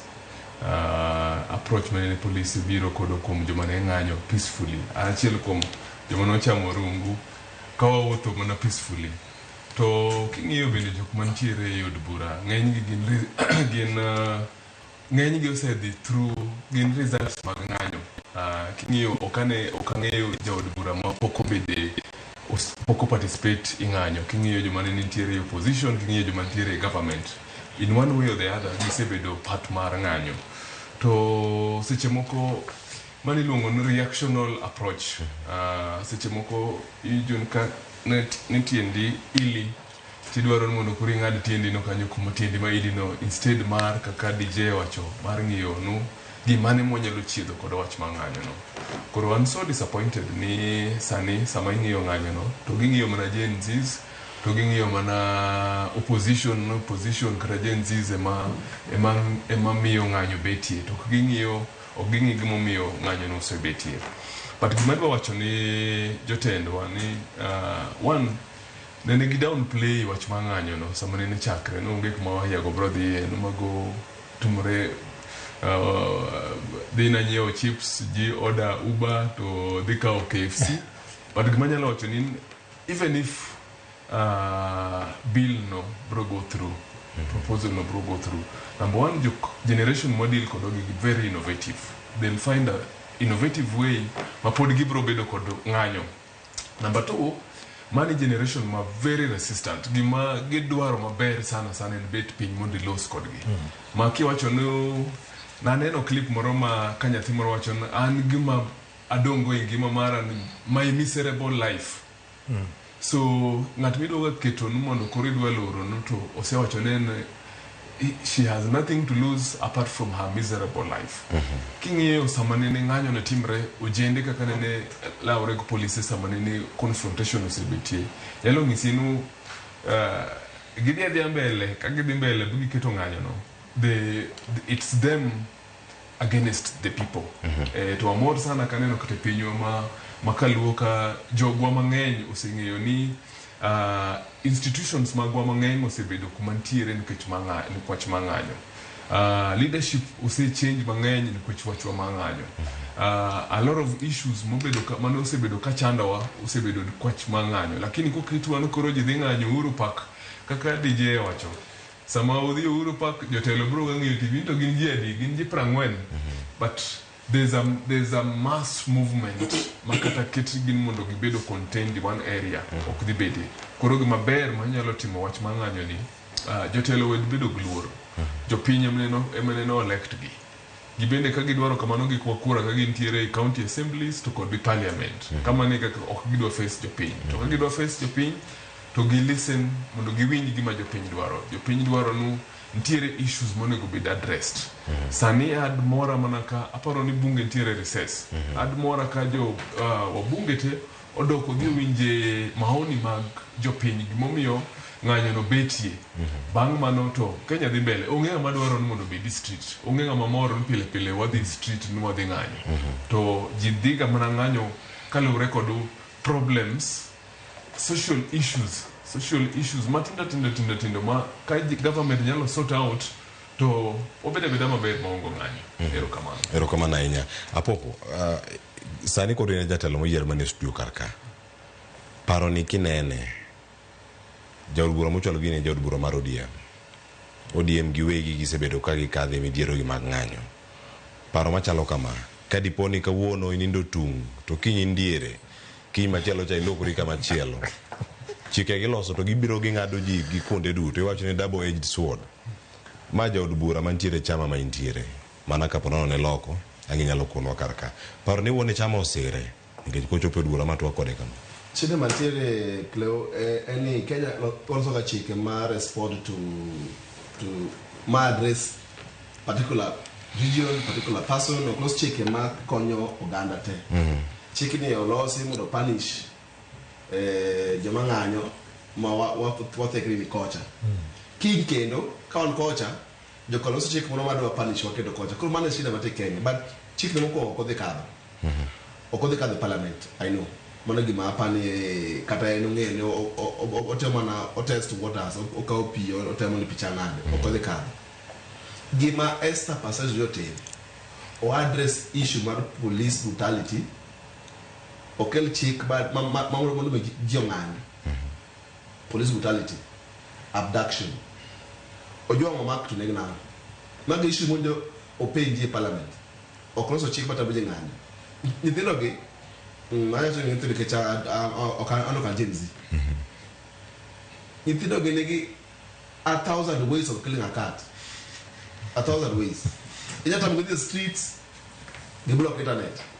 In that time, Makato Kunyal tables, Mama, can the Kakata banks will operate. Apart from saying, Monote Moak, the system, a bank. Even the Kakata system, a central bank. Instead of my own the street, no.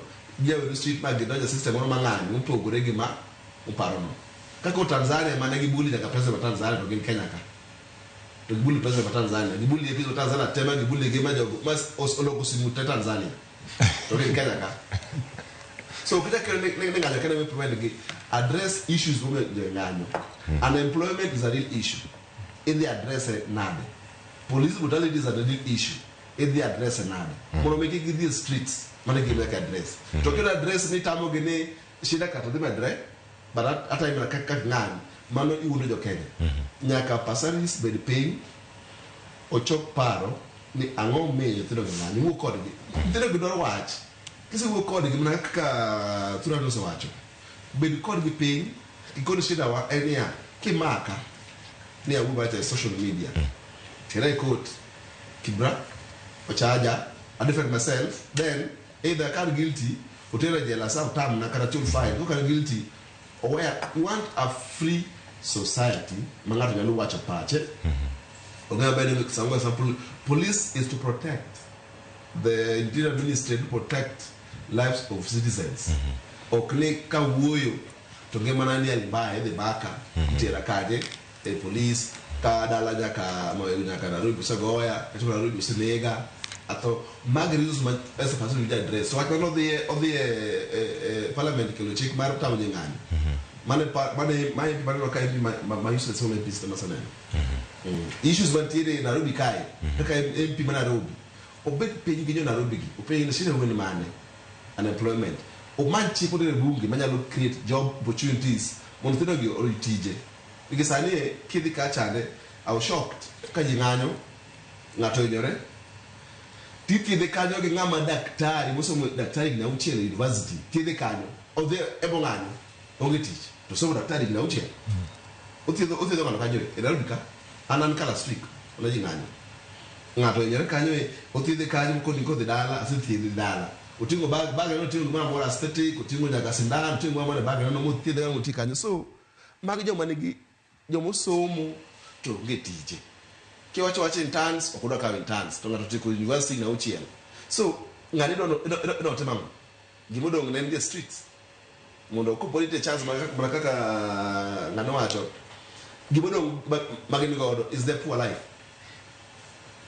kidege ikoje kone alkidege ikoje ko onge shema na ngoda de tomo se diika to mano kinenge magidongo jogi nyaka dima police board in chon de tema kana ka chon de tem kanga the tema is de ma police board ma me da ngode police chon kada board police kada board to community se de gde out sanie give police to 1 meter give police 1 meter kama to ngani so nyaka address why are they so radical meaning they're getting radicalized every single time they go to the street radicalized man give us policy to address how can this not be radicalized ero kama nainya Daniel Juma deponi joma riek man gi paro maleo ni oko to jok mantiere side machielo cha maka wacho nya chala yang ema ni etel mene wacha dira mene wacha dira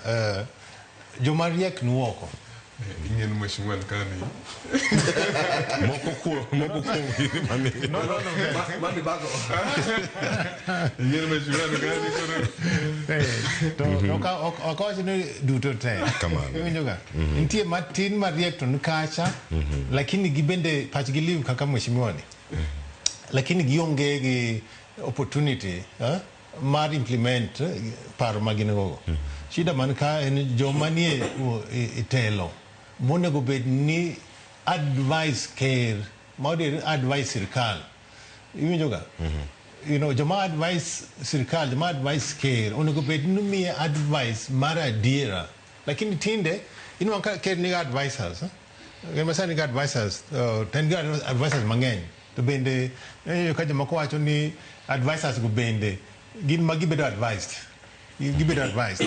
to bende inwa ka sejma gichiwo advice cha to gichiwo advice mar adiera gichiwo na advice mar pak gi puoch niker in jo heri in dhi maber anon piny ber watlos chik makama watim kama onego bed ni advisors mag ker mie advice ma kech kata ma mit iwinjoga yes to kisebed ker onego bed ni yangori ni idwa winjo gik moko ten to piny wacho nango yomi ahero ker Moi dalo ker Moi kon ker Moi nen ker matiyo gi intelligence ker Moi nen gi intelligence madhi nyaka piny ma everyday ko kinyi ko wo to Moi ne go sim nyaka gweng ogo kata sub chief nyaka gweng to mie first hand information nto ang matimre kanyo ang modwa tim mondo watim ka omene ka dalo Moi nene of course nene onge freedom kaka wa enjoy kawuono lakini Moi nene nigire ko mar timo you know onyalo ne ntie kaka oginege o manage gigi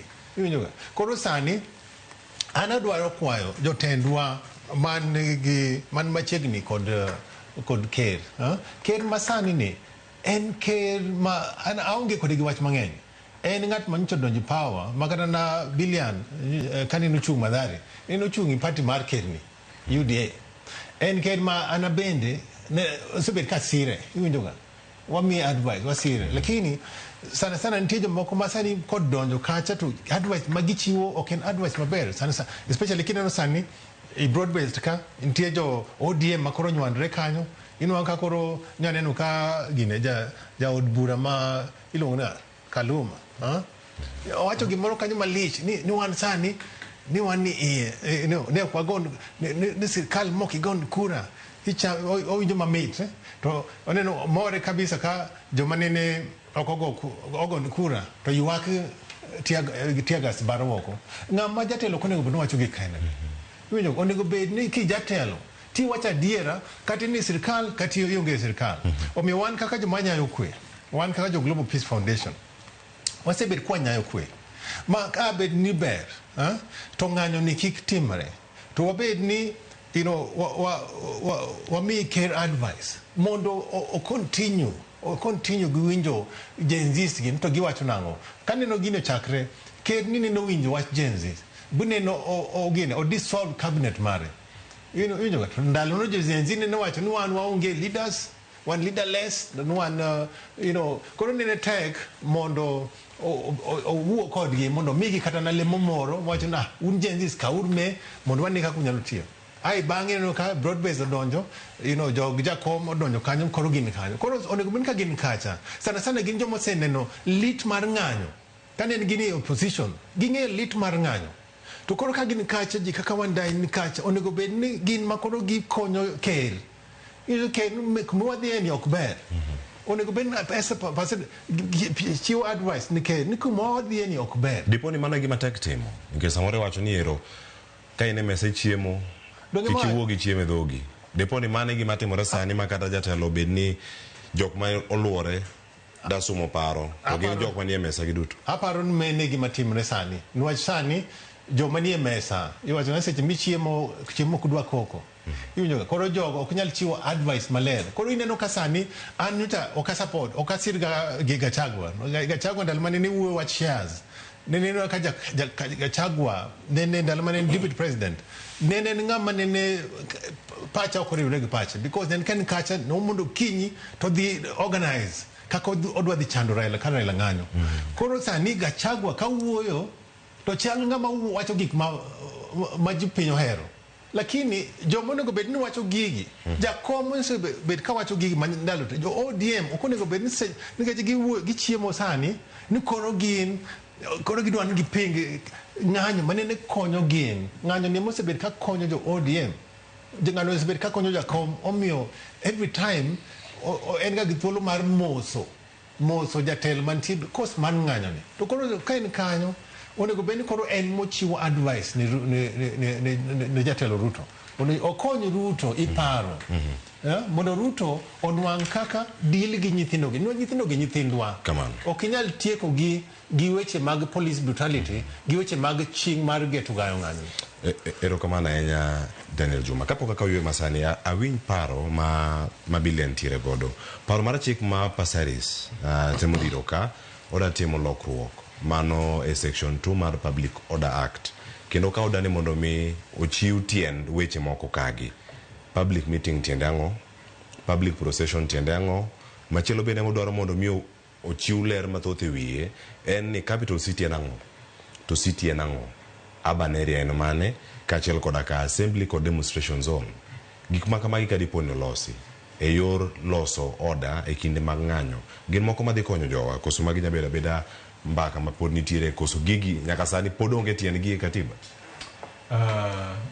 Cleophas erokamano ahinya an adwa wacho number one kama ni kaka Daniel DJ owacho ni waseneno ber mar ng'anyo to waseneno ber mar ng'anyo nikech katiba oyienwa oyangonwa ng'anyo to king'iyo gik madhi mbele go kaka nenda wacho chande en ng'iyo kaka inyalo protect kuma wantiere wabunge higni mang'eny osebedo kong'eyo ni gin kinda above the law onge ng'ama nyalo chopo kuma gintiere onge ng'ama nyalo harm gi gintiere gi security lakini king'iyo gima ne otimore last year omiyo gi luoro mang'eny sana to kaka ne nichako wacho ni kawoni nindo diere kinyi nindo tung bane kaka siasa bende nitie to gimora kabisa nikech awacho ne ga jopiny ni Raila osebedo ka fight ma ni jopiny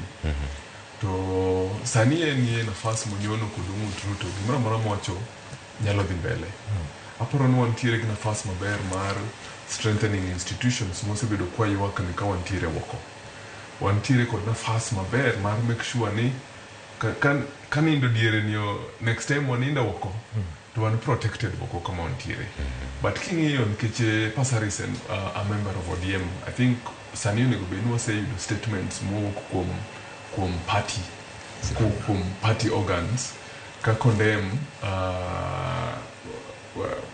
gima Pasaris temo kelono to king'iyo maber bende ok adwa wacho ka ng'ama yanyo lakini adiera nitiere joma ni tok mopondo i tok Pasaris nikech ka nyang'iyo sama nyobedo interrogated nitiere kama nyowacho nu ng'anyo crowd ni ji ariyo to kopenye no you mean ka ji ariyo chung kago mbaka to mano crowd onego bed dispersed wacho no onego bed ji 200 koro she's not even sure about gik mang'eny mantiere e bill enana itiyo kodo kaka face manyalo push nikech number 1 osewacho neno kodwa chung onge kuma bro rome kod jopiny kod kwayo kura koro en gumodong kod sani en iye kod berre but kaka jomatindo kendo kaka obunge mabende ntiere parliament andwa the bunge kintiere obunge mantiere matindo mantiere parliament ontiere kod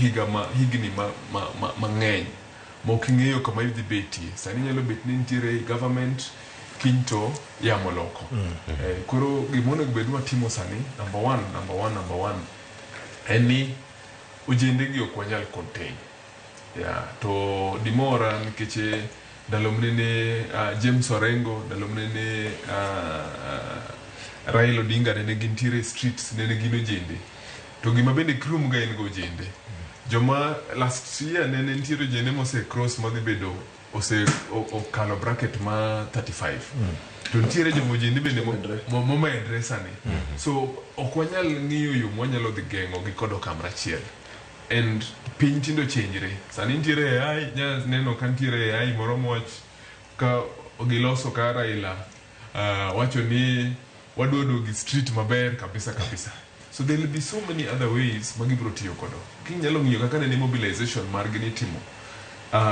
ODM party osego bedo strong kendo osego bedo ka nyalo timo mobilization nikech grassroots structures maggi jogi ne ongo structures mag grassroots jogi ne ongo leaders but ne gintiere platform to gin kod language magi wacho pile koro bende sani ging'iya gima dhi mbele to kiny ka gionjre indara ka koro gacho no kwadwa gini nikech it looks like provocation sani ng'onyo bang' gik moko konyo kethre ng'anyo sedok piny sani dwa tiyo kod nafas ni mar ng'iyo no ang'o momiyo jendegi nodhi indara ang'o manyalo timo mondo gidhi ni gine ntiere progress e gikwayo mag gimane giwacho kaka mheshimiwa Popo wacho unemployment is a big issue to samiketo no samadwa ng'anyo Kisumo to aongo tich to keta e kona baridi mwadhi ng'anye to an kod issues kod county government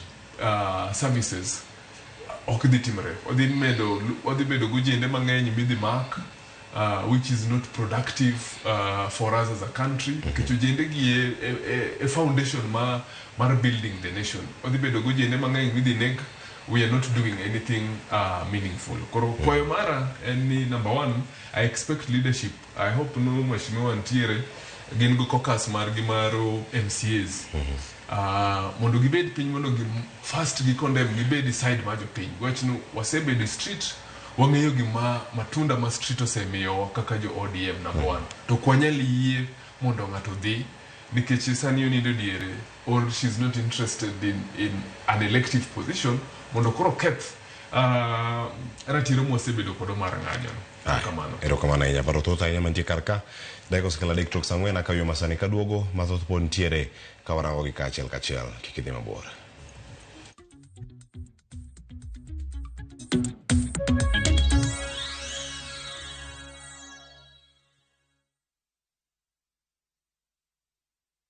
Explore Kenya, tembea na View Travel. Feel the sand between your toes on Mombasa, Diani, Malindi or Lamu's beaches. Embark on thrilling safaris in Masai Mara, Amboseli, Samburu or Tsavo. Enjoy Mount Kenya views in Nanyuki, the vibe of Eldoret, Kisumu or Nairobi. Marvel at the wildlife of Lake Naivasha, Nakuru or Elementaita. With View Travel, safari yako iko sorted, easy, affordable and unforgettable. Visit viewtravel.com, call or WhatsApp 0703 254 254. View Travel. Dream, explore, discover.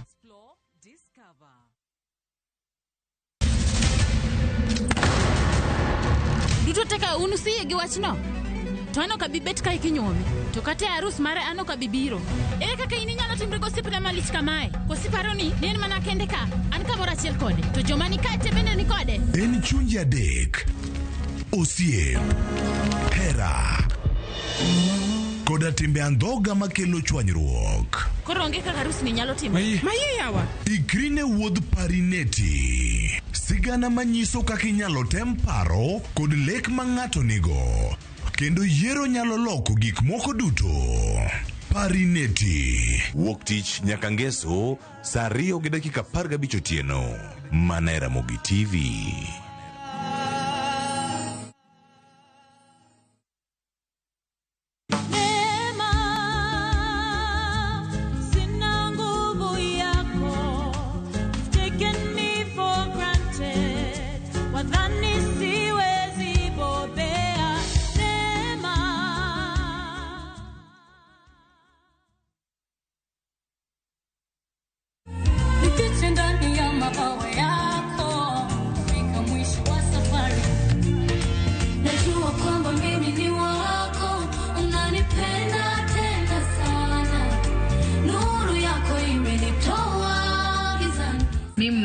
Vestine, one of Vestine and Dorcas.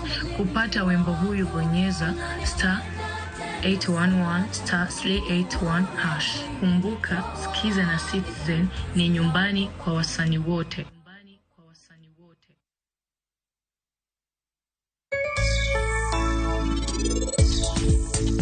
Mokwongo nariembo ga pikipiki. Pesa mana yudo e pikipiki na neno katin. Koro na upgrade adhi weche mag transport mag driving. Koro atimo transport.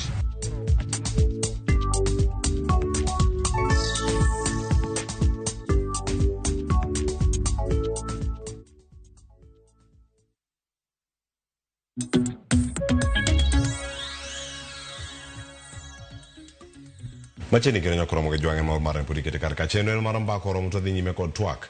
Nitiere twak mondo tieko sani kata donjo machielo to kapok watieko ma ayudo ne ote moro ka.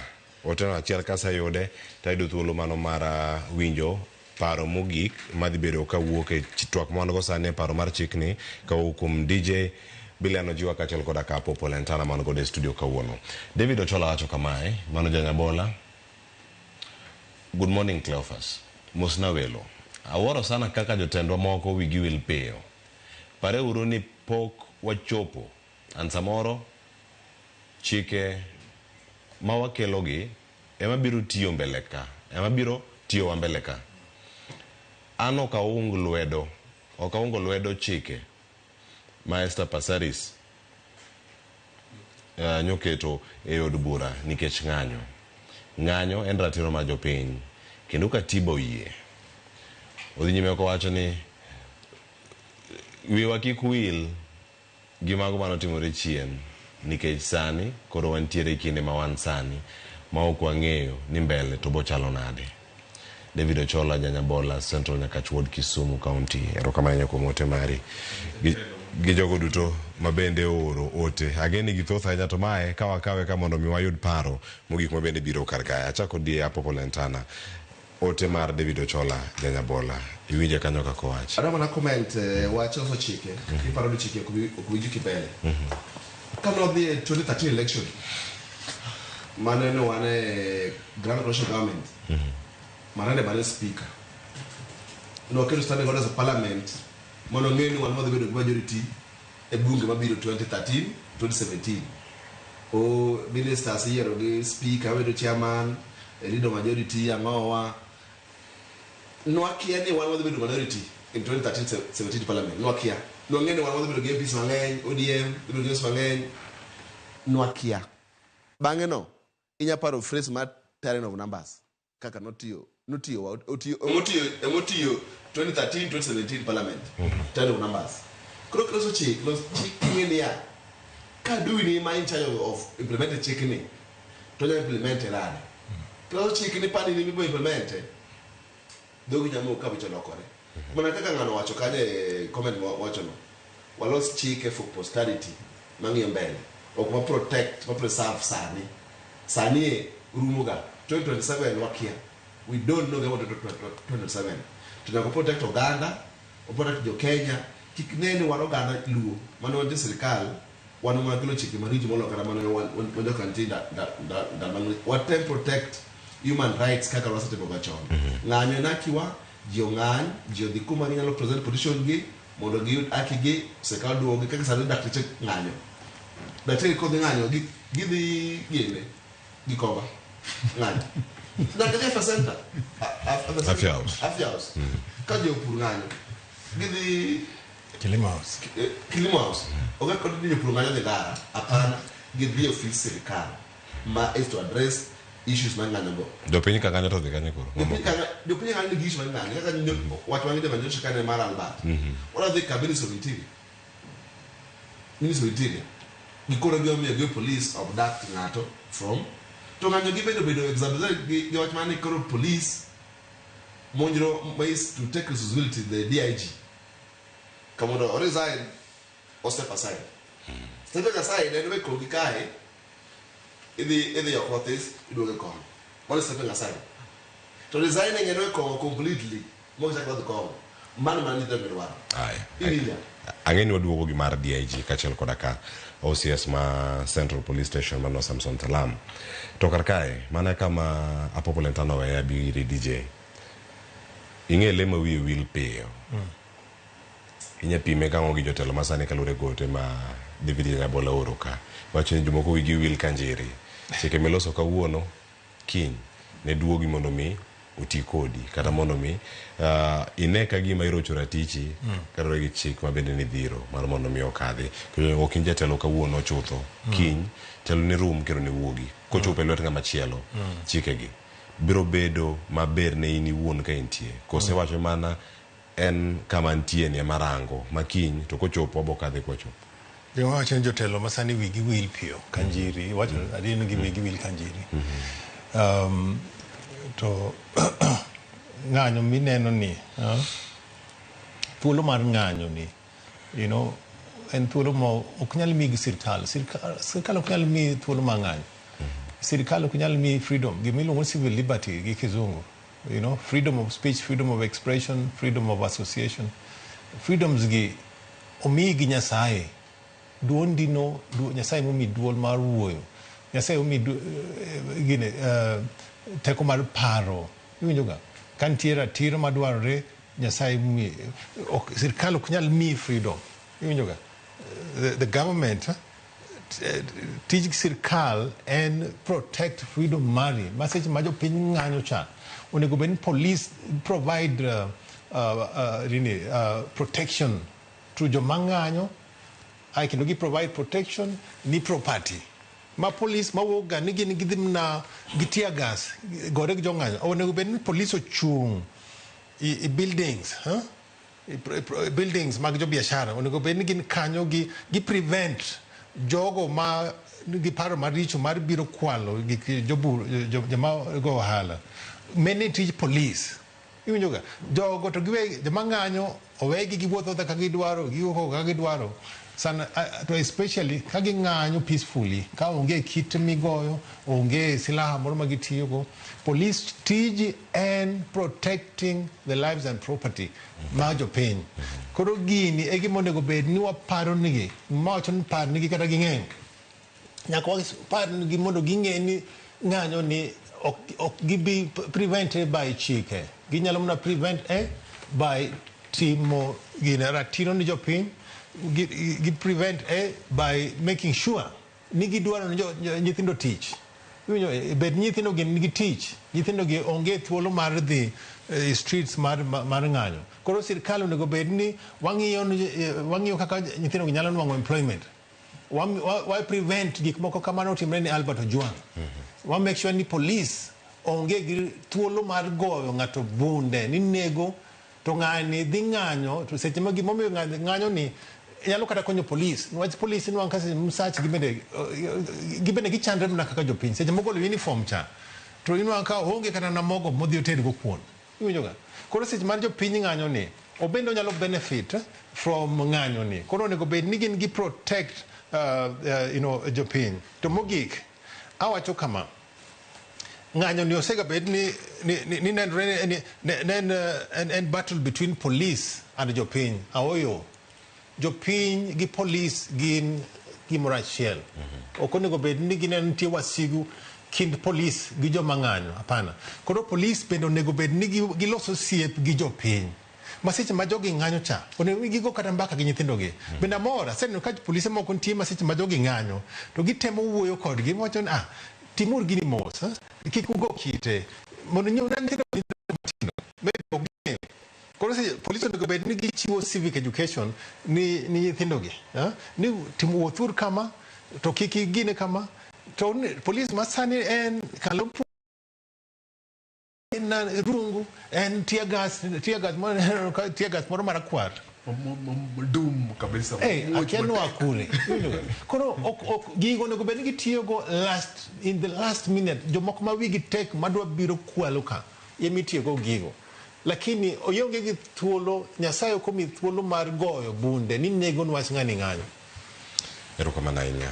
Adayudo wach mogik e twagni kawuok kuom Biliano Jiwa. Wach ma Pasaris okete mbui mare odiochieng' manyoro bang' ka weche bedo mager ahinya. Owacho kanyo ni I may not always get it right, but I've always led with heart, conviction and a desire to serve.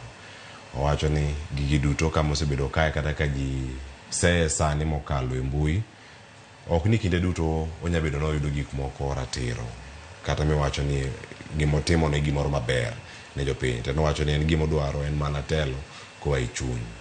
Mane gimowacho kalure kod ote mathoth ahinya mosebedi ka iorone.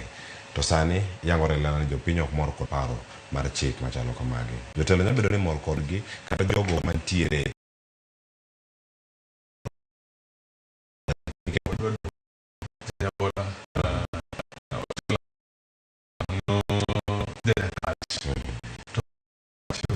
Tiegas ndalo mang'eny ka entiere ODM mang'eyo ni kaka wacho nitiere joma moko mosechamo tiegas mong'eyo importance mar ng'anyo mosebedo ka betie no, kendo bende ong'eyo no language ma sirkal osebedo ka winjo maber en language mar ng'anyo. Waongo kod channel moro mopogre kod ng'anyo no mosemiyo wa institutional reforms wabedo kodo. Koro amor ka winjo kuom nikech nitiere ng'eny ji bende ma osedonjo e sirkal, koro ichodonegi kama bor nitiere, koro wigi owil nitiere nyaka choke. To kaduogo penjo mipenjo no, aparo no, we need to call Estes Pasaris to order. Onego bed ni waparne ni chikegi ok los mondo ng'ato dhi obed kod ode. Chikegi ok los mondo nikech ni ibedo jabura ka gin gik moko konyo japiny ni nyaka ilos alosa chike yaka no pari kodo.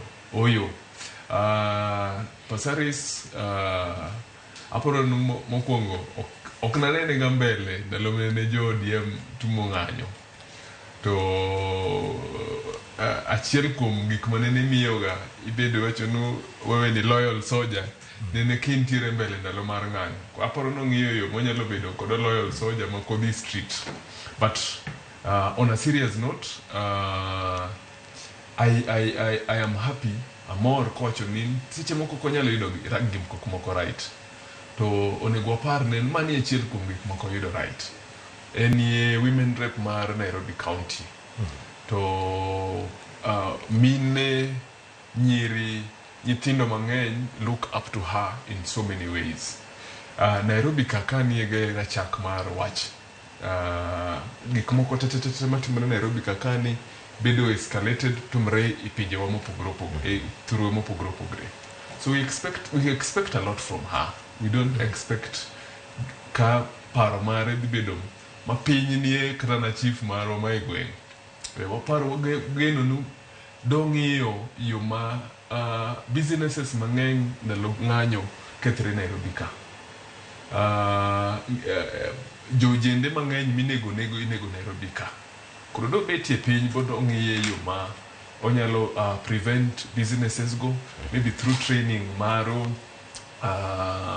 police mondo protect property. Maybe making sure sama ntiere ng'anyo to ntiere ndalo mne igolo ga nyaka NYS. Aparo ndalo ng'anyo mar ODM ne NYS bedo released mondo ket NYS mondo protect businesses. Yes. Mondo we ndara mondo jende mondo ong'any. Second, dong'iye yo ma compensation. ojende moneggo sani nyaneno ka Eric Omondi makoro ni mbele ka familia oneg sirkal ogo bunde kata mana kaka giyik ng'atgi bedo matek miyo philanthropist ema biro mbele ni konyo families go koro dong'iye yo ma wabedo kod compensation wadong'iye yo ma wa reduce deaths matumre sama ntiere ng'anyo go lakini wach maro nodwa ketonwa kama ing'anye no mano kaka mheshimiwa Apopo wacho ni un jopuonje onego bed udhi ng'anyo ka TSC nikech TSC mantiere un kod issues magu to koro un mondo udhi ng'any ngara it will make no impact at all and some of these ng'anyo ok gin gana ng'anyo ni jiwok ka wuon wachiewo gokinyi nwadhi ng'anyo they're always underlining issues to most of the time ntiere nyaka period mimiyo ineno ka daktachi ochiwo notice ma 21 days if the system are serious within those 21 days gi address issues go to wabedo maongo kod ng'anyo lakini ka gitamre address issues go 21 days wajio dhi kama institutions go ntiere mondo lokruok obedie erokamano ahinya gikanyo kromo gijwang'a dakao thuolo mano mar loko tanga kendo waranga ne mathoth mopod timore kar ka kotenore kod twak mabedo waikuno odiochieng' ma kawuono obila kata ogai mar obila mano ka waloso kanyo kuom DIG ma bende nobet tenge koro wach no gibet tenge police betao kata de dala kata dong kama entiere mano kama irange achiel kachiel kendo sani yangore do koro noweto paro mano mar tame mar ni kiko donje apise oko e kindego bende nitiere paro ma pod ichwalo kanyo kotenore kod sigana mano ma oyudo kanyo kawuok kuom jofombowa giduto mano luchieno manyoro wacho ni en paro mabang'e kiwacho ni Talam onego beni chopo kanye kwayo mano mar geng'o jalup ogai mano mar obila Lagat chopo apise kaluwore kod tudruok mare kod nek mar Albert gikone no wito oko Cynthia Onyango ne oiko masigana makama winje kata bang'e odoko dhi mbele kwa twak mar nek Albert Ojwang madhi nyime nyim jang'ad bura ma Kibra Diana Kavetsa tich adek ni otimore kokalo e yor mbui kendo doho chiwo thuolo mar wito oko kwayo manyocha ochwal kadwaro ni tam jalup ogai Eliud Lagat ni kik ta chenro mag apise kaluwore gi tudruok mare ewi nek Albert Ojwang. Jomak bura ochiwo kwayo ne doho kagiwacho ni koro giweyo kwayo manyocha giketo kaka obadho ne Eliud Lagat ka jang'ad bura Kavetsa to oyango ni doho yie kod kwayo makamano ka pek mar burano ibiro lim kendo tarik 10 dweni. Eliud Lagat yande osekawo chung' mar bedo tenge e kinde manonro mar nek Albert Ojwang dhi nyime kasani ji auchiel omaknegi bura e doho ka itudogi kod nek makamano. Komachielo, OCS mar tesend obila ma Central Samson Talam doho miyo thuolo mar timo yiero e kind dhi nyime kod burano e doho kaka buch nek kata kao yiero mar tero burano e nyim duol makende moyiedhi moting'o jogo mawuok e sectors mopogore opogore mondo tim nonro matut ewi nek mar Albert Ojwang. Ma en bang' OCS Samson Talam chwalo ng'ure doho mamalo mondo burano orang kokalo e yor duol moyiedhi mar jolony e weche chike kod ratiro to ok kokalo e bura mar nek e doho. Talam masani en achiel kuom achije madongo ewi nek mar Albert Ojwang kokalo kuom okil mare Danstan Omari onyiso doho ni ber ka burano irango matut e yor timo nonro kod jogo mani kod lony e weche chike kod ratiro to ok kokalo kod e doho kaluwore ni pek mar moko kuom neno manitiere nyim doho sani onge ndhathgi. Okil Danstan Omari onyiso doho ni obiro bedo kod romo makende kod OCS Samson Talam mar yango kit chung' magidhi kao ka doho to oyango ni bura ni biro winj kendo tarik 4 mar tich abich jumani mar keto ler ewi yiero mar Samson Talam. Cynthia Onyango, Ramogi TV, Nairobi. Mano kutone kod bura nuto kama gintiere kae achako di Mheshimiwa Apopo en kinde ma oganda mawuok e county mari ma Homa Bay ikore ne rwako ringre mar wuodgi manowuok mawego kangima to chopo Nairobi koro sano dok gi sanduku Albert Ojwang kwayo nitiere mano mar golo jogo e pisi ma bende itudo kod nek sani nitiere buche ma koro chaka gi maiweto oko kama en mana mar chakruok mana ka Albert poko iki mano wacho ni boika Albert kod ratiro ni bende ni moro minno ka gima dhi chopo kalore kod geno ma oganda ntie kod dowa Ilikono Cleo, apane mokwongo ogo mos ne familia kendo kuom wito Albert Ojwang kijana matis mano graduate machiegni yudo tich to ghafla tu osenego gomos ne familia danyuola ne ten ma Homa Bay County kuom to Ojwang. Mar ariyo apadi mana kaka nawacho perception of public to semako ng'ama nigi eyes responsibility in ekmare onge public perception gi gima jo piny te paro ong'eyo to ng'ani neno ka action mare ki ichome tir to ji dhi adhiya magi gik makelo ng'anyo ka there's no justice there's no truth gimoko panda imako jomoko e sel polisi matero thendo ng'ama nigi the highest responsibility nek mar Albert onge tendo na maka wach ni ina garenda kendo kiny odhi ko Albert Homa Bay warako jite mondo bi konyo yi nikech en mo oyawo pa jopi agency motimo last week ni jinego mo kaparo ma chande tingene be jogo mo ne the week ka wacho wachni tarika pagabe koro wadwaro ni mondo case manik mar Ojwang obed addressed fine with a lot of fidelity in a competent court. OCS don't know the inquest bukela mang'eny, but we know the process how it came from Mawego, Nairobi, Mawachaka Jodhi. Police can trace it. Gibako Ogandawa, murder cases ilungo ni beyond reasonable doubt. Nyakayudi ngani did it beyond reasonable doubt. Because murder cases again give me the 2 months for life. We can't explain it for life. Like prove kabisa. Ya diri badiri do deko. Because some it can take time. Kuro kikobeli wasi but again need the government kaka district kone gibro make sure ni case maro Ojwang or great for tuition. Everything like it. Everything gigene onjao Kenya kabisa. Gimatheis onjao Kenya kabisa. Kuro nyaka address this issue. To issue nyaka address kabisa apart from Ojwang. Nyaka police makenya be professional.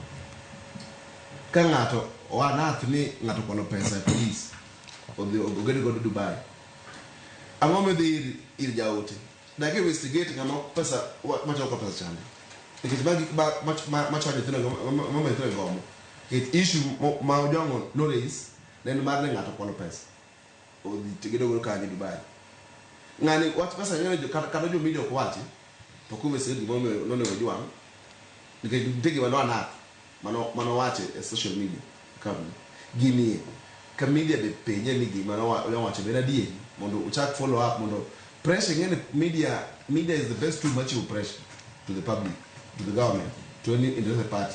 To umegine wole ngalenga kutoka discuss kitege umiyo nokilo Ojwang from away ukile na robika ikitege wanondeko maana ikibele somebody the government ile timu ngemo kulo gine manyaka gwangete ene chopo kanya so now kwa gano gwano demba police to investigation keche murder case beyond reasonable doubt ikabele ngabelo convicted mangene will get person mother convicted for this matter but public perception to rach kanga man was suspect ni gi responsibility podu wuotho pode wacho no step aside stepping aside kabida accused neko chalo ngamo we kongo memesa o the agenda go cho tidu kirja ke the right call odo ngama opu kongo di le malemo mo se vale kongo cho mo my go or resign or the diala and if possible convicted and jailed if he has the eyes responsibility to bar Albert Ojwang.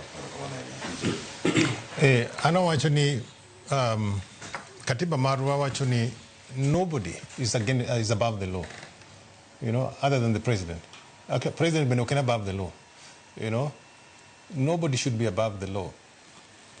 To kingiyo pinje ma olon, pinje molon kaka Korea kisiasa, you know, pinje molon ma ka ngato bedo suspected kata ka ngato jiwuoyo kuome marach to kata ne bed nokotimo gino tino ka en owuon owacho ni wacho jopiny wuoyo nyinga marach ok adwa mondo aketh nying komni ino ka an owuon awuok mondo ami respect mar kom mondo ji owe wuoyo kuom kom mamako ni marach. Mene kaka siasa mag pinje molony timore. Iwinjo go waseneno ka ji resign. Aseneno ka jomoko resign. Let's say ndalo manene Ferio onego ji Korea. Inwang ka no other, the prime minister Mandalo no, neno resign. To enne Korea Ferino. To resign just to take responsibility. Because neno wacho timo mos ne jopiny ni gini nene ok en gi uwezo mar gine mar prevent gino. Iwinjo ga. Koro adwa mondo wabende wapuonj jowa jotelo nego bed ni gipuonjre mondo ng'en telo momino en telo momi gi jopiny. To kitiyo kacha itiyo ni jopiny. Titiyo ni because jopiny oyie mondo itim tijno. Ok inyal chunore ni in inyaki in mibed kanyo to ji wuoyo kuomi marach. Iwinjo ga. Omiyo an awacho ni Lagat waseneno polise mang'eny. Polis biro to wuok waseneno mang'eny. Koro nobed nodwa konyo Ker William Ruto. En owuon owach ni because an ji wuoyo kuomi marach because wach gine kara ne bed no konego Lagat. Iwinjo ga. En owuon akwaye ni owere gi gino. Odhi odwa tich moro kamoro owere gi gino mondo gini investigation ni otimre maber. Otherwise koko timre kamano to kaka MCA wacho ne jopiny boga mna siemo ni kache magini nitie. DJ gele ranga ngiri ara kawe masani be paro makana ke wacho feri mano nego ji aya wakawe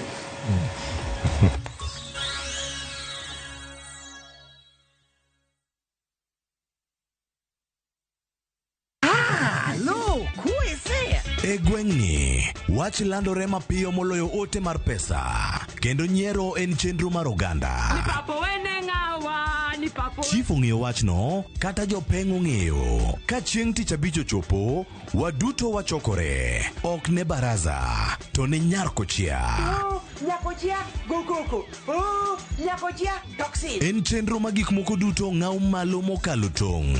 Chakre sigendni, weche miwacho. Pato akanyi leo chunya, nonyuoli pur. Riwre uru gi oganda duto, kendo we uru wanyier ka gima okochuno ni ng'ato chul puothe no. Kokija richo, ting badi malo, Jehova Nyasaye golo nyaka moponde ndalo. Nyarkochia, tich abich, saa 1:45 otieno, mana e Ramogi TV.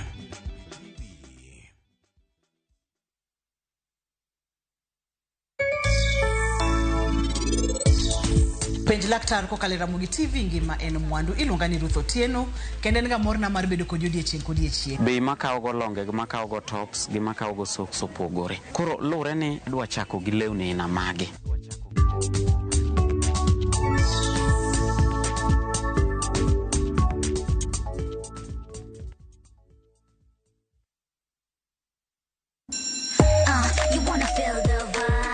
Ngeso ka ngeso, wakelo ni gik mamit makelo mor. E rogo mar nyithindo kae, wakelo ni talanta. Loso gi lwedo, wapuonji tedo be. Gi moko mamit. Rogo mar nyithindo, ngeso saa 3 mar okinyi, mana e Ramogi TV.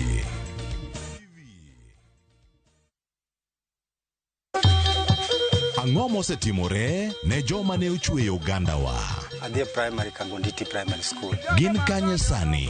Amobilize kalerte, ne wago poro to gibiro wasombo kidi to watero kacha jite e secondary kacha. Waromo gi jodgi to wafuenyo sigand gimagi mopondo. Siasa ka ng'amo ywaye maduong' katere siasa en Daniel Arap Moi. Ng'e ranyisi mabeyo mane giweyo. Ne japiny opogore kata ng'ama ne nie duond loch ne neno ni kopo ni Kenyatta dhi Tom okawie thuolo ni mondo tanwa pinyni kaluwore gi mwaseneno kuom. Ang'o ma gitimo sani? To kata kamano be pod gin kodwa. Nakedo ne wach sukari ma jobunge jonjo kod buot nochaka ne bwana sukari. Gin kanye? Kod Walter Nyambaga. Tich Ang'wen saa 3 otieno, mana e Ramogi TV.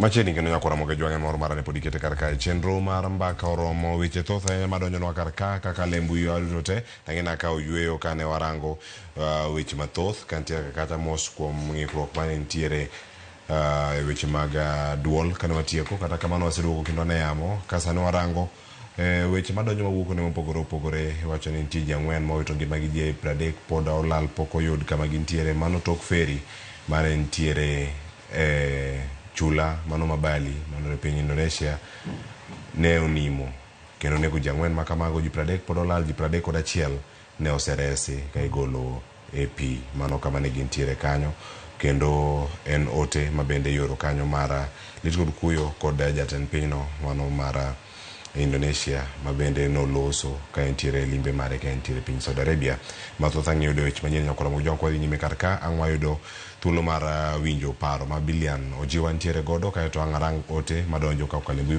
mekwa duto te Billian ne waka oyueyo ka watwak pod ewi nono nek mano mar Albert Ojwang. Mokwongo adwa duoko mos maduong' kabisa ni family mar Albert Ojwang. Waseneno kaka wuon gi jonyuolne jaode kod nyathine nitiere gi kuyo maduong'. Bende adwa duoko mos sana nu jo Homa Bay county through Mheshimiwa Popo.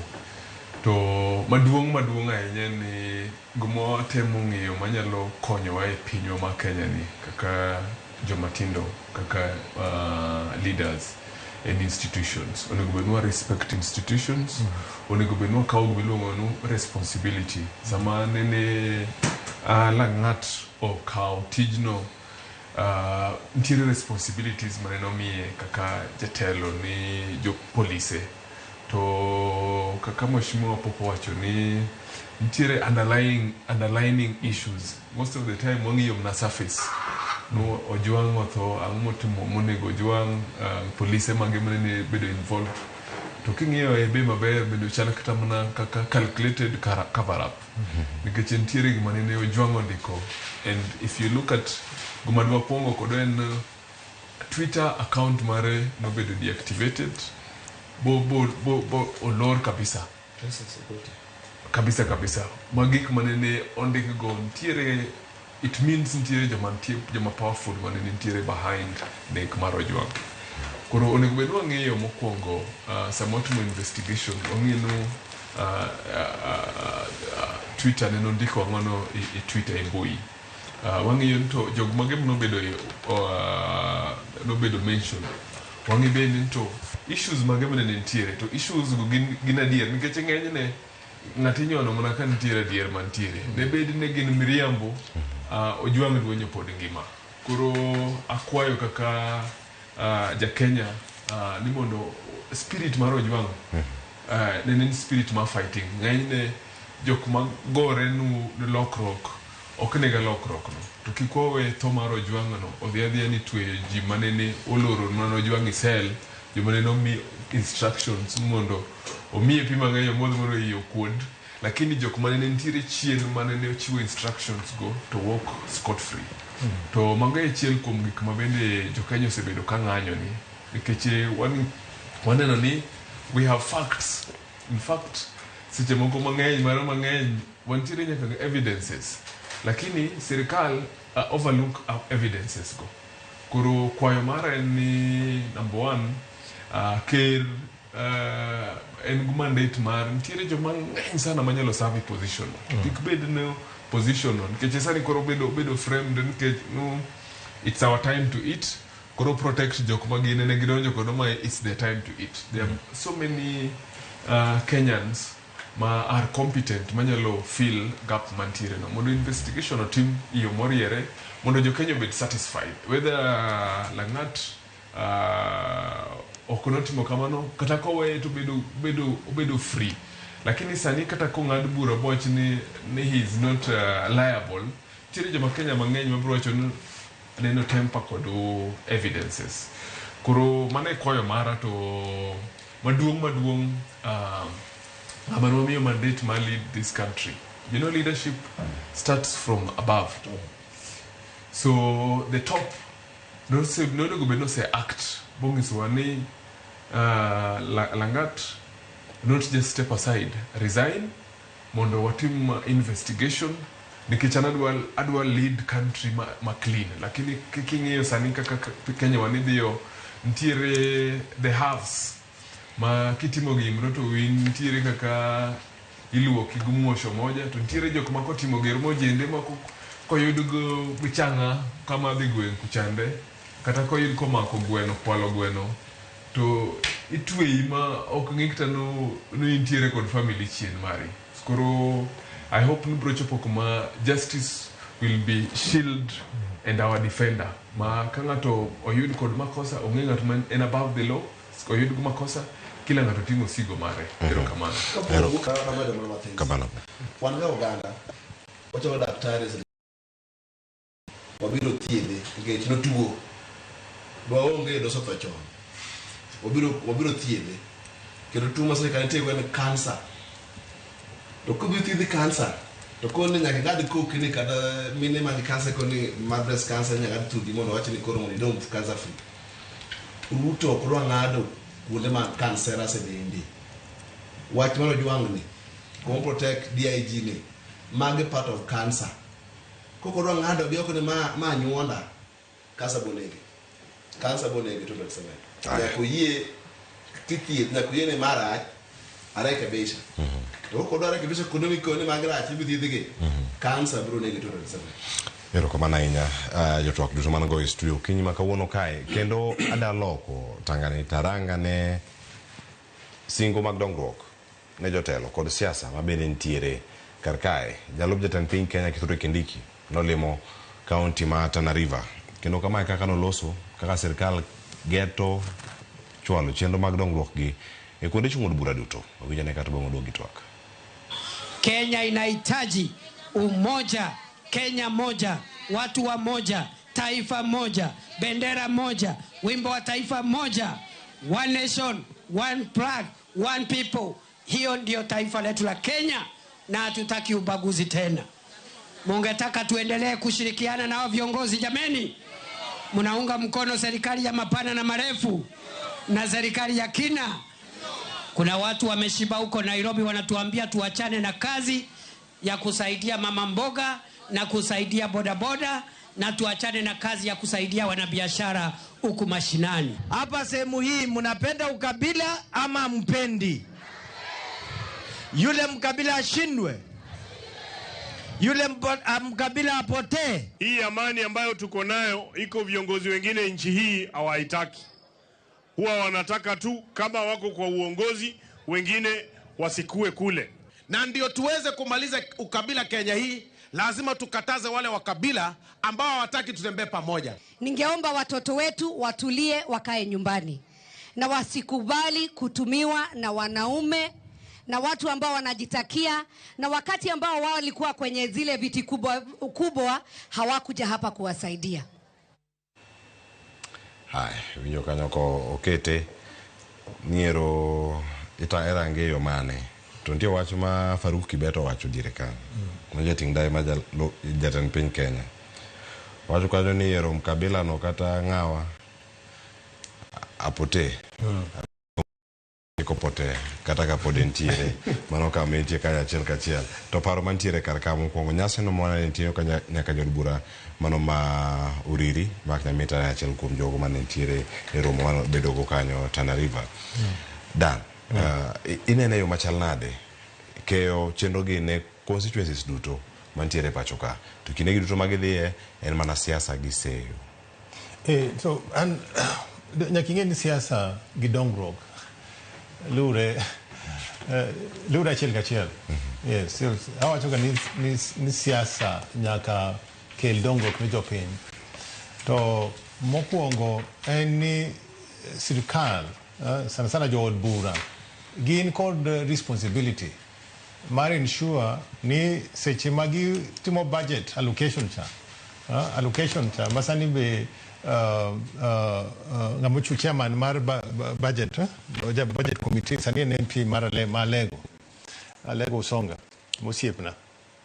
Koro mokwongo wati gi channel no mondo peso bed ni jopiny odonji piny jopiny. Ai mar ariyo gimomiyo dongruok onge piny ka en weche mag mibadhi. Weche mag mibadhi. Nwach kineno ka sirkal ma kaunti giwago pesa mang'eny to koro en gi pesa. Inuang' ka sani pesa i kaunti iyoka yoka. Iwinjoga? Siaya kure gin gi mibadhi. Iwinjoga? Koro meno onego bede priority mwatiyogo. To mondo jotelo nwang'o, mondo jopiny nwang'o dongruok. To koa e weche mag gine, mag ukabila ma ng'ani Uweno, Faduk Uweno, asiro nwach ndalo manene Gachagua en deputy president. Nino biro gwach moro ni en shares. Ma pile ka pile neno paro nwa sana wano na gima ne okogo ni Ruto kura. Usiko paro nwa uonge shares ndani. Iwinjoga? No paro nwa usoko wango pile ka pile. No uneko uonge shares. To pile wan wachulo tax pinka. Ma Gachagua neno sebed ko obago wa sana wano nagi. Masani sirkal magimako mar barwa barni mar nindo tungi dirni. Iwinjo ni? Sirkal ni anasire because telo maduong' cha no setamowa. Koro sani through this broad-based government, yema koro waneno ka koro jopiny gine wandachwa sani omi gine mar stima. Wan kata gi CS mar treasury. Koro at least sani nwa joluo sebed ko wewa woko, sani at least jaluo nigi opportunity mar kao mar nwang'o gimoro manyalo konyo jopiny. Koro an asiro kendo atemo mondo akwa jopinywa ni sani kaka siasa gineni wamed tiyo gi sirkal mar Ruto. An asiro tiyo makruok mar jakom kod sirkal mar Ruto because this is the only way mwabo nwange dongruok mar nwach wasebedo marginalized since independence. Wasebedo ka wani opposition to gino gine ino ga turwane kanderni okoget ki this central Kenya idhi Rift Valley kanderni lost maber. Koro ana siro gini deputy president odhi adenye megik motimogo as long as ni development obiro kaluo ana onge okanyal pingo wachno. Mano kawuono kiny kinindo tu kiny waragi kiny kwacho. Aya Billion. Last week na wacho kama kinadwa nuoyo kama ni I am a champion for institutional reforms. Nikeche kake wacho no kawono nindo diere kinyi nindo tu. Ndachiwa ng'eny sana ma ok dhi lost sana. Problems mago mantiere kaluo ok nyal tiek higni adek ariyo modong' ma wandai kodu jotend wantiere e sirkal. Dimora ahinya nikech achiel kuom examples man chiwoga en county government devolution alafu kodu CDF. Mago gin institutions ma whether you are supporting the government or not supporting the government to pesa bira kose nango mashimiwa. Koro onego bed kik wang'iye yo ma joka ng'iye ga kodo pile. Sani wantiere gi nafas mar ng'iye ko wang'iye yo mopogre nikech wachako ka wacho ni wanyono igweng'wa kucha tini wanyoga no omak gik moko. Sani omako gik jotend omako gik jatelo maduong' no. Koro tiko gik momak go. Omak mafuanda. Omak matek. Kamara. Kaka make no mondo ok na benefit masani. Nikech gimo timre ga samwang'iyo mana sani ni to wamiga joka bende ichwang'. The next time magintiere kakani to wan kod 40 years. Ukiwang'eyo siasa en lokre kabisa. Kawuono ker Nyasaye okawo kokamano to kiny Raila onge ng'ama kelo karachiel ma mi gik moko tumre. Koro gima onego bed nwang'iyo en institutions. Wang'iyo wang'iga ka pesa nyalo dhi mashinani through structures ma kata government kata bed mana no oriemo bedo president to one safe. Mane monego bed nwang'iyo. Number 2, development onge kodo boundaries. Waketo no tribe nikech mani narrative ma joma chiemo maber oseketo wakodo. Jokuma no wakontiere jokuma nthenge kabisa nikech shida an achiwo uniforms in schools. Yanda ntiere iskunde magwa ma West Ugenya ka chiwo uniforms. The same yanantiere Mkuru kwa Jenga. They are going through the same issues. Koro gik monego bed wang'iyo sani ok onego bed wang'iyo no gik mage miloso. Onego bed wang'iyo ni are the future of our children safe? How do we do that? Nikech ok wang'iyo no when kata mana sirkal ni onego bed wamorga ka wantiere iye ma president and Raila, half of the cabinet and jog wang'iyo no a lot of development this side wa. Lakini for now wanana jokony makiny liet maro Gen Z nyalo bedo temperature nyalo idha hinya bu Ruto luongo ni kendo adware Gen Z moko i sirkanda kakani bu lemo mwageno gana magwa mantiere sirkal golof kiena pana kwa sababu tunataka ku make sure iko inclusive ini bedie thenge matin mondo waminga ojana matin bene nafas. So let's fight for institutional reforms. How do we through now chance mon kodo ni mopo ko bedo kodo higini mang'eny, how do we make sure ni pesa mabi counties masama mweshimiwa ntire ground to nyalo siemo nderni ken kodu chir no ndarani ibro golam samo kwayo kura to nyalo wacho no ECD ge di lo stetete kingiyo sani kitana ECDs magwa ng'eny gi okolos nikech ang'ono pesa madonji county chuok tin pesa mang'eny owe i national government. National government gitiyo kod jogwa development imiyo ka ng'ama imiyo joma imiyo yath iluongo ni wachwoye sindan achiel kawuono wabro ng'eyo kendo kaka wach ni bro bedo. We cannot live like that. Kamano ahinya. Anga duogo mondo mi eka wach mogik kendo kaya mada kaogo wach mogik kachako ka koda Apopo Lentana ta ahinya bende twak man go sani mar keyo dongruok e kor gwenge kaka itime siasa nyaka go mane mokwongo wan kaka oganda luo ka ok en Raila nyaka support Ruto tam mar ariyo nyaka oyudi nikech wan gi perceived enemies ma ok dwar ni joluo e tuo amora mana ka Israel gi Iran gino girodo kata gima timo onge boda moriwo kodi godo girodo joluo moro amora. Koro sani onge apology moro amora mar kawo dongruok from government. Nyocha umewa minister ma finance mapalo sekonyo moromo tadwa mondo otim much more without apology.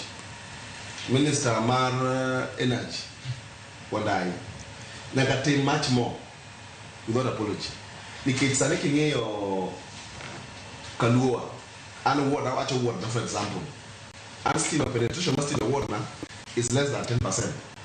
While nyocha winjo ka Moses Kuria TV what ne en Gatundu South stima ntiere 99% or kaot kidhi Juja ka kia Juja kidhi Gatundu ntiere ndara mar Lam ma en 22 km ase riembe inya riembo michope kore mi pad bene tu ndara mi cham lunch mi tie ka gari wa poko gugire ko which means kala molose Lam kana mtu kama luwe onge to one distance what 25 km mini bor sana and almost from Kisian nyaka Ndori, from Aero nyaka Kisumu, from Rodi nyaka almost Lewa.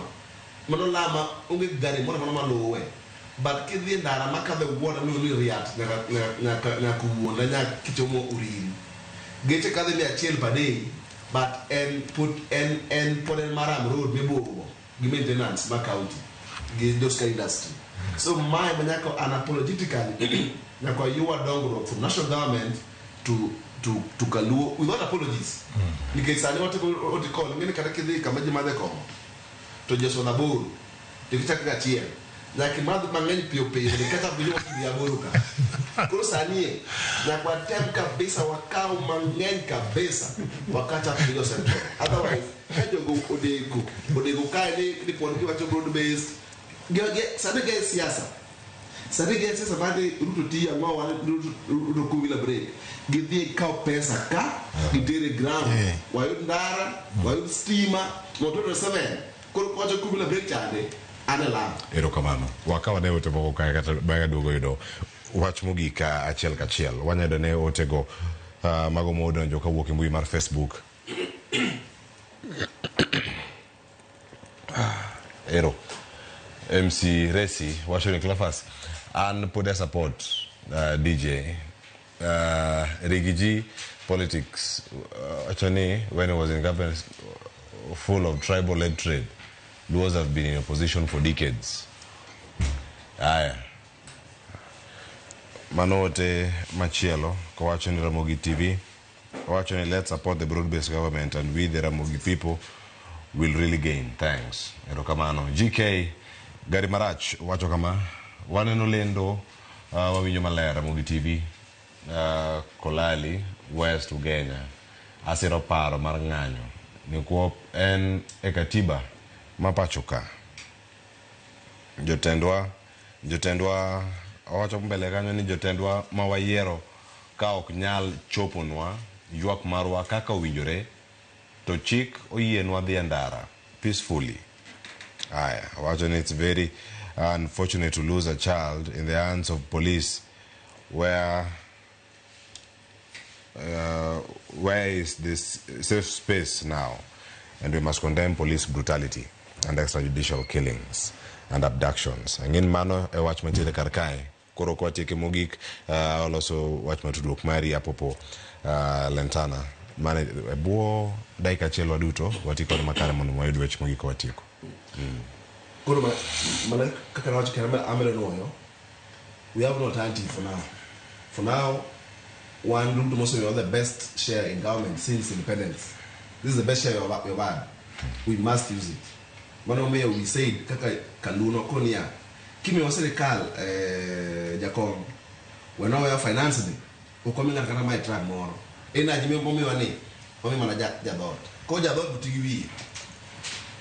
utigi Erokamano. Sani kaluo oge anything called steamer in the government policy which each primary school should have steamer and transformer and the word na I don't the word na school pago chair school ya apa unge steamer kute steamer kanyo gitwon okaka jo jorana diguru kanyo pang steamer it is within the law to tell steamer mirika mimi mate mire bushku nego o me last mile 600 mile chande mano the government policy ongene mire take care of steamer man government policy but word na I'm at 5%. While Gatundu South constituency, Commander Moses Koro represent, is at 90%, which means Konyami was steamer in all of the Osam County. Mujiko wate. One kumila bekini, wawache, tuwate, but sanie, manaka na wacho. Ruto, and that two, one dakta. Erokamano. Uyo kao chit mamiene, wacho dong rock, the 27, obochang. Erokamano ahinya. DJ wach mare mogik. Wach mare mogik en ni akwayo jopiny sana sana nagiwa mondo wang'iuru weche mag kwe wamedo ng'ayo kwe mondo kata ka wang'anyo seche ma wang'anyo cha to wang'anyo gi kwe kik waigo kite to bende kata ka wang'anyo nyocha no ka Kisumu Homa Bay nja onge ng'anyo ka je oling te atemo kwayo mondo at least nwang'anyo jino no ng'anyo nwach to mar Gilbert koro kinyiko Gilbert at least waritur kwe awinjo jomoko dwaro ng'anyo tarik 7 dwe mar 7 sabasaba wuok tich lakini atemo kwayo ni sana sana onagi ka onge gimochuno mondo wadhi ndara to wabedo yot mondo kik jitho for no reason until such a time ma osepuonj polise wa mondo gibed gi gik mabeyo ma ginyalo konyo go weche mag ng'anyo. Erokamano ahinya Daniel Juma. Biliano Jiwan Kuomi. Dakika oserumo. In gi 30 seconds. Wach mogwayo jotelo magwa adwa challenge bende mheshimiwa nitiere issues underlining issues manomiyo ji odhi ndara ne dibed ne kotimre Homa Bay ne ji kodhi ndara lakini nitiere issues momiyo ji osebedo kadhi ndara kwayo nanu nitiere window period sani ma wanyalo loso kwayo ma ojende ma ji mopogore godwaro koro kaka leadership mwa yero akwayo mondo gibedi piny mondo gi address issues manene jong'anyo osebedo ka ng'anyo ok ber kendo bet wadok kendo ng'anyo moro. Erokamano. Agoni erokamano nya Biliano Jiwa mane makelo giko mara twak bende okinyi ni maka wuone chenro mara mbaka oromo antie ka kod Biliano Jiwa jano siasa. Erokamano kubedo kodwa ka Daniel Juma jatatije mara Global Peace Foundation Africa mangima bene wantie go karka. Erokamano ahinya DJ kubedo thuolo kodwa okinyi ni kaachiel koda ka popo Lentana MCA Kanyadoto. Agoni erokamano ahinya bende kubedo thuolo mar bedo kodwa kendo chenro ni mara mbaka oromo no kan kenda kawuono ka kod jowetewa Sharon Ong'ao kod Joyce Oduor Nyinga Cleophas Oluoch gisumukanya kwa mukio nyaka chisango waradu chieng' machielo kiny Sharon Ong'aw ne bel kodi karka chenro mar Keny kod Mbaka Romo wan waradu chieng' wuok tich ka wakelni weche mag tuke oriti masani.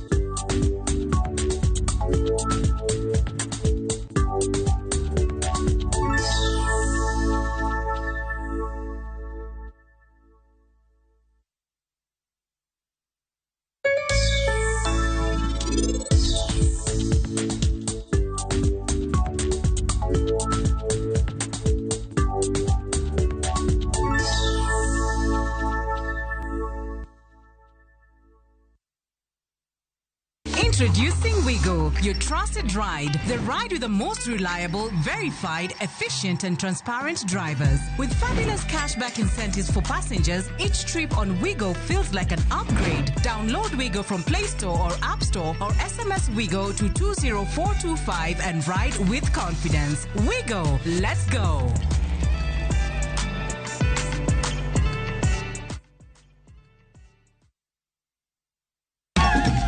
Chakre kit ngima joluo machon amiya gwatani mod jaoda maduong' mondo iluw timena nyaka e ngima masani